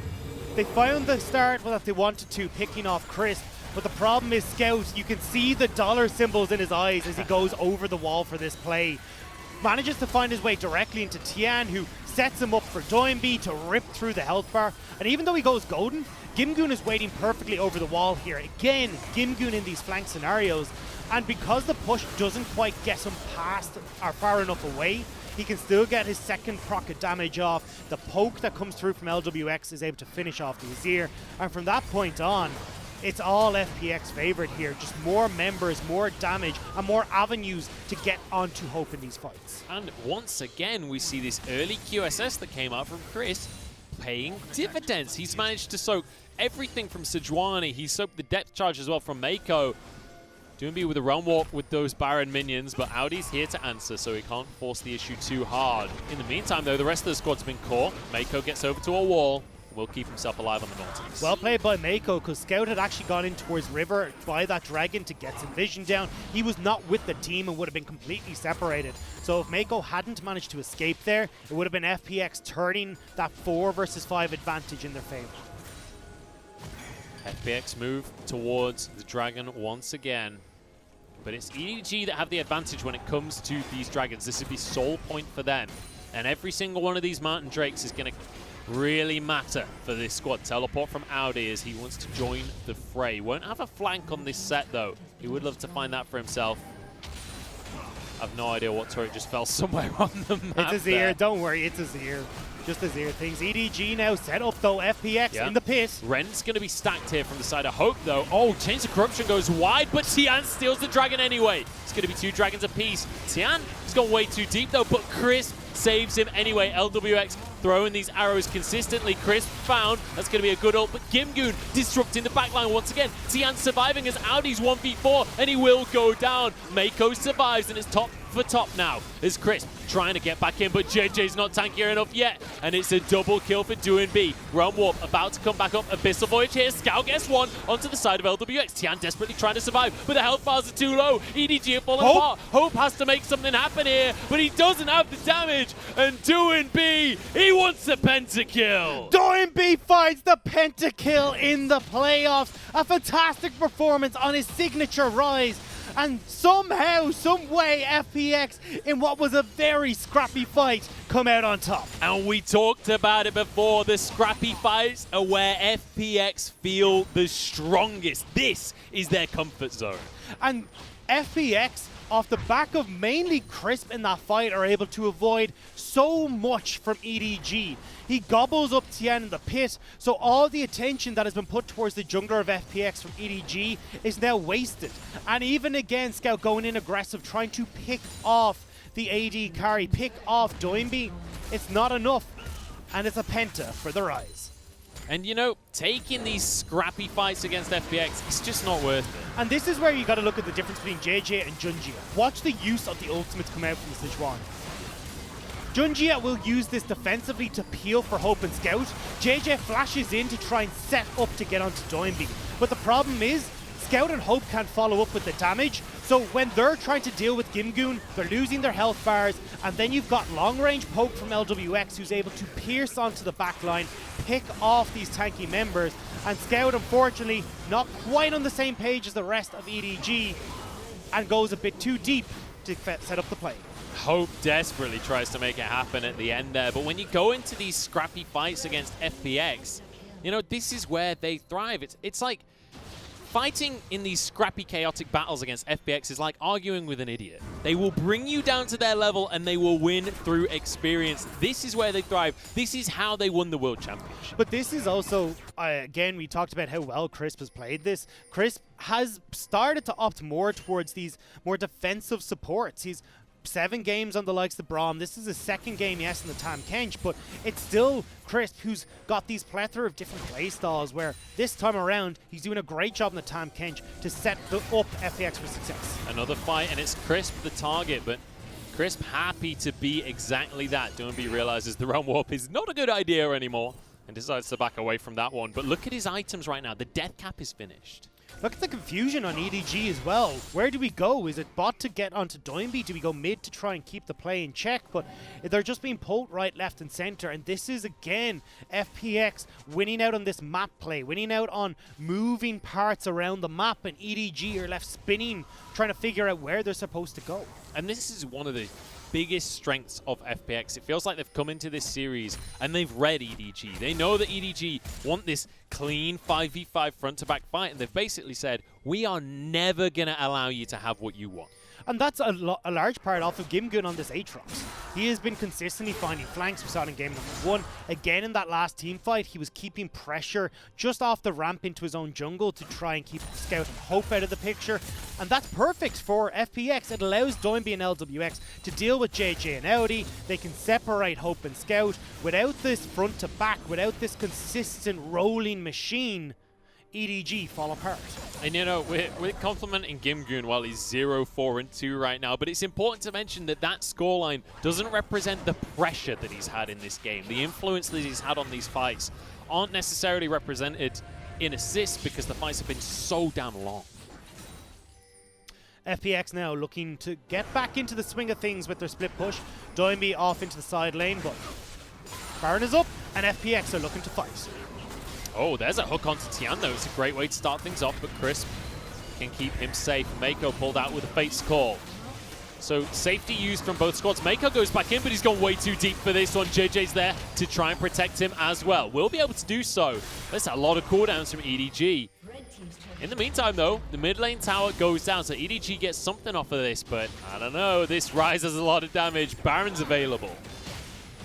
Yeah, FPX are just going to look to solo this out with Tian and Doinby. EDG aren't aware, and look how quickly it's disappearing. EDG, you got to do something. This is going to fall. It's down to 4,000 already. Mako goes in. LWX has got the perfect spot on this lethality Varus. Audi tries to find the engage, tries to find a fight, but Chris is so hard to kill, and LWX gets one onto Mako. Scout can't escape. He goes golden, but he will be finished off by Doinby. Double kill on the Ryze, and Gimgoon, he wants a bit of KDA for himself as he gets onto Hope. JJ can't protect him. LWX is here to get the execute, but it's Gimgoon who brings down his sword. And again, it's EDG trying to aggress onto Doinby, but he's so tanky on this Ryze. Rod of Ages, Seraph's Embrace, you cannot just burst out this Ryze. And every time FPX says, thank you very much, we're going to jump onto your backline with again Gimgoon in that flank position. And now they collect the Baron as the reward. And once again, just complete and utter control of the map from FPX. They know exactly what EDG wants to do, and they just will not allow it to happen. And now you're going to have the Zhonya's Hourglass worked on towards Doinby as well, so it becomes even more difficult to make this play work. But again, LWX positioned great here, so there's no choice from EDG except to go on to the other carry, which is Doinby. But look at where the front to back is. It's gone away to the wings here for EDG. They can't actually set up correctly.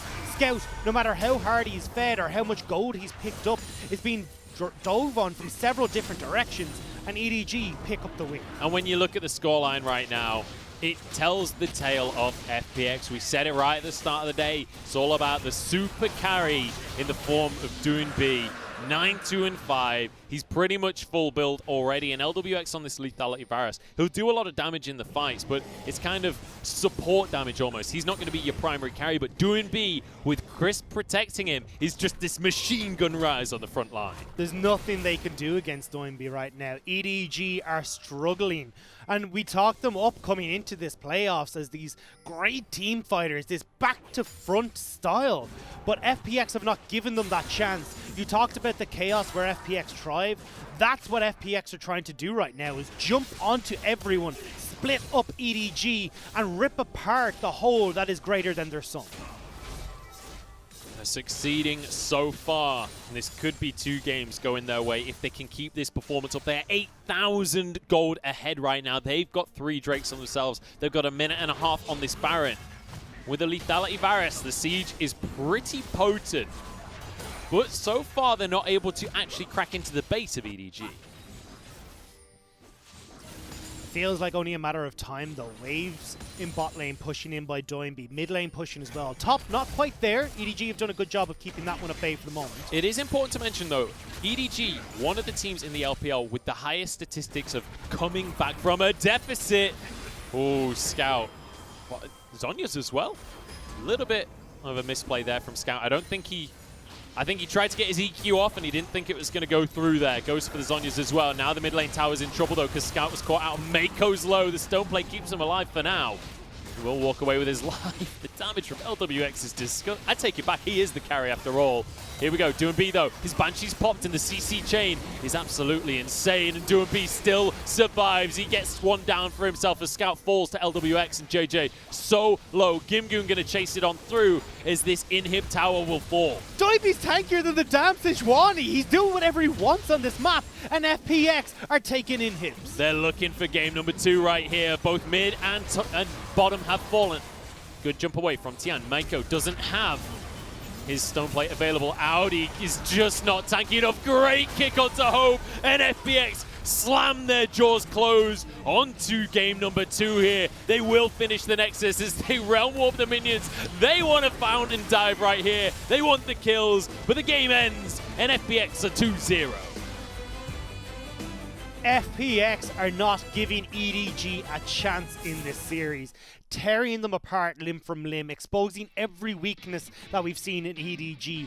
Map play on point, team fights on point, objectives on point, and even JJ coming back into this team couldn't keep the control in favor of EDG. Yeah, and I mean, excuse my pun, but these late game fights felt hopeless for EDG. It felt like they really didn't know how to approach this, and you saw them try and get on to doing B at the end there. Crisp arrives with the Abyssal Voyage, but I mean, he's too late to his own party. Don't be, as you say, so damn tanky, they can't even finish off the rise. And this is where it becomes a bit of an issue for EDG, because you can see the desperation in their play. Diving in with Audi, the flash on the set to get onto Doinby, to set up for JJ, and the damage isn't able to follow. Scout and Hope are too far back. Gimgoon's keeping them at bay. You've got LWX who's positioned over a wall, keeping them back as well. This is where FPX had figured out EDG's game plan, and they're just picking it apart all the time. And it feels like, you know, FPX, you always think of the Phoenix, right? But it felt more like they were a tiger in this game. They were like kind of ready to pounce at any moment. LWX just hammering these arrows out, getting some poke down. Once there was enough poke, immediately the Realm Warp comes through. Immediately Crisp goes in. They make this play happen, find EDG out of position, and they just tear them limb from limb.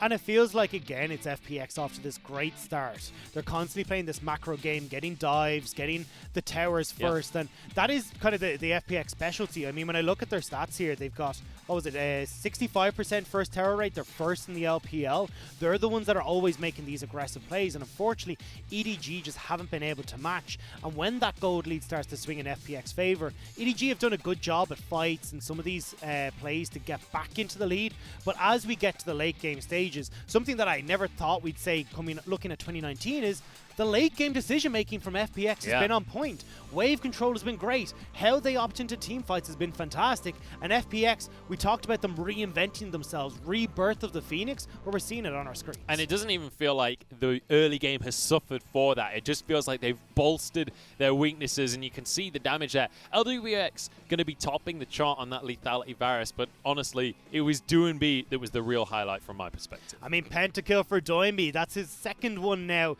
in the LPL. Picked up the first one of the Cassidy not too long ago, and now adding the rise. This is already starting to look like it could be Doinby's year. Again. Yeah, I mean, that was last year, and maybe having a repeat performance here, because EDG, honestly, when you consider how well they played against RNG, how good their macro looked, how good their map control looked, now here against FPX, it doesn't feel like they know which way to turn. It doesn't feel like they have much in the tank to answer for the pressure from FPX. And honestly, at this point, I want to see a change in draft here from the side of EDG. I want to see them try and go for a different style, because this Kalista for Hope, I don't know, 2 games in a row, it doesn't feel like it can have an impact. I think I want to see them go back to the Varus here. The Varus, because the reason we saw Varus rise in prominence is because you've got that Varus rise was on FPX. I'm Shut sorry. up, you. I'm So sorry. what we're looking at is Varus, who has started to come into the meta a little bit more, because we saw Bruisers, we saw these Aatroxes, we saw a lot of these picks coming in. And Varus with the Chains of Corruption does a good job of keeping them out of the fight, and I think that's what we need here coming through for EDG.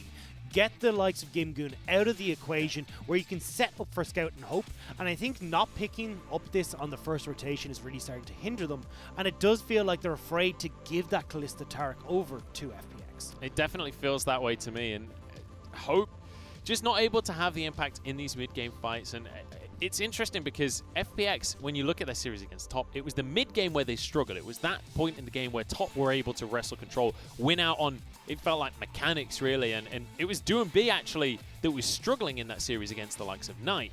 Here though, Doinby looks amazing. It looks like a night and day performance, and it's one of the big questions a lot of people had coming into playoffs was, do FPX just flip the switch and turn it back on for playoffs? It feels like they have to me. Well, we are still seeing that EDG are coming back in this mid-game. We're still seeing some semblance of control for EDG at that point in time.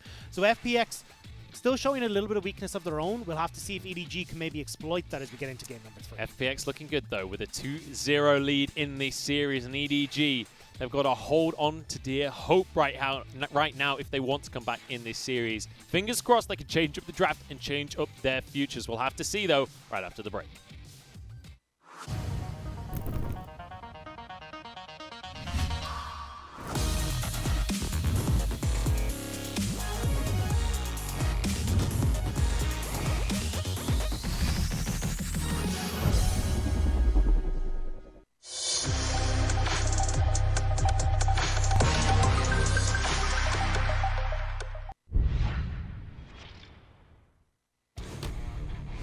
推了中路一塔之后，哎，这个位置感觉杰杰这个走位有点问题，但反手吸了一口，一个弹幕时间，哇，这个大招打的太完美了，塞拉斯来了，但是一个一技都没能命中啊。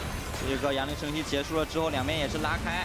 小虎在地上画了一条火线，瞄准的是俊佳。俊佳闪现之后被小虎闪现追击，但伤害感觉不太够啊。再挂一个虚弱，但是被弱子推弹推到了。要拼惩戒吗？这波，但这波有可能换技能是没惩戒的，要拼了。这边一个大招先保一下大龙，小龙把前进龙冲了，在这个位置自己感觉要倒了，后部拿下了大龙。 小虎拿到了大龙，小虎拿下了大龙。虽然说这个小龙宝是用他的技能保了大龙一命，那这个时候狼行进到后排，但是 Hope 如约的按下了秒表，规避掉了这一波的冲击。那 EDG 反身要继续来追 RNG， 但是其实前排已经慢慢的招不住了。交了一个金身 ，Scout 沙皇闪现上前硬推一波，但身上被套了一个虚弱，无法完成输出。小虎金身的这个位置的话，只能闭眼等死。重新的回到 EDG 的推进回合，这个时候巨魔交了一个闪现珠子，然后把小明的闪现给逼了出来，但是这里打出了第一个复活甲，复活甲起身也只能等死呀。 RNG 这一波机会很大，俊佳来不了，忙着走上去吗？哇，这个感觉直接打龙的话就有了呀，但是要小心这边女枪能不能抢龙，没抢到，没有抢下来，现在拿到远古巨龙 ，RNG 非常大的胜算，往前直压 EDG 全员想要后撤，但是现在已经有很多个残血了，奥迪率先被斩倒，然后同时 EDG 其他人也通通都被击倒。 水晶要告破了，而且现在是一个突突的基地，狼行进场了。 后面有个英雄登场，砸了起来，有机会的，但是被 Hope 拉了一个距离。Hope 身为一个没有危技能的维鲁斯，可说是逃生王啊。但是现在 EDG 血量有点残，狼行上来再砍了一剑，但是大面已经没有了。Betty 他还在输出，这波 Betty 已经拿下2个人头，后续再一枪，但是凯旋回了一口血。俊佳也还在输出，关键是男枪还没死。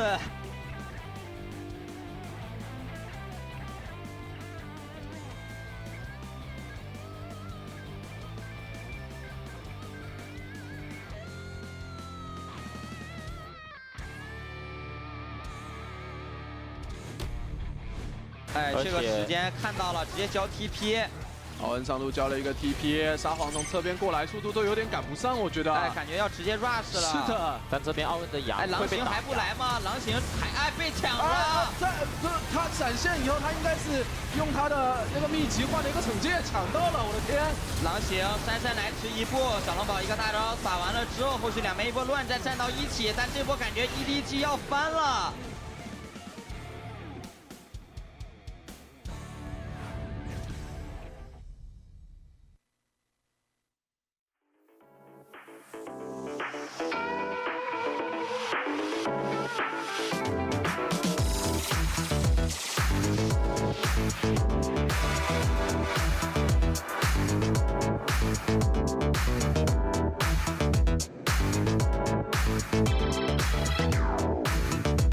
We'll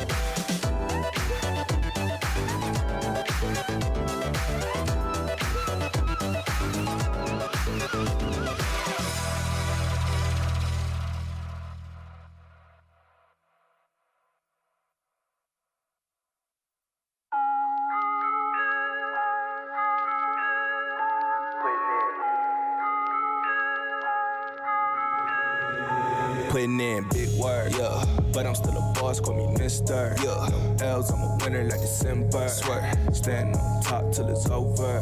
For real though, boy, I go crazy. All day, every day, go crazy. Man, I swear to God, I go crazy. Every trip, I go crazy. Seem like every chance that I get, I show out like a pair of Lambo doors on the whip. My sneakers on the floor, man, you know they cost the grip. They know I go crazy anytime I can flip. Lost lifestyle, I be flexing like I live. Cheerleader on the side, wanna come and give me kisses. All I do is work, put up numbers every trip. One time I took a loss, I've been winning ever since. Got my drum bag on me, you don't want me to unzip. I could give you 50, try to tell you I'm legit. I could be the reason why you going to the ship. I could be the reason why you going to the ship. Putting in big work, yeah. But I'm still a boss, call me Mister. We're heading into game number 3 now between FPX and EDG here at the LPL Spring 2020 playoffs, and FPX look indomitable so far. My name is Munchballs. I'm joined by Dagda, and so far this hasn't just felt like mechanical outplays like you expect from FPX. This has felt like pure macro power. And smart decision-making in the fights, more so than the flashy plays. Although Doinby still picks up his pentakill, which is pretty great. But still, I want to go back to that, is that this is where FPX are playing off in these side lanes. They're keeping the wave management in check. We're not seeing the opportunity for Hope or Scout to pop off in the same way we usually expect in these team fights, because they're being pressured by Gimgoon. So I think you hit the nail on the head there, Munch, at the end of the death segment, was we need to start seeing this draft switch up a little bit from EDG. Either they start to bring in the Varus a little bit more, so you've got Peel for yourself to deal with Gimgoon coming in on the flank, or Doinby coming in on the flank, or they just throw the book out the window altogether. We see them opt straight in towards the likes of the Dianas, the Aurelias, these things that Scout has looked great on. We'll see if they can reinvent themselves like FPX have coming into game number 3. But before we jump into the game, let's talk about our MVP for game number 2. It's going the way of Doinby. You already knew it at home. 11-2-6 as he inspects a spoon. A spoon? That is the biggest spoon I've ever seen. I thought it was a magnifying glass, but I'm pretty sure that is just a spoon. He's checking himself out upside down, but it doesn't matter because he got the pentakill. He got 11 kills and 150% damage per gold per value. Conversion. There we go. That's the word. The conversion is on top, and FPX, they've been making EDG look topsy-turvy. Everything has been great. Even like the perfect fight here for EDG, you'd imagine. Front to back, it looks great. But Gimgoon is in the mix. He's in the back line, and the Peel isn't quite able to come through. And surprisingly as well, Audi trying to join in these team fights when he went for the likes of the Blade Rune King build means he's not as tanky, doesn't have as many stats as he'd like to keep himself safe with the shield and the Haymaker. So EDG's front line dying a lot quicker than we would have expected here in these fights. And obviously this is the pentakill from Doinby, and just positioning perfectly, able to continuously machine gun that damage out. And Scout, multiple fights, it felt like, having an attempt at making the massive Azir play, having an attempt at the huge Shurima shuffle, but just wasn't able to come through. I mean, my mind goes back to the fight in the top side of the map around the red buff, where Scout almost gets it, almost gets the play, but he gets denied by some CC, and then it all falls apart. And I felt like that happened time and time again this game. So I think this is where we're going to have to see, as we are going to roll into pick and ban, that how this is all going to come together, because we're looking at EDG needing to find some way of either dealing with FPX in the split push, where they've got the ones that have global pressure, or they're going to go maybe back towards this front-to-back team fight style, but again, opting into the Varus early so then they can deal with Gimgoon on this pressure in the backside. And they did not like Crisp on Tahm Kench, and you know what? I can't blame them. He was able to get those emotes out as well. He was able to spit the blue buff at them. The disrespect has been removed here. Now we'll see where EDG want to go for their first pick. I hope it's the Varus. Please go for the Varus. Look, Kalista Taric is a really strong combo. I get that, and probably a bit too much for you to deal with. But if they're not willing to pick up the Taric with this Kalista, then you're just giving the Varus, which is this stable pick going through for LWX, and the flexibility that this Varus gives you in draft with both that lethality build and the on-hit build is super strong at the moment. Yeah, so EDG sticking to their guns here, or more to their spears, I guess, as Kalista will still be their first pick. They believe in this draft. The question to me will be, what do they follow it up with? Because they need more mid-game power. They need more ability to fight FPX when they're starting to take control of the map. I'm calling for this Taric. I think this would give them a little bit more of control in these fights because you got the Cosmic Radiance where you can disregard Gimgoon for a moment and set up, maybe even scout for some of these aggressive plays, but we are keeping our eyes on FPX here. I'm looking at Gimgoon potentially locking in something. The set has been something Gimgoon has found a lot of success on, where he's been able to have these big team fight impacts and that split push pressure if they'd like to.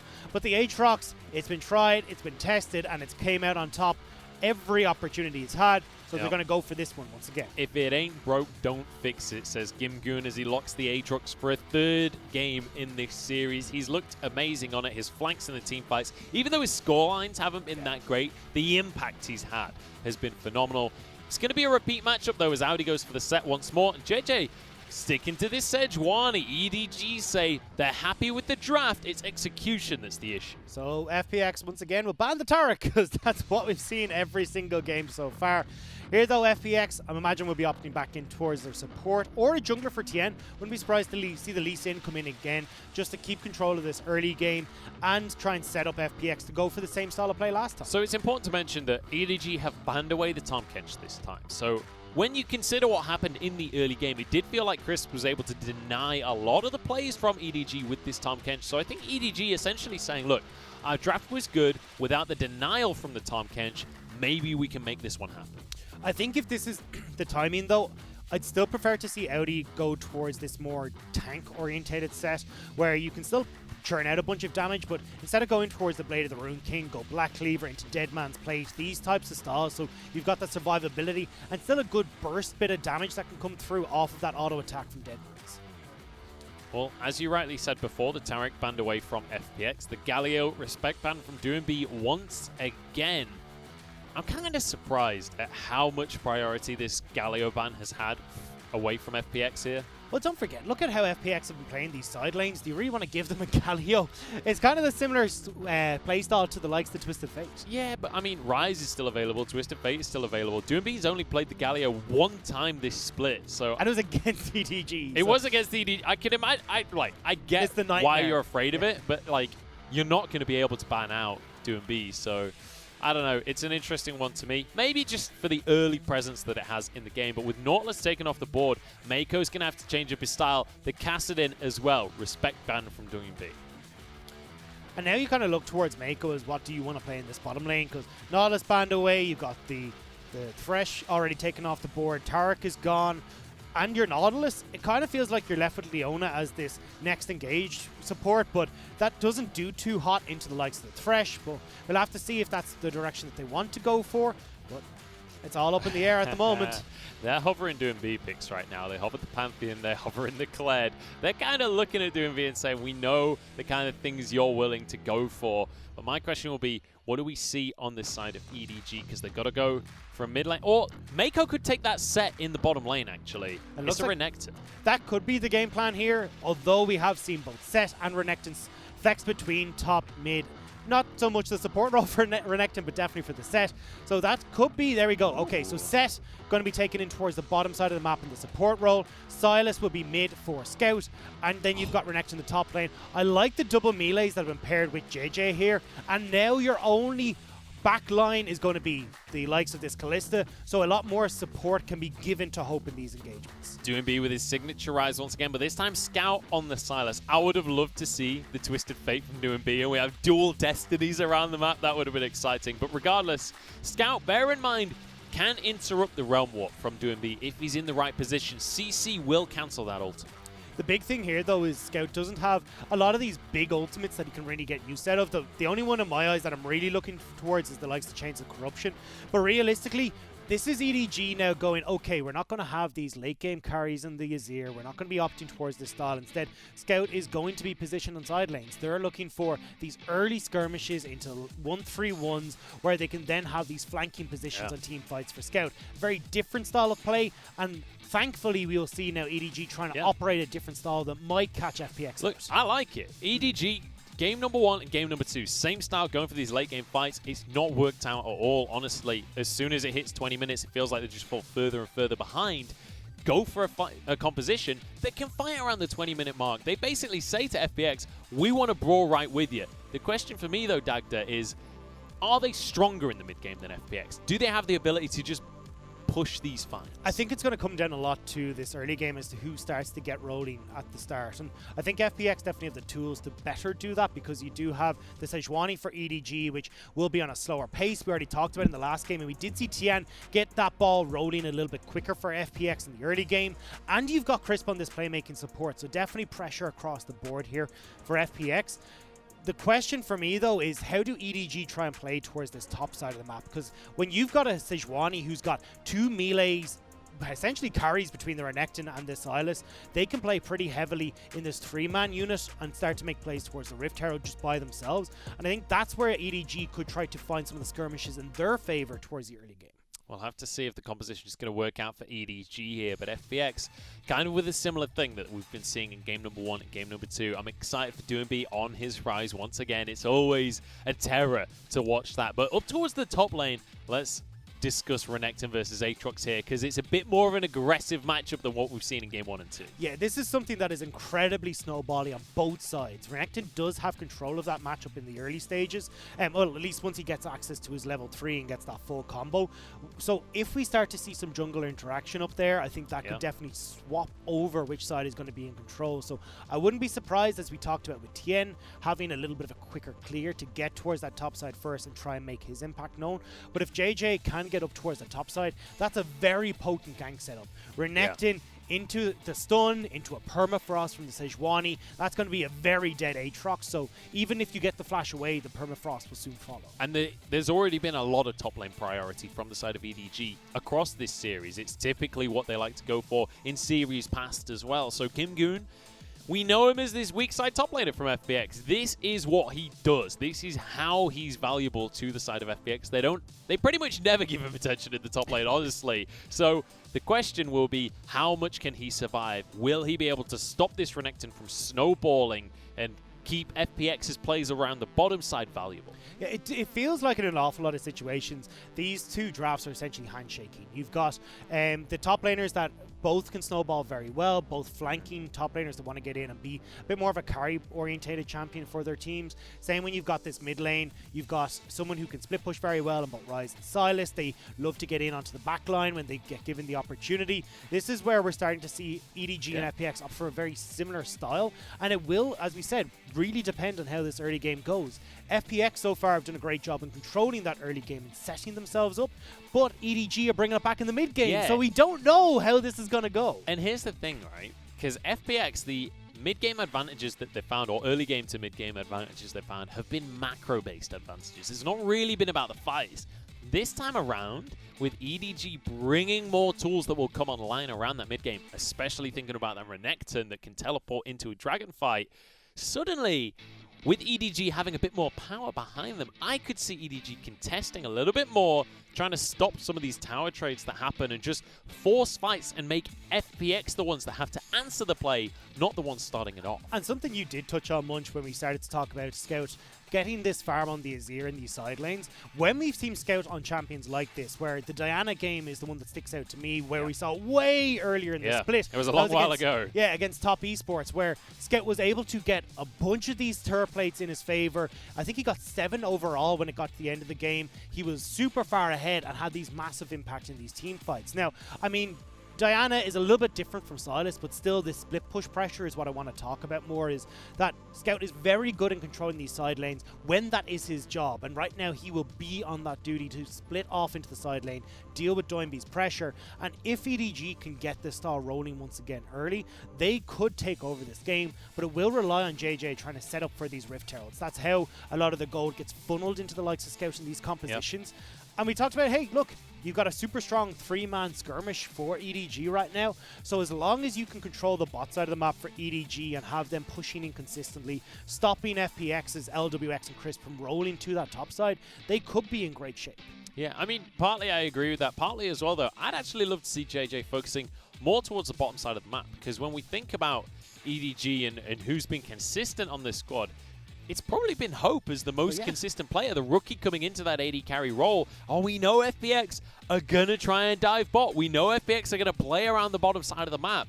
I'd love to see JJ answering that a little bit more effectively here in this game and try and get Hope ahead for once. especially when we're looking at EDG, who are trying to bounce back from the likes of iBoy leaving the team. Hope has done an amazing job of coming in and filling that gap. Yeah. And when we look at the performance from EDG last year, this was the first year since their inception that they didn't make Worlds. This is a team that is looking to find their success once again and put themselves back in contention of the storied history they've had in the LPL. It needs to start here today, though. It needs to start in this game and put themselves one step closer to that reverse sweep. They're in the quarterfinals right now, but this is not enough for EDG as an organization. Bear in mind, they have 5 domestic championships under their belt. They've got an MSI under the belt as well. On the other side of the board, in EDG's eyes, FPX are a young upstart. They only arrived in 2018. Since then, though, or 2017, sorry. Since then, they've actually managed to get themselves a world championship. So sure, in terms of number of trophies, FPX might not be as impressive, but they've got the one that matters the most. I actually corrected you wrongly there. It was 2018. My bad. That's what I thought, but I was like, he sounds confident, so I'll go with him here on That's this how one. I work. I just say things confidently and people believe me. It's my job. Let's get on into this game, because EDG are going to start things off pretty aggressively here with an invade onto the blue buff, but FPX will not let this one go for free. Doing B. He's going to be trying to step in. Bear in mind he's a level 1 rise. Doesn't do a whole lot. Will flash away. Blue buff taken. It was JJ that smited it in the end, and FPX don't get the play they wanted. No, but they get the smite out of Doinby, and again, we talked about JJ. The flash out of Doinby. The flash out, what did I say? Smite. Smite. The flash out of Doinby. Words are tough, apparently, for me They this are game quite 3. difficult. So I want to see JJ put more attention towards this mid lane now. Doinby without the flash, you can have Scout with the Absconder Duck set up for the play, and same as we were talking about on the top side. Oh, hang on. We've got a 2v2 on our hands. Mako will walk away with his life. So using the electrocute is great, but not at the cost of your half your health bar there, Mako. Again, though, on the set, so we will be able to regen a lot of that. Has the pot ticking over as well, so not the end of the world, but watch JJ. Can he make his presence known in this mid lane? Doinby playing very far back, knowing that he doesn't want to be given the opportunities to Scout to set up for that play. And Omnistone is omnipresent right here, because it sees that Mako took a bad trade, so it gives him the fleet footwork to sustain back up a little bit. He's desperate to make this Omnistone work. Scout, though, takes a bit of a heavy trade there from Doinby in the mid lane. Just because I've seen a few people question the set in the bottom lane, but I'm going to hang on for a second as it looks like Scout is setting up a JJ. Let's come back to that, because EDG are doing what FPX does best. They're going for this dive in the bottom lane. 4 versus 2. Chris flashes away. He's ignited, and he'll be finished off with a haymaker. Kill goes the way of Scout, and everybody escapes from EDG. And this is setting up off of that early play where EDG, they steal away the blue buff, so Tien is going to be passing towards top side, and once they got enough time with Scout pushing in off of the flash advantage that he has. Oh, hang on. Here we go. TPs from both sides right here. LWX is going to be falling. Mako sacrifices his own life for it. Doinby is here. Tian alongside him as well, but they don't quite have the damage to finish off Scout. Stun onto Tian. He goes back in. The guy's a lunatic. Tian, you got to get out of there, man. Hope, though, has to flash away, and he sacrificed Scout for it. The hook from Crisp is beautiful, but the Rens are stacking up from Hope. It's not quite enough to finish a kill, though. Hope jumps over the wall. EDG will escape. EDG making the FPX play of diving these bottom lane turrets, and they do come out on top. And a lot of that is, as we said, Doinby not having the flash, afraid to push in this wave in the same manner he would have if he had the flash available. So Scout gets the roam off first and sets up the play in the bottom lane. And this is why we often do see the set support come in. So you opt towards the Omnistone, so you're able to take the likes of that Hextech flash, as well as being able to take Nimbus Cloak, so you're able to close the gap consistently. But the diving that you get on this set is so strong because Haymaker can tank incredibly well. You've great CC when you've got the Face Breaker, the Showstopper, and Mako here is doing a great job of showing what you're capable of working with in this set. And we criticized Mako's set earlier on today when we saw the first set in the draft. We said, you know, Mako didn't look so hot in this set in the regular split, but here in playoffs, it's a different Mako. Well, it's EDG playing so well around it, and this is not a play that Junjie would have made. This is a play that JJ will make. This is why we start to see this rotation coming through from EDG. But again, it's when we hit this mid-game that we've seen some of these mistakes creep in from Mako. So watch as we start to get towards these team fights of Dragons, as we start to rotate around the map, if Mako can still be as consistent on this set. I'll keep my eyes peeled for that one, Dagda, but Mako... Predator picked up now. Okay, so he will be pushed off, but maybe Mako, off this big wave that's being shoved in, can look to make a move towards mid. Doinby backing away, still has no flash, still has no teleport. I'd love this set to try and make a play towards mid. And this is such a great way to start the game here from EDG. We said coming out of game 2, they need to change the pace, change things up here. They've drafted way more early game power here, and they are already using it to great effect. They've flipped the script here on FPX.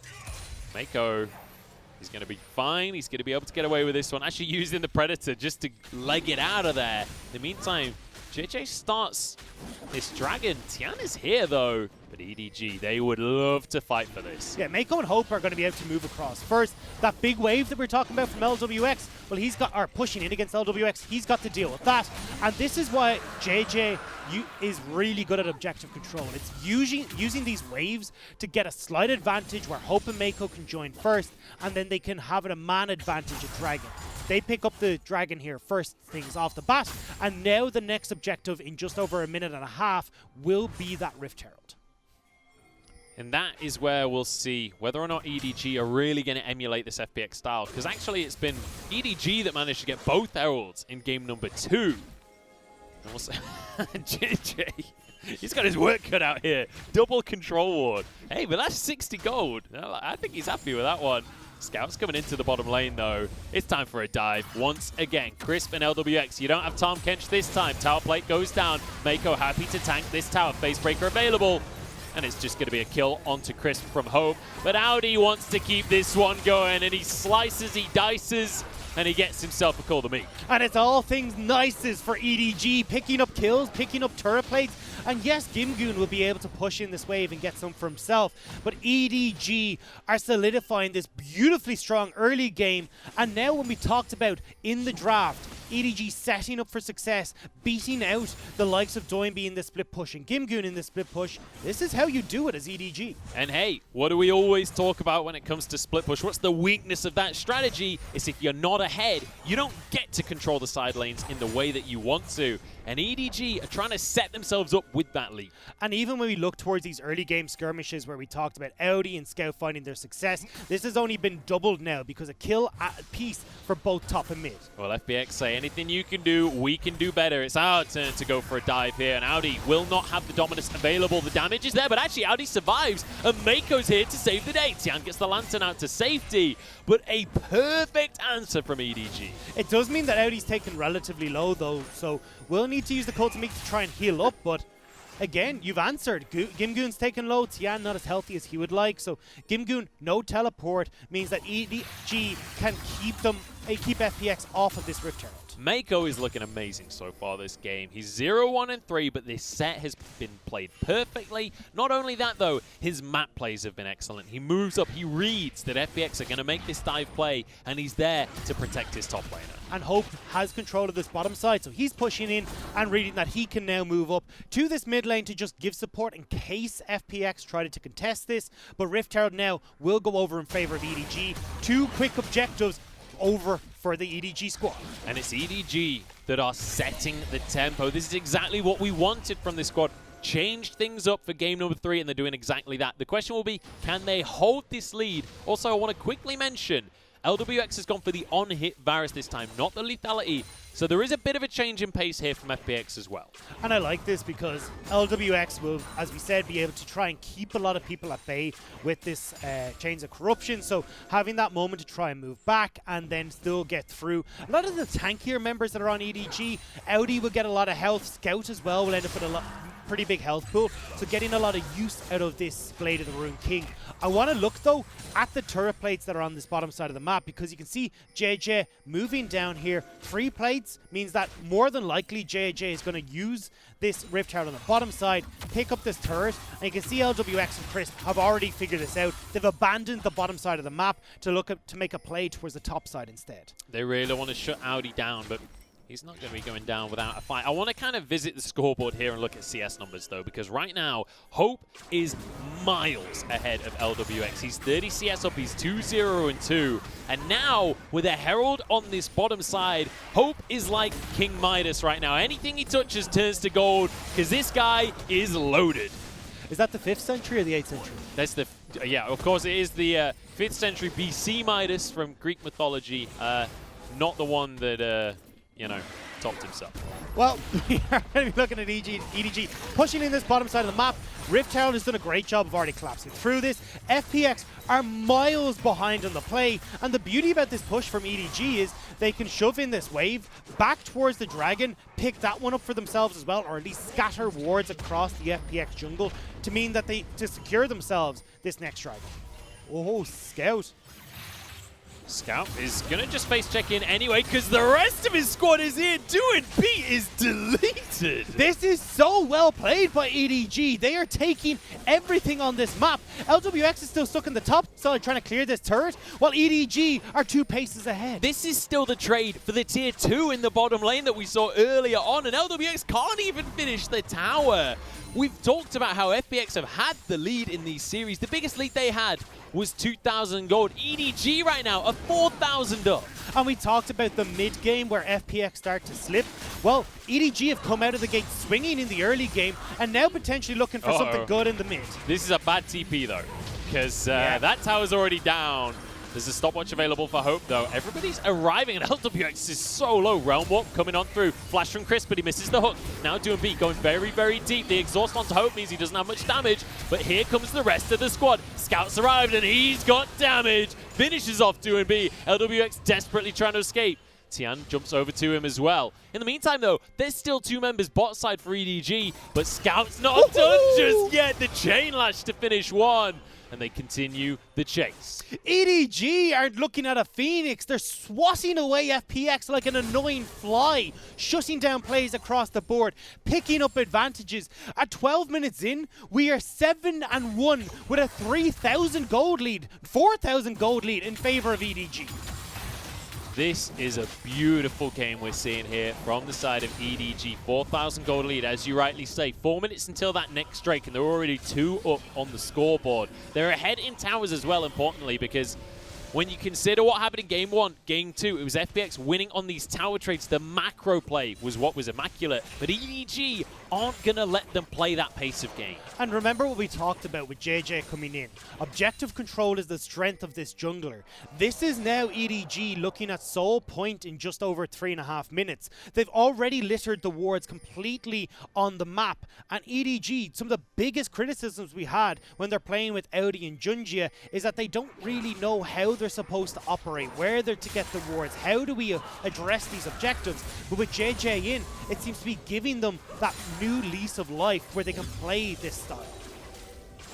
And let's bear in mind that, you know, JJ, he was promoted from EDG Youth, or Edgy, as the name actually cool kids is. Call him. They are very, very cool. But he was promoted from that squad in summer 2019. Bear in mind, he's still pretty much a rookie on this squad, and he is looking exceptional here today. Hope as well, the other rookie here, who has been fed all of this gold on Kalista, and I'm hoping we get to see the reason that they put so much priority on the Kalista pick this series. This is not us, by the way, saying Junjia is terrible by any sense of the word. It's just I like the way EDG are able to swap around their junglers for very different styles of EDG, and we're seeing it come through in this game. Now, though, I want to see them opt into the split push, try and figure out a way that they can deal with both Gimgoon and Doinby and keep the waves in check in this game. LWX will be here, and bear in mind that Varus, even with the on-hit build, will still have exceptionally good wave clear for himself. Gimgoon, though, he's the target of a lot of criticism here from EDG, as they want to try and shut down the World Ender, but Gimgoon walks away and we'll be able to get the recall. There's not a wave in position, so they can't go for any kind of dive. Look at the difference, though, between Gimgoon and Audi.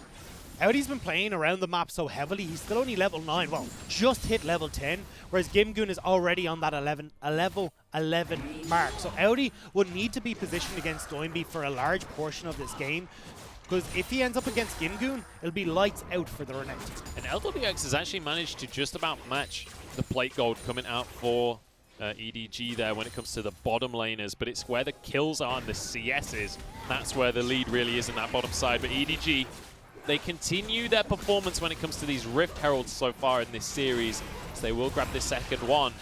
They could use this to crack open that mid lane. the last outer turret remaining for FPX, so I would be surprised if they didn't turn their attention towards the mid lane. The other thing that they can do, though, is use this to create artificial pressure in the mid lane so they can go towards the dragon. It's only a minute until that spawns, so back away, get your gold, spend it nicely, pick up your control wards, get that vision back in favor of yourselves and River, and then look to draw the attention of FPX in 2 directions at once.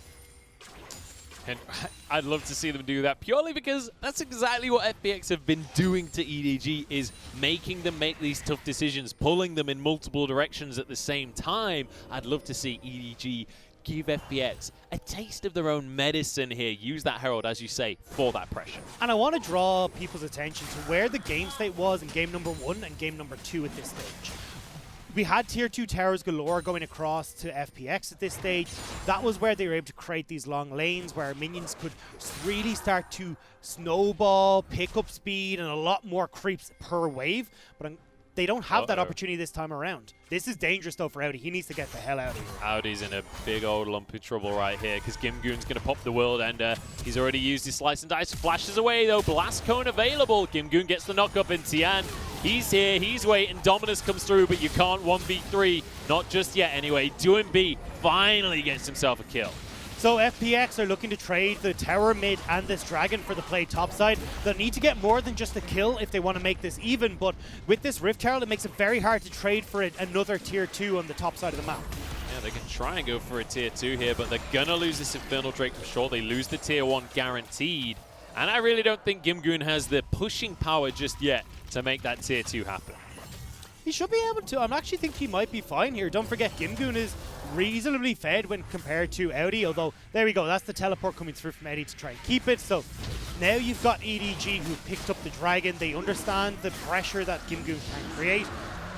We're at 17 minutes sole point, Dagda. 17 minutes. EDG have gone, you know what? Sod the late game. We're drafting an early game comp. We're going to fight you, and we're going to take every single objective. They're doing exactly that, and now FPX are on a timer. Their mid laner is Rise. That's a late game carry. And I love seeing this adoption from EDG. That's why these best of 5s are amazing, because you get to go, okay, what can EDG bring out of the woodworks when they're put on the back foot? When they're 1 loss away from being knocked out of the playoffs? Well, they come out swinging. They come out with this amazing composition that they're pushing FPX to their limit. And I want to obviously point out, I just mentioned, obviously the mid laner is Rise here for FPX. So yes, they have a ton of late game prowess. You got an on-hit Varus there as well. So if they were able to get to that really late stage of the game, they will look incredibly tough. It's just a matter of if they ever make it to that point, because EDG, they shouldn't be looking to slow things down, but Scout could be in trouble. He's got his own Realm Walk, but he's kicked straight out of it. DoinB, tank of the tower though, means that they can't force the issue on this one, and Scout survives. Tian is desperately trying to help out around these side lanes to get something back in FPX's favor, but it hasn't really netted them too much. Yes, a top lane turret, but Scout has been doing a good job of keeping pressure on this bottom lane. Now you've got the rest of EDG putting pressure on the rest, on everywhere else in the map. And Scout, yeah, TP's back in to keep DoinB at bay. I love that from Scout. Denies the cannon as well as the tower for himself there. And my question to you now, Dagda, is, I just mentioned that FPX, they've got a lot of scaling on their side. What is it that EDG have to do to keep this ball rolling? Because now that the tier 1s are down and Baron's not available just yet, where did it go? The next port of call for EDG is to try and knock down that top lane turret, because when you look at these split push scenarios, you want all the waves crashing at the same time, but the top lane tower is going to stop that from being the case. And especially when EDG have just invested both of their teleports to get out onto the map, to get this tempo advantage in their favor, they need to do something with it. But unfortunately, with the wave now pushed in a little bit further for Audi, he's not able to go aggressive on the top side. The wave is pushed too far deep on the bottom side for Scout to make anything happen with it. And FPX are able to clear out these waves, and with the double teleports that they have and Baron up in just a few moments, they can make these plays towards the big objectives with the countdown timer on the teleports of EDG's side. Scout is looking fantastic on this Sylas, by the way. He's really stepped up here for game number 3. He was playing more of the late game style carries in game 1 and game 2, but this time around with Sylas, obviously Sylas will do great in the late game, but it's these mid-game skirmishes, especially with a lead, that Sylas is really going to shine. And EDG, they heard you loud and clear. They want this top tower. Yeah, you can see Audi's starting to push it in. I like that Scout is also rotated over to try and make sure that if anything happens, they can fight the 5v5. FPX want to stop this one. 2MP. He's got a round warp, but he is completely denied, and he is popped immediately. Tower will fall, so will Gimgoon. Tian has arrived, but he's too late to the party. There's one for JJ, and Baron is on the map. There's 3 gone for FPX. Unless LWX can make some sort of miracle steal, which should never happen, EDG can pick up the Baron. EDG are running around FPX. And I really don't think that Doombi and Gimgoon realized the tower dive was happening right there. They try and stop the play, they try and defend the tower, but it goes so horribly awry. Now Crisp, he wants to contest, but Scout is here and he's found LWX. The Lantern pulls him to safety, but it's not that safe. There's a crocodile over the wall. They will back away, but the Baron will go the way of EDG. And now they can start to try and make plays in these side lanes. FPX had the teleport advantage, burned it in that play, so EDG with their own teleports coming up can now look to make these side lanes heavily in their favor. And this is actually where I thought it's strange from FPX to commit so heavily to this. They don't spot how many people from EDG are up here, but with everything dark, Doinby committing this heavily onto a teleport to the top side, Gimgoon as well following up on that when you see multiple members. This was FPX just not respecting EDG's map movements and knowing that they could have made this play. I feel like they realized they made a mistake and then doubled down on it anyway. Yeah. They were just like, all right, well, we win together, we lose together. It's time to fight this one, boys. 2MP cannot win this 1v1. Scout is making a mockery of him right now, but actually decides not to go for it. You just needed a couple more seconds for the next round of Absconded to be up by Scout. That's when he was going to go in aggressive, which is why Doinby very quickly backs away. But here we go, Baron buff in the pockets of EDG, and that means they can happily walk on up to these turrets. Tier 2 already gone in the bottom lane, remember, but Infernal Soul has just spawned. I love how Mako is now playing this set as well. The criticism we had was him going a little bit deep the previous times we've seen him in the set pick, but he's playing this keep away style, positioning right beside Hope. So if TN tries to come in for a Dragon's Kick, you've got the showstopper to pull TN away from his target and set EDG up for the turnaround play.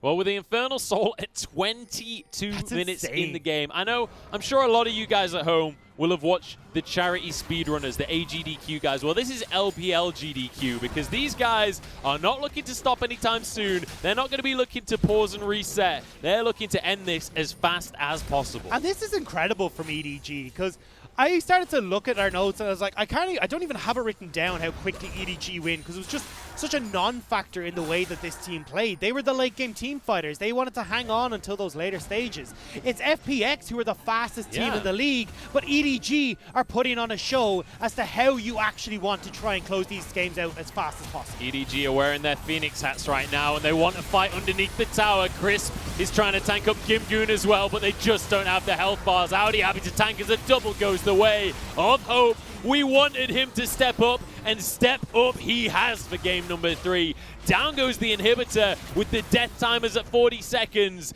This is game 3, going the way of EDG. LWX and Crisp against the world right now, and with the Baron buff, there's nothing they can do. In fact, Fountain diving Scout, he might just have committed suicide here, but in fact he survives. Will finally drop to an arrow of LWX. This is only 23 minutes though. Respawns are coming in quick. Respawns are coming quick, but Crisp falls and it's not gonna happen. Another one for Hope, another for Audi, and game 3 for EDG. At 24 minutes as well. Let's go, EDG. This is what I wanted. This is the late game team fighting team. This is not the way that EDG wins. How? Where was this EDG all split? This is incredible. This is the team that we saw against Top way back at the start of the split. And they look incredible. Playing through side lanes, 4 versus 2 dives on the bottom side of the map. Plays on the top side to catch FPX unaware.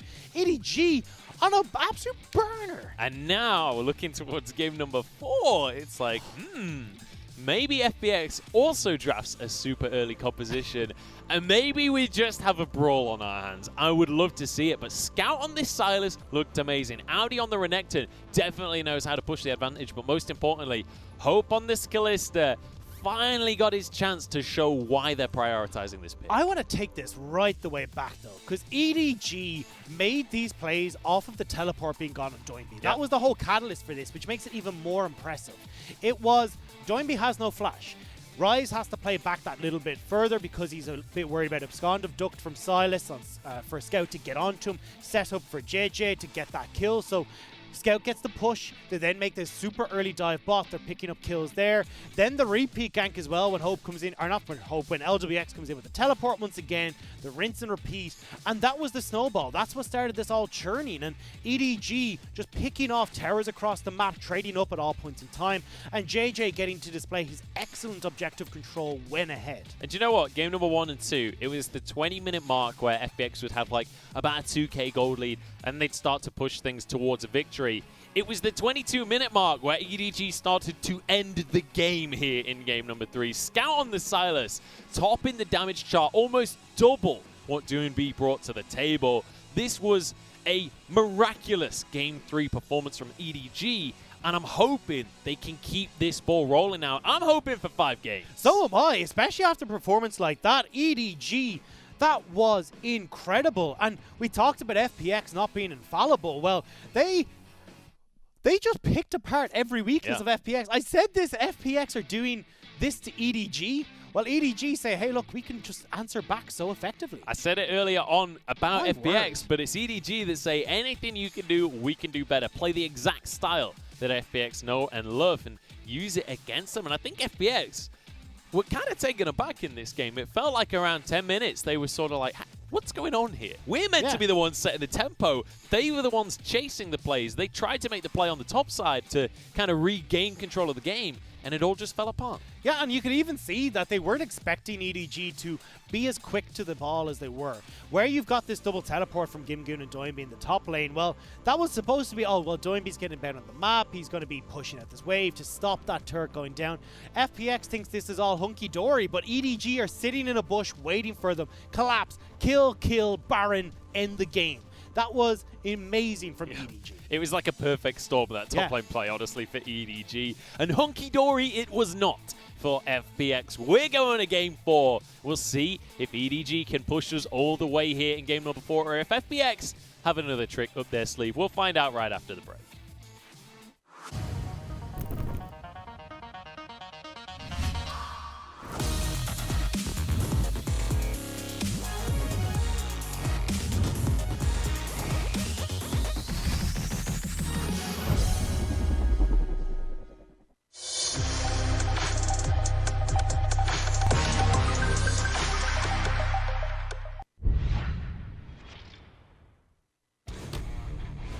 不会是一个伏笔呀、有可能有伏笔，这几个人状态太差了。但是还是要硬打，因为他们的主 C 旧梦是一个满血，他们要真打龙吗？妹先控制，悲伤已经被秒了，看看啊，这波 EDG 能不能去接这波大龙？他成功的去接了吗？3星的显现，剑魔还在不停的去吸收一个伤害，嘲讽住3个人，厄运中白白2个，飞机被秒了，大爷也倒在地上，我的天哪！女枪一个大招想覆盖吗？没办法，他被找到了，夸抓 Q 的厄斐琉斯。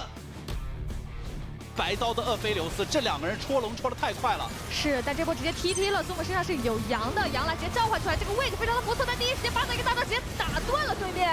但牙膏的一个进场还是收下了对方2颗人头，同时再利用闪现拉开身位，这一波赖斯虽然进场打出了不错的控制效果，但是队友已经全部倒下了。京东这一波又是可以乘胜追击，一波大获全胜，还能再追最后的赖斯。真假猴，假猴先留人，真猴快走，看看能不能走掉呢？猫咪还给他不停的加速，佐莫营造了一个强体，他可以撞了吗？可以撞了，直接将其顶起。打野的闪现感觉还是挺赚的，中路赖特想追，一个净化器交出来被阿闪了，赖特阿闪回去直接被秒掉。看一下后续，小段这里也被杀，熊熊这里再次被弱者推散给推到，不过没有技能可以跟了。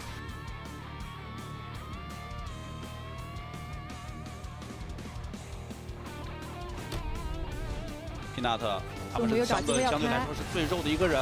想先控谁？先控厄斐琉斯。厄斐琉斯没被这个头锤顶起来，自己反而是 Room 的位置并不是很好，一个行为眼睛没有打到 Room， 前排已经先倒了一个巴德，蓝色方老爹要全员撤退了，又可以交出自己的闪现，后面还有一个 EZ， 身上带了一个猫咪，还在不停的去拉扯。EZ 这波非常灵活，尤其是他精准的 Q 技能，先行秒掉了黄金，杨凌身形落下来，两个人在残血的情况下瞄准一个猴子，猴子一丝血换掉了千珏，没有问题。但是 EZ 现在已经进入他一个收割的模式，又一发 Q 技能收掉了厄斐琉斯 Triple Q 的 Loken。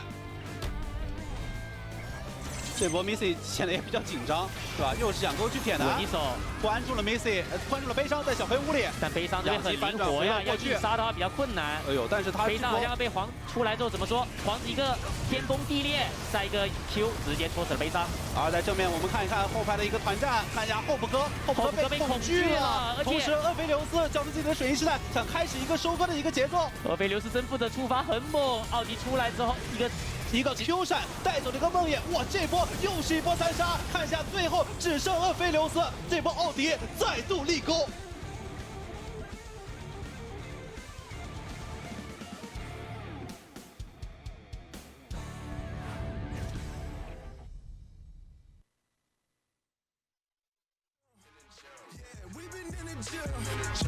Focused on the win, what you say, boy? Come again, hey, please come again. I like we ain't poppin', hey, who gon' stop us now?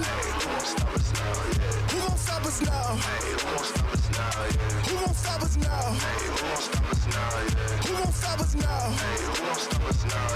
Who gon' stop us now? Coming for the top, boy, who gon' say a word to stop us? Climbing up so high that you gon' need a bird to watch us, boy, that's way up. We serving L's to those with nerves to mock us, boy, don't play us. The vibes you got get blocked, approaches proper. Them dudes got majors ambitions, we ain't going for birdie. Legends in the making, dog, you watching 30 for 30. I keep a prayer for the fake, got the real and dodge the snakes. Only mamba I rock with got 24 on the jersey. You about to witness something legendary. Ooh, I think they blind, they tryna see us, that's imaginary. You done lost your mind, sleeping on the squad, don't fit no competition. Hold up, slept on our greatness long enough, now we gon' run the score up. We tryna see the trophy pass around, confetti on the cap and gowns. Focused on the dub, but we not backing down. How you gon' stop the plan of God when he marching with the squad? Look at me, this RMG, and we the captains now. We been in the gym, yeah, we been in the gym. Focused on the win, what you say, boy?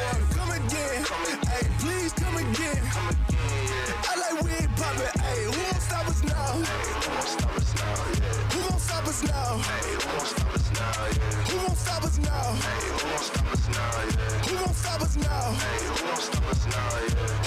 us now? Stop us, I've been in the gym and I'm flexing monsters. Run up and check like a marathon, saying we gon' lose, it's like speaking nonsense. Not conscious how these jabs sting like I bang choppers, boy I slang liners like Steph Curry. They Usain Jong and I am the game like my name Harlem. Yeah. Who gon' step and save his name? Return the kick like Devin Hester.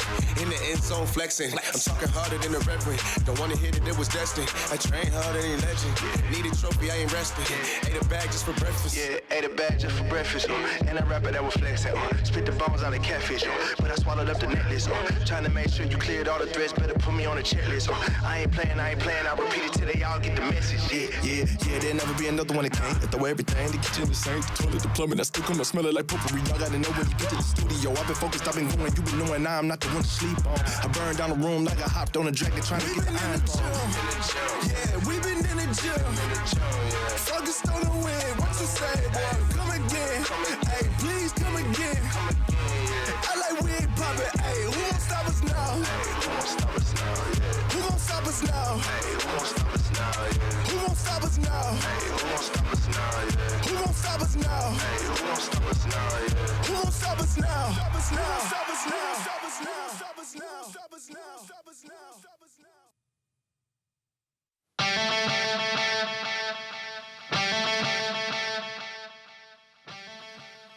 我们上一场打2人的话，我们的版本理解度比之前高了一点吧。然后接下来的话，我们可能要调整一下我们的个人实力跟团队配合吧。我们一直以来的目标是冠军。 They're looking good for the championship if they can keep game number 3's performance up, but that's going to be the big question mark. My name is Multiples. I'm joined by Dagda as we head towards game number 4. EDG come flying out of the gates here in game number 3. They felt like they were nowhere to be seen towards the mid-game in game number 1 and 2. FPX just ran away with things, but game number 3, they're like, we're not having a mid-game. We're just going to play early game only. They finished the game in 24 minutes. Like, Insane. you don't even hit the point where you're like, oh yeah, well, second to third items coming through, yada, yada, yada. No, it's over. This was insane performance from EDG, and I'm delighted to finally see them get a score on the board, but we need to see it continue. This is not a one-trick pony. EDG need to now adapt again in this series and see if they can take it to FPX. Yeah, because you know that FPX are going to adapt. Like, that is how FPX function as a squad. They are going to have another answer. And like I said before the break, I'm hoping that this means we have a bit of a brawl on our hands. I'm hoping both teams will go for these early game compositions, but that remains to be seen. First, let's talk MVPs, because obviously this time around, it's going over to the EDG squad. It's going to be Scout, and his Silas just looked amazing, taking DoingB on, even getting a solo kill later on. And as well, having that push in the early game to set up for that dive in the bottom side of the map. It was non-stop pressure from the mid laner of EDG, a well-earned MVP, and it feels like when Scout shines, EDG are radiating confidence, and this is how we saw this game just play out. And then, I mean, it's 23 minutes in, and they're just like, all right, dive the inhibs, force the end of the game. The confidence to make this play, but look at the gold lead as well. They were 9,000 gold up just beyond the 20-minute mark. That and is Infernal Soul. It was everything. Like, literally, speed ran the souls, speed ran the goal lead, and then they make it to that late game, or not even late game, but it felt like they were at the late game stage, and FPX, they'd still barely passed 15 minutes. Yeah, it was an absolutely insane performance, and we talked about, hey, look, JJ, great on these objective controls. It's what's set up for that early Infernal. So we look towards the likes of being able to play towards this bottom side of the map with Scout looking a lot better, even on the blind pick mid laner as well, don't forget. So this was where Scout had opted into just, I'm going to play Silas regardless of what you do, and thanks to that early flash that was burnt, they come out on top. So now we've got to see, as we start to go in towards this draft, do you see FPX going, okay, well, we don't have a problem with the Silas. We're okay if you want to go for this again. It was more flash being burnt. We'll make sure we do our due diligence with wards to begin things. Or do they just go, nah, bud, we're not having any of this. Silas is gone. Early game champions for this mid laner are gone. We don't want to deal with your 4 versus 2 in the bot side. We'll see where FPX go in this draft, because I expect him to change things up. But we'll have to bear in mind this is FPX. They are by no means an unconfident team. I wouldn't be too surprised to see them just go with the same draft again and go, we're going to take the same game the second time, and we're going to show you how it's done this time around. But bear in mind, we could be swapping sides. We are swapping. FPX will be on blue side. So we will see a little bit of a difference coming in here where you can still get the counter pick coming through for EDG, but it definitely feels like when we started this game, the priority on this Kalista pick has been super high on both squads, so I think it is going to be FPX trying to secure that one for themselves. And when you've seen EDG are just not wanting to play this Taric support whatsoever, maybe this gives the opportunity for FPX to pick up the LWX and Crisp on these super strong duo on the bottom side. We've seen that they can just take over a game from that bottom lane with no attention given to them whatsoever. So there is an opportunity here for FPX to win out in the draft, but we'll have to see if EDG are able to counter. We'll have to see as we head towards the draft. But one thing I want to inform some of you viewers, in case you've missed the rest of the series, or in case you've missed this split here in the LPL for the Spring 2020 split, EDG are not typically an early game team. This game is pretty much the first time this split that we've seen EDG running such an aggressive composition and winning in such a fashion. When we see EDG winning, they're the late game team fight kings. They want a 5v5 front to back. And suddenly, in game number 3, they flipped the script. So now, we're very much exploring uncharted territory here for EDG. Exactly, going into these early game skirmishes, picking champions like the Silas. Like we have, this is not like we haven't seen Scout play these before. Yeah. It's just that the identity as they developed over the split, especially bringing in the likes of Junja and Audi, where Jinu and JJ did get caught out. They were in quarantine, they weren't able to play. It was only the 6 games in the split that we saw the starters in Jinu and JJ perform in the LPL, but this is actually where we're seeing them now instead, opting into this mix style where we don't have the set duos we had in the split. It's Audi in the top lane, JJ in the jungle, and this seems to be the most winning composition out of all of them that we've seen. And I feel like on the other side of the board, FPX are going to start to change things up a little bit. We are going to jump into draft and find out for ourselves, but I think maybe the Rise pick for DoingB could be taken off of the board here. Not in terms of bans, but like that hyper late game super carry for DoingB perhaps isn't enough power in the early game to fight against EDG. So this time around, EDG, when they're on this red side, are banning away the Aphelios. That was such a thorn in their side in game number 2 when they were on this red side. So I like to see this adaptation coming through.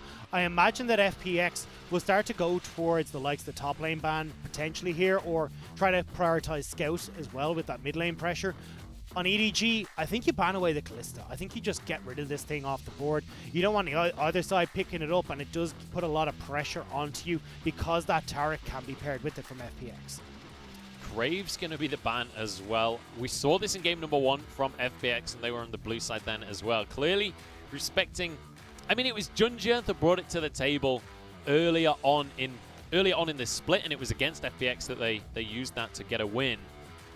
But I'm a bit intrigued by the Graves ban, all things considered. This Trundle first pick has been creeping up more and more in priority, and it's become pretty much standard.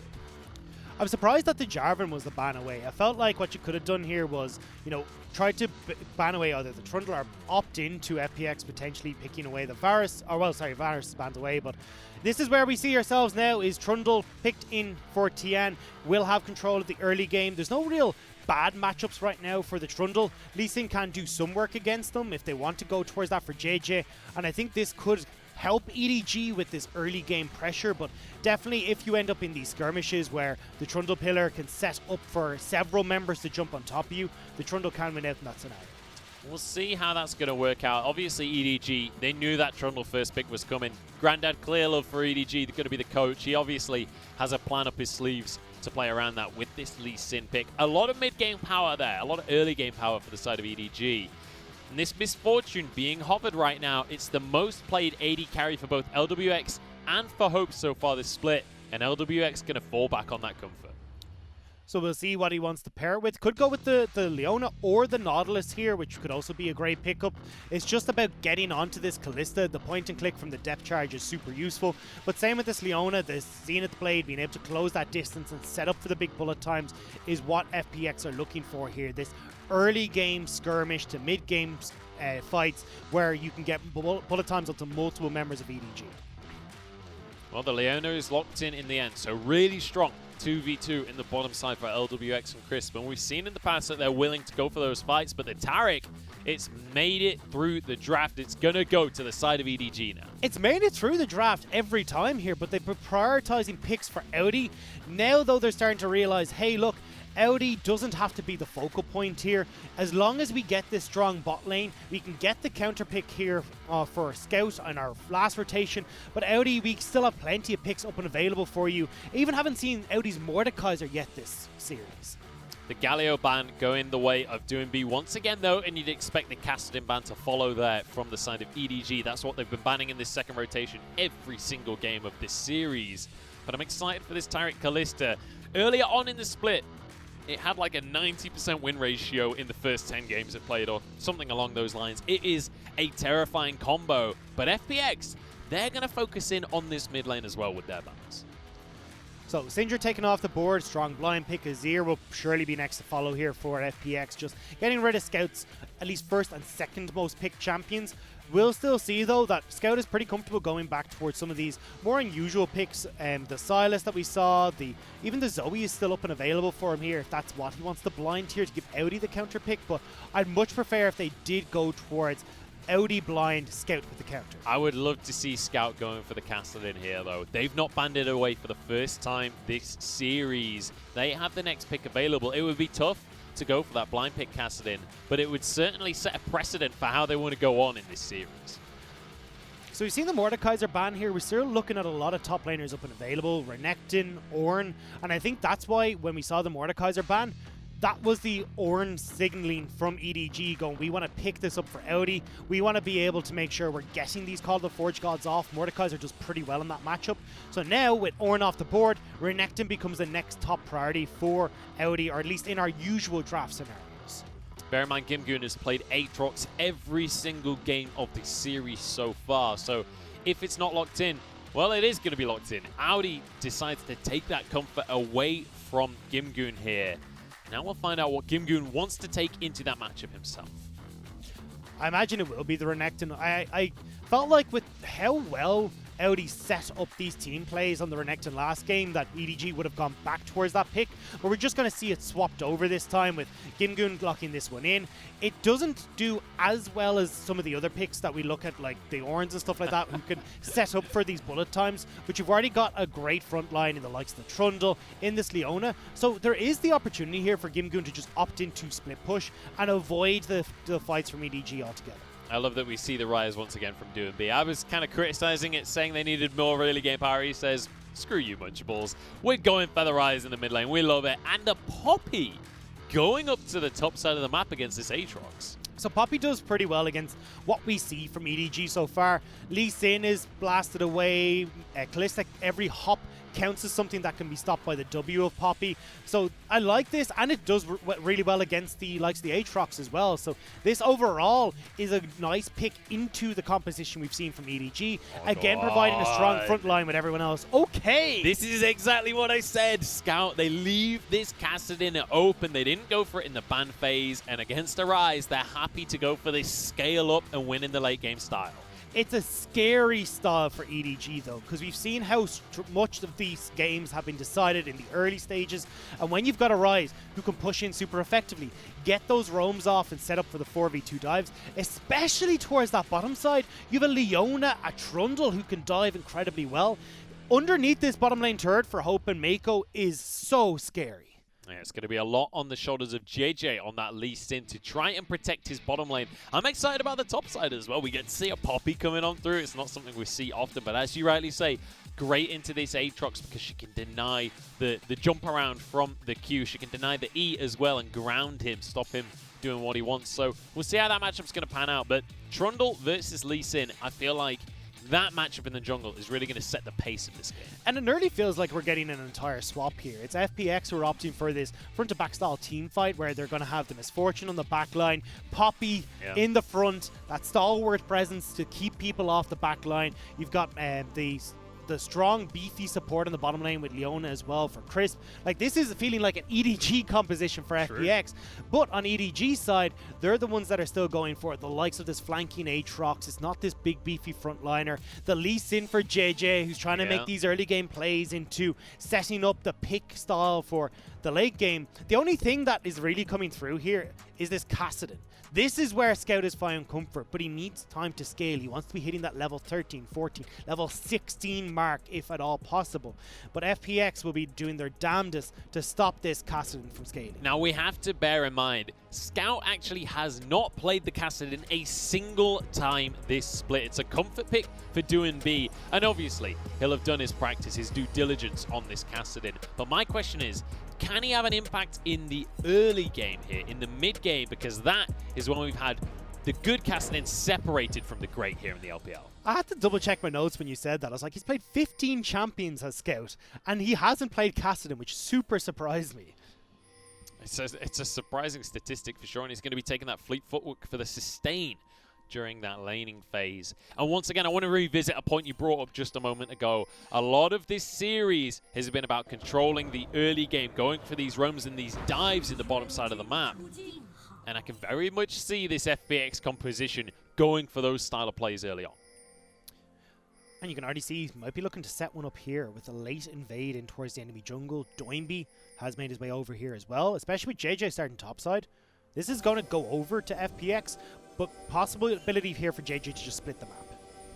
Hope has spotted them, and so there won't be any kills going either way, but it is going to be FPX that get priority onto this blue buff here, taking that away from EDG. And as you rightly say, JJ has the opportunity to split the map, but once again, this sets up for what you were talking about before. If FPX control that bottom half of the map, they can set up these dives. And I think that's what they're going to be going for here is actually looking at JJ.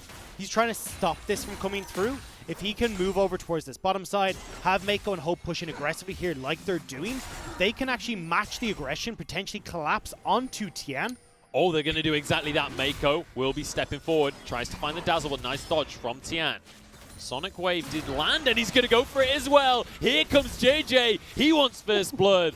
not going to flash for the kill. No, the heal was still there for LWX, so it might have been an overextension, but JJ has found his success. Stealing away the buff for buff and getting control on this bottom side makes it a lot more difficult for FPX to go for these early plays. And look at this from JJ. Gonna go for this red buff as well.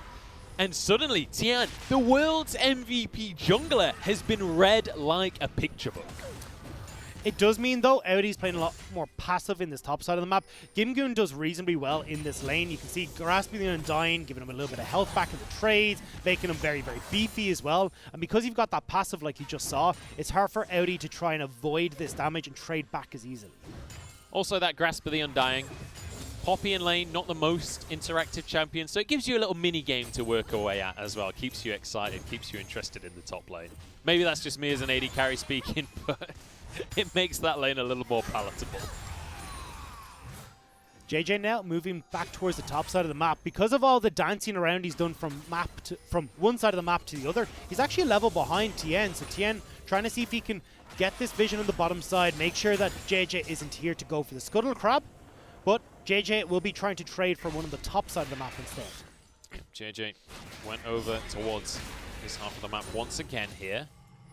And I thought that Tian was going to try and make a play on towards the bottom side, but decides he needs to go and get his blue buff now. JJ wants to try and go for this top lane scuttle, but the problem is, as we talked about Doinby having control of mid, you've got Gimgoon is pushing in top side. So when it comes to Scuttle Crabs, EDG will actually end up gifting it over to the bottom side, as JJ knows that he can't try and contest for this. You know what? While it's not ideal for JJ, Hope is over the moon. He gets himself 100 gold very early on into the game, so it's a nice little cash injection on this Kalista. And that's one of the things we saw in game number 3 from the side of EDG was prioritizing getting some gold into Hope's pockets on this Kalista and getting him some strength. It's also about getting some vision down, as you said, the control for the bottom lane. It's not so much the gold, but denying this river control to Doinby, so he can't make these plays, especially when he's going to be hitting level 6 in about a minute and a half. Speaking of plays, FPX move towards the top side. Gimgoon won't get pulled back by the chains. They won't be able to go for the dive that they wanted. Just going to try and get a bit of pressure down. But it's, sure, Gimgoon is getting some plates, but he's the tank. I mean, it doesn't massively matter when you still got to deal with Scout, who's going to be ramping up. I'd much prefer to see FPX trying to make these plays on the bottom side to shut down Hope, because when we hit the mid game, Hope is the one that needs to carry EDG when it comes to damage and team fighting prowess and giving Scout that time to scale. It's going to be all about whether or not they can stall things out, but bear in mind, this is EDG we're talking about. All they've done all split is stall things out and wait for these late game fights. This is their speciality. Last game, that was the anomaly, not the other way around. Again, though, we're seeing JJ doing good work when it comes to the pressure on the Dragons. Audi will spot out Doinby again. Audi's doing a great job here in avoiding so much of the pressure that's coming through from Doinby. That's kind of what you expect from someone that pretty much exclusively plays tanks, usually towards that top side. When you look at his champion pool, it plays a ton of Set, plays a ton of Ornn, plays a ton of the Mordekaiser. They're all weak side top laners, generally speaking. Stun down in the bottom side from Hope and Mako, but it's just going to be them trading away here. 10 CS advantage, but that will be reduced by this minion wave. The thing is, though, if Doinby's consistently trying to roam here, get up towards the top side of the map, Scout is free farming in this mid lane. Now, he's just even when it comes to the CS, but it's more about him not being pressured right now. And if Audi bears the burden of the pressure from FPX, you're delighted as EDG, because Scout is the main win condition right now with this Kassadin lock-in. And just take a moment to appreciate how much more safe FPX are being here in game number 4. Because game number 1 and 2, they were able to really set the tempo themselves, and while EDG had some answers, they were slowly but surely starting to fall behind. Game number 3, EDG had complete control of the early game, and now game number 4, FPX suddenly not quite as confident to just force the issue on these players. This Scuttle Crab will give FPX really good control of this bottom river, though, and that's where they want to try and make their plays happen. Remember we talked about how EDG had already controlled the bottom side river? Well, now they don't have that anymore, and although the roulette that was whether it goes top or bottom for Scuttle spawn, it was more to see if JJ could be on this bottom side of the map to take it away nice and early. That's not the case, and FPX already, you can see, using that control they have to steal away the blue buff and get deep wards into JJ's jungle. Nicely done. Doomby more than happy to accept a free blue buff there. Gets himself a bit more mana regen for that mid lane. And it is going to be him consistently just trying to shove that mid lane out so he can be freed up on the map to try and make plays. In the meantime, Scout will be trying to soak those waves, just get to the late game casting as fast as possible. But when you look at the CS numbers, Scout's actually kind of happy with that. Bear in mind he's about to get 6 more here. It's not that big of a lead for Doomby because of the amount of roaming he's pulled off. Look at the combo onto Mako. He's not level 6, forced to flash. It's going to be 2 summoners from the side of EDG. And that's pick Crisp and LWX would do a lot on this combo of Leona and Misfortune. LWX will hit 6 ever so slightly faster on that wave and try and make the play. Yeah. Well, look, just Tarek things, all right? But this is something that LWX and Crisp will do a lot, and the whole reason that they do it is to try and force Hope and Mako back so they can roam towards this top lane. But it doesn't matter. EDG are not trying to contest on this Rift Herald right now. They understand the game plan here is weather the storm to the late game. JJ and Hope with these early to mid-game champions are trying to do just that. However, EDG maybe just fishing a little bit for someone who's a bit late. A little bit late to the party on that one. They're not going to find themselves any kind of kills. Scout not quite finished his Rod of Ages though. He's got the Catalyst. He's got himself a Blasting Wand as well. He's fine, though, because he doesn't have to use his teleport to get back to lane here. Can pick up this wave underneath the tower, and whenever he does get the gold, instantly back to get that and start that stacking up. The problem here, though, is if Scout is using this to get the... If Scout is using his teleport to get back to lane, it opens up Doinby with his own teleport coming up to then make these side lane plays once again with no response from EDG. And a lot of this is coming back to that blue buff steal that we saw come through. Yep. Because Scout wasn't able to push in the wave and didn't have the mana sustain to stay in this lane, he couldn't hang on until he got to the gold for that Rod of Ages. So now it's put him in a bit of an unusual spot where he's got to make this tough choice as to how he wants to use that teleport. Once again, CS numbers across the board just about even. The gold on the scoreboard, though, is slightly in favor of FPX. They're about 500 up right now. In terms of stats, later on at least, that will be answered by that Infernal Drake. But 500 gold, not really something you're going to write home about. It's more about the map pressure right now that FPX have been able to exert for themselves. Dragon spawning in about a minute's time. And we'll see what FPX do to set up for that Drake. JJ has again, though, gotten this Rift Scuttler, so has managed to get some control of River. They've got the pink ward here, but... Oh, JJ? JJ cancels his recall, and he actually wants this fight. Dazzle goes down onto Crisp. Hope is going to arrive as well, and with the kickback, bullet time, actually is massive. Huge damage out of LWX. Crisp escapes over the wall.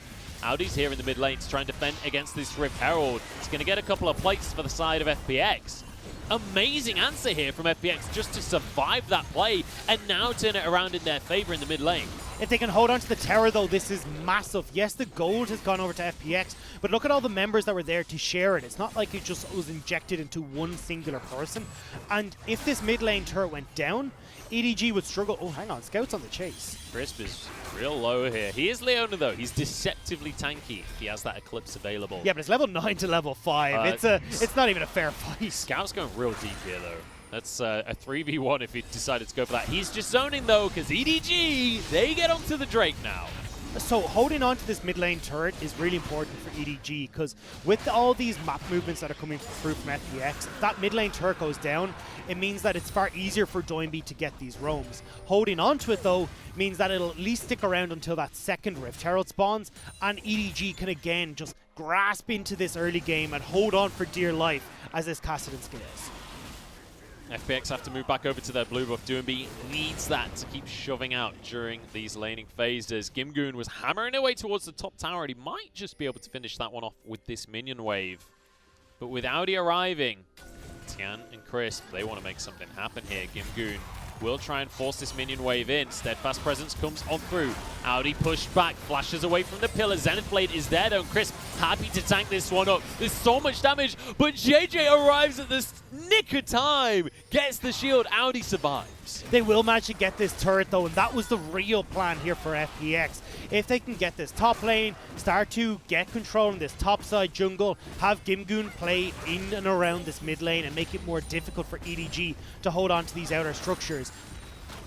Well played though from JJ to keep Audi alive.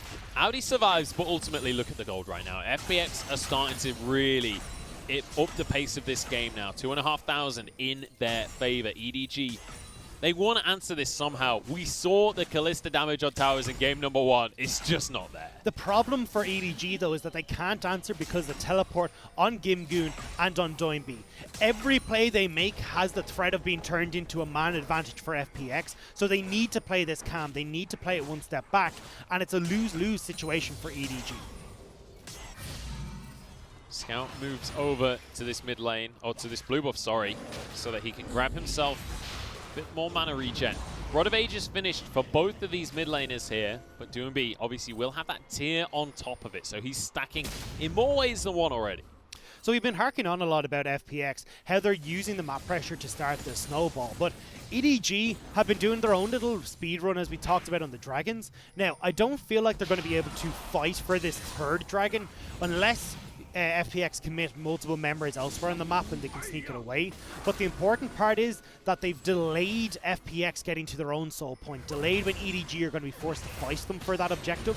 And by removing that from FPX's playbook, it gives a little bit more time for EDG, as we said, to get the scaling in their favor and wait for the later push. Honestly, the thing I've been most impressed by with EDG in this series is how they're able to read what FPX are trying to do. Just moving up to make sure that they don't lose their red buff there. Really nice stuff from Audi, sorry, to start that one off. And JJ is able to grab it, defending that mid lane tower once again, but the turret plates are about to fall in 10 seconds, and that won't be so easy to defend anymore. It really won't be, and even that Rift Herald is about to spawn in a few moments as well, so now you've got multiple pressure points FPX can look to exploit, and if you're EDG trying to contest Rift Herald and you're trying to contest this mid lane turret, LWX can steal away this bottom lane turret. So let's talk kind of game plan here for both of these teams as we head towards the 15-minute mark, and Herald will be on the cusp of spawning as well. Oh my days. Yep. 1,280 gold, 800 of it for Gimgoon. That's a chain vest in of itself, by the way. Gimgoon is real tanky right now. But let's talk game plans here, because we've got a late game carry in the mid lane for both of these squads. The problem here, though, is that they do have the late game carry, but the gold from FPX hasn't been funneled into it. We just saw Poppy has been the big proponent of all these turret plates. So she's great, she's fed, yes, but it's not on Doinby. LWX didn't get any gold at all. So FPX are still at a relatively even pace when it comes to gold onto the carries, but Scout, level 11, very quickly ramping up, already 4 stacks out of his Rod of Ages. So keep your eyes on when Scout can come online, because it's about 5 to 6 minutes from now. We'll see if that power spike will be able to influence the game here. EDG contesting for the Herald. We could have a fight on our hands. The first proper fight of the game. Mako engaged upon. Dazzle's not going to quite land onto anyone. Fate's call to keep the support alive. JJ going in with a kick. It's only onto one. The Cosmic Radiance keeps everyone safe. Crisp the first target, but he's got a stopwatch. Bullet time only onto Audi, who's wreaking havoc, but he's going to fall. Kill goes the way of Gimgoon, and now the re-engage. Gimgoon goes straight on in, and he is basically a brick wall at this point. Doinby following the front line. This is surely a fight for FPX. One goes the way of Doinby, and the follow-up not quite there. JJ jumps away to a minion. 2 for 0. FPX played that fight so well. LWX gets in a position for a fantastic bullet time. Gimgoon has the hammer to toss away 2 members of EDG, turning it into a very unfair fight. And FPX, who already had the champion advantage and where they're strong right now, are able to completely wipe the floor. And it looks like maybe EDG can do this. They've got the Cosmic Radiance, which is why they're baiting this so well, but JJ's kick doesn't quite get the knock up onto Crisp that he would have liked, and with this knock away onto Hope, the damage isn't quite there for EDG. Audi goes down in the bullet time. Scout hasn't been able to ramp up yet where he can really be a threat towards this back line, and EDG, with all the flashes coming in, will fall. And Crisp as well during that fight. We saw it on his Tom Kench, now we're seeing it on the Leona. He's happy to be the target.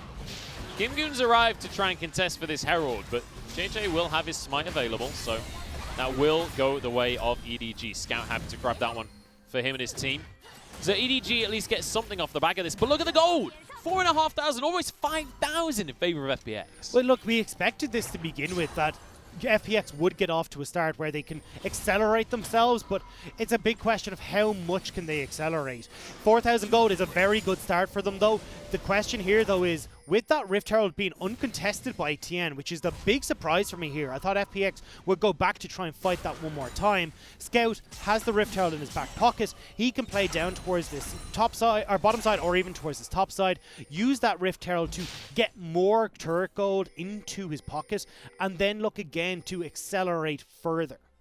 We have to take a moment, though, to remember what happened in Game 3 here, because EDG, they were actually in a relatively similar position to where FPX are in Game number 4. They were pretty far ahead at this 15-minute mark, and FPX not quite as far as ahead as EDG were, but these next couple of fights could propel them forward. It could slingshot them towards a victory. It was a 24-minute victory for EDG, and I think that FPX might want to try and replicate that. The difference here, though, is again, we're seeing EDG trying to trade at least a little bit here. They are 3 towers to 1, though. FPX have gotten every single outer turret, and now LWX is looking to try and take one faster. But look at the top side. Again, EDG are looking to just trade back and forth. They've got the Heralds get one charge. Gimgoon's here to try and defend.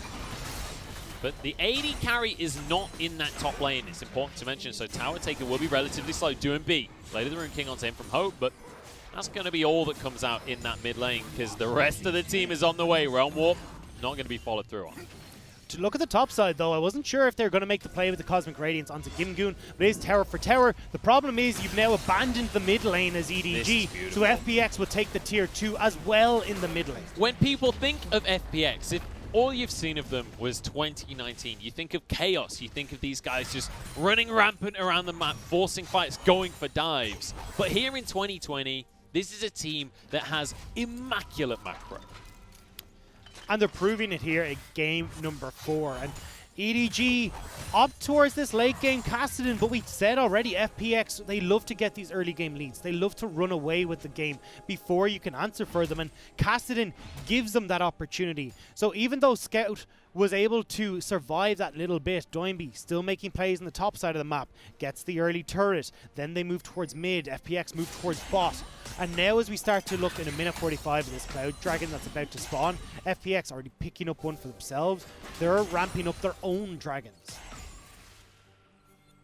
We'll have to see who's going to go for that next one, because bear in mind, as you rightly said before, we're getting to the point in the game where these 2 mid lane carries will start to look like the late game selves. It's the 2-item mark that both Kassadin and Rise will really start to hit like trains. Doinby, though, is going to hit that mark a lot earlier on the side of FPX. Especially when he has the items that he does. Doinby has already completed the tier, not the tier they got us, the upgraded tier they got us, not Seraph's Embrace, the middle one. Archangel Staff. Thank you very much. And Scout hasn't even fully completed his yet. Actually, there's the Seraph's just popped. Anyway, yeah. And now Scout is very far behind. This is a bunch of gold that's gone into Doinby.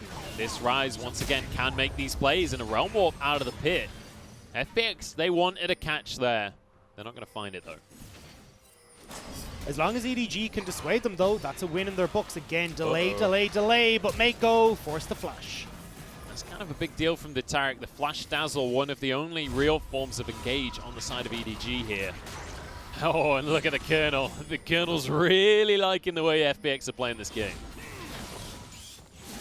LWX is, I thought, going to back away to pick up the Infinity Edge for himself. He looked like that was the call from FPX here to just inject more gold into their pockets, but unfortunately with that dragon spawning, FPX will have to hang on before they go back and complete some of these big items.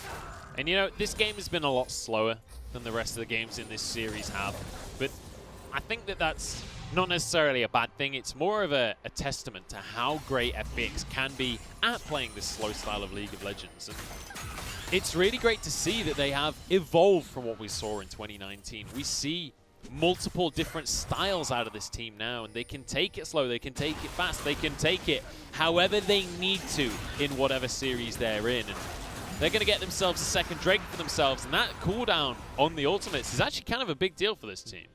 I just want to go back to your point, though. I feel like a lot of this, the changes we've seen in FPX, even in 2019, a lot of it is off the back, obviously, of picking up the likes of Doinby and having Tian come into the team, but Warhorse as well. He won Coach of the Split in 2019, and he definitely deserves it for how he's starting to slowly but surely iron out some of the issues that we see on FPX.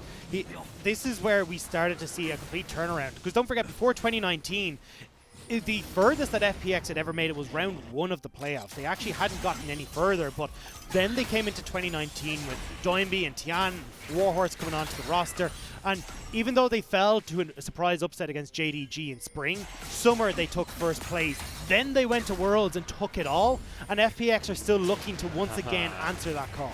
FPX right now teleporting into the Baron pit. Bear in mind, this machine gun rise with Seraphs and now a completed Zhonya's is hitting like a freight train. He's going to burn through this Baron so damn quick. JJ has to go for some kind of miracle play, but he's forced out of the pit and knocked away. This is surely the Baron secured by Tian. He's going to try and go for it. JJ's back, but it gets taken in the end. Bullet time across the whole team, and EDG are losing the fight handedly. FPX are running home with this game. Hope denied by the Poppy pick. And there's a shield over the wall, triple for LWX. And he couldn't just quite get the damage out of Scout. He hasn't hit his late game point, and FPX are punishing 23 minutes, and they are cracking open the base, but they have Baron.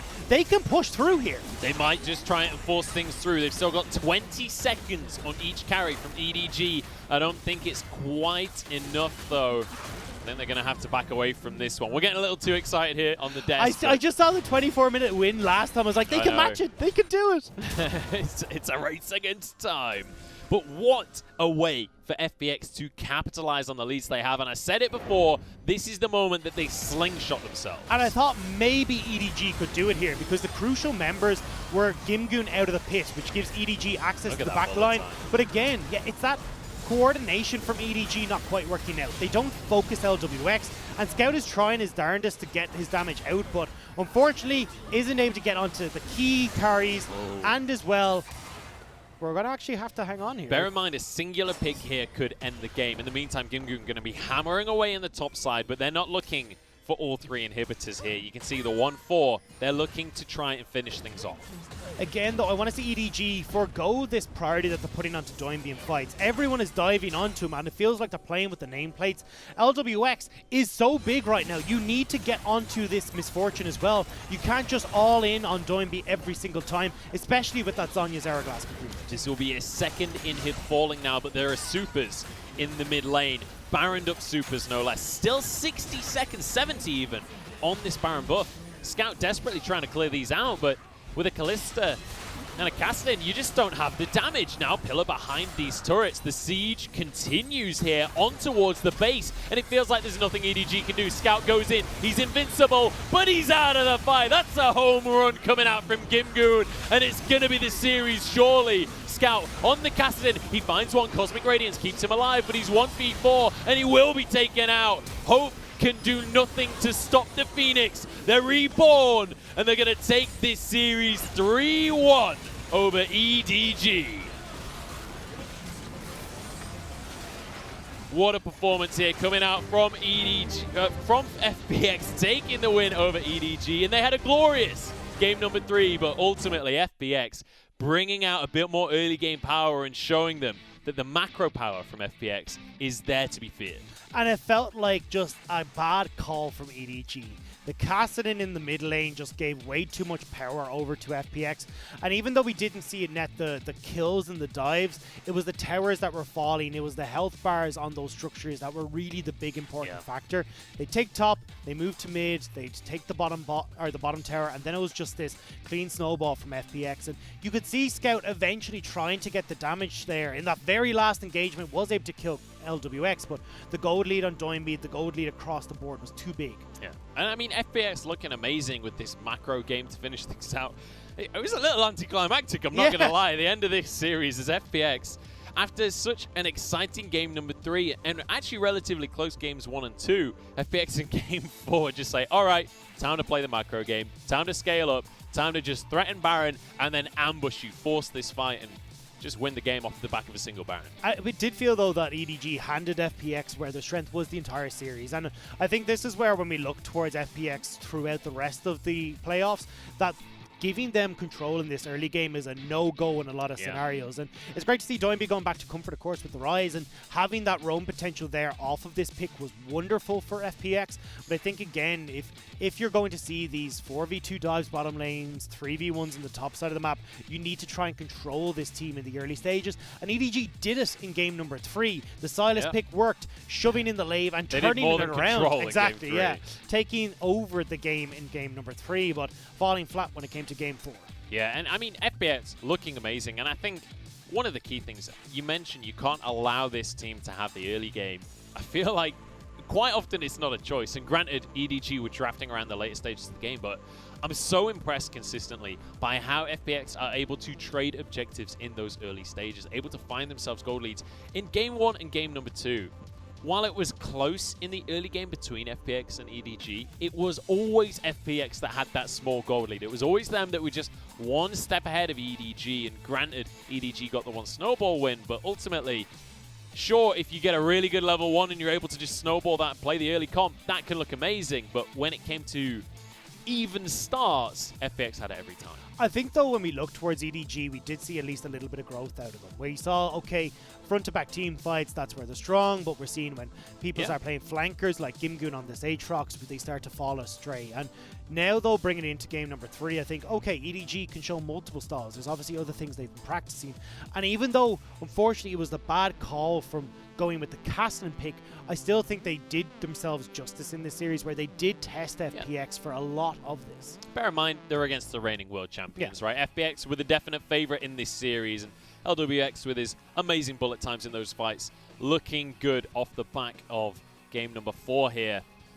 And I want to take a moment to talk about Hope as well, because Hope, he didn't have the greatest first 2 games of the series. I think here in game number 4, he was one of the highlight players for the side of EDG. Him and Mako doing a decent job to survive some of the pressure in that bottom side of the map. And obviously, it was a very slow early game, and he definitely gave it a good attempt. I think that it's fair to say Hope has had an amazing debut split.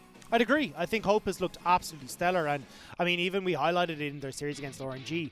As EDG, you always have Hope. This guy's been consistently setting up the plays. I know, he's been doing absolute wonders for EDG. It felt like they didn't really give him an opportunity, though, in a lot of these situations. Like, I do like his Kalista, but it felt, okay, Kalista doesn't really fit into the playstyle of this. He wants to be a little bit further back, a little bit more agency in how he dictates the pace of these fights, and that's why I think picks like Varus can do incredibly well. Even the Misfortune as well, because if he gets forced back, he can still get into these positions with great bullet times, and I would have preferred to see Hope maybe be enabled a little bit more of these picks, but I can't just say, hey, look, the problem was Kalista here. There was a lot more factors that were going on. But it has to be said, when you look at the AD carries in a vacuum, LWX got to do exactly what Hope usually does. He got to do exactly what Hope's comfort zone is. So LWX had a whale of a time this series, especially the Aphelios game to start things off. He just got to free fire the entire game. And it has to be said that FPX, one of the most exciting things about this team for me is that we saw different styles across the course of this series, and we're talking about how they won through the macro majoritively. While that is true, it wasn't just the same picks every game. We saw them changing up the draft and still having the same level of power.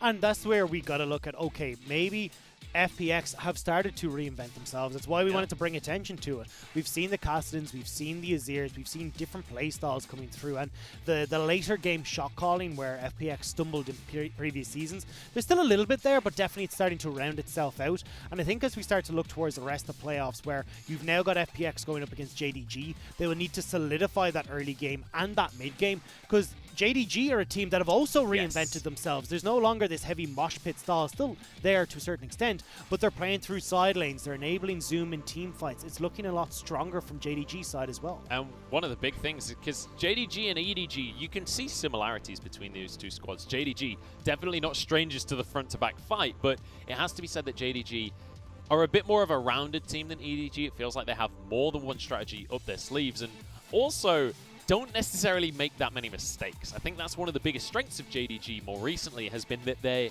gameplay is very clean.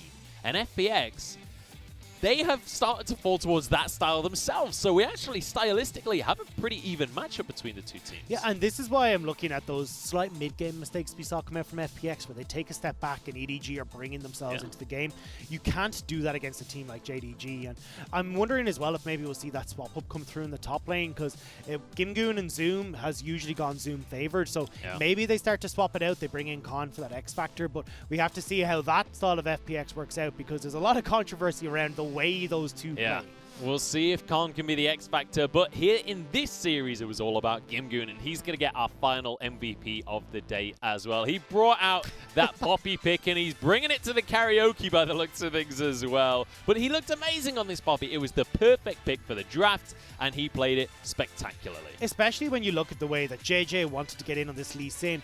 Although we think of Lee Sin as quite mobile, he's only got a handful of times that he can actually get in. Here we go, Gimgoon knocking away with the Sonic Wave on the Baron. Could have got JJ into the pit, but wasn't able to get involved. And the same when we look at how Scout would love to be in the midst of these team fights, but again, it was great performances from Gimgoon with the hammer to knock out the key components of EDG from these fights. Yeah, and just deny Hope being able to do anything as well. We're talking about how Hope had Callista every game almost of this series.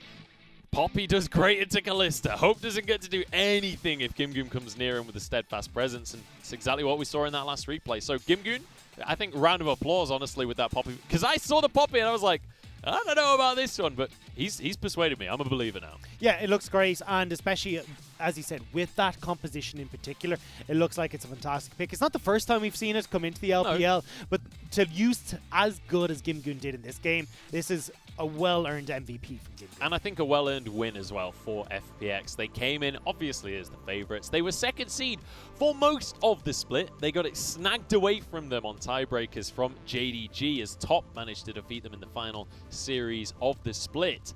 But FPX, I think, have learned from that loss, have kind of recuperated, and Top were winning in these mid and late game fights and kind of winning through mechanics. FPX showing that they have bolstered their mid game, bolstered their late game, and looking clean here against EDG. Well, now we got to see what FPX can do against JDG. It's a story of revenge for them, having their semi-final spot slipped away from them at the last second, falling at the last hurdle. Well, I want to see if FPX now can be back at JDG and make sure that they're saying, hey, no, we deserve to be here. Honestly, that semi-final, it could be a final in my eyes. Let's take a look at our bracket as we round out today, because we have both of our semi-finals confirmed now. On the left, you can see IG against Top.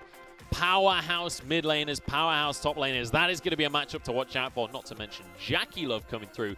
That will be happening tomorrow. But obviously, you can see on the right as well, FPX, they've made it through. They're going to be up against JDG for their semi-final. This bracket is stacked like holy crap. IG versus Top, whoever comes out of that bloodbath is going to be going up against JDG or FPX. Either way, these are not series that you want to be missing. I mean, literally any of those four teams in the finals, it's going to be an insane matchup. All four of these teams look ridiculous. And tomorrow especially, IG against Top, that matchup is going to be crazy, but also it's going to be the biggest test of Top just yet, because Jackie Love came in.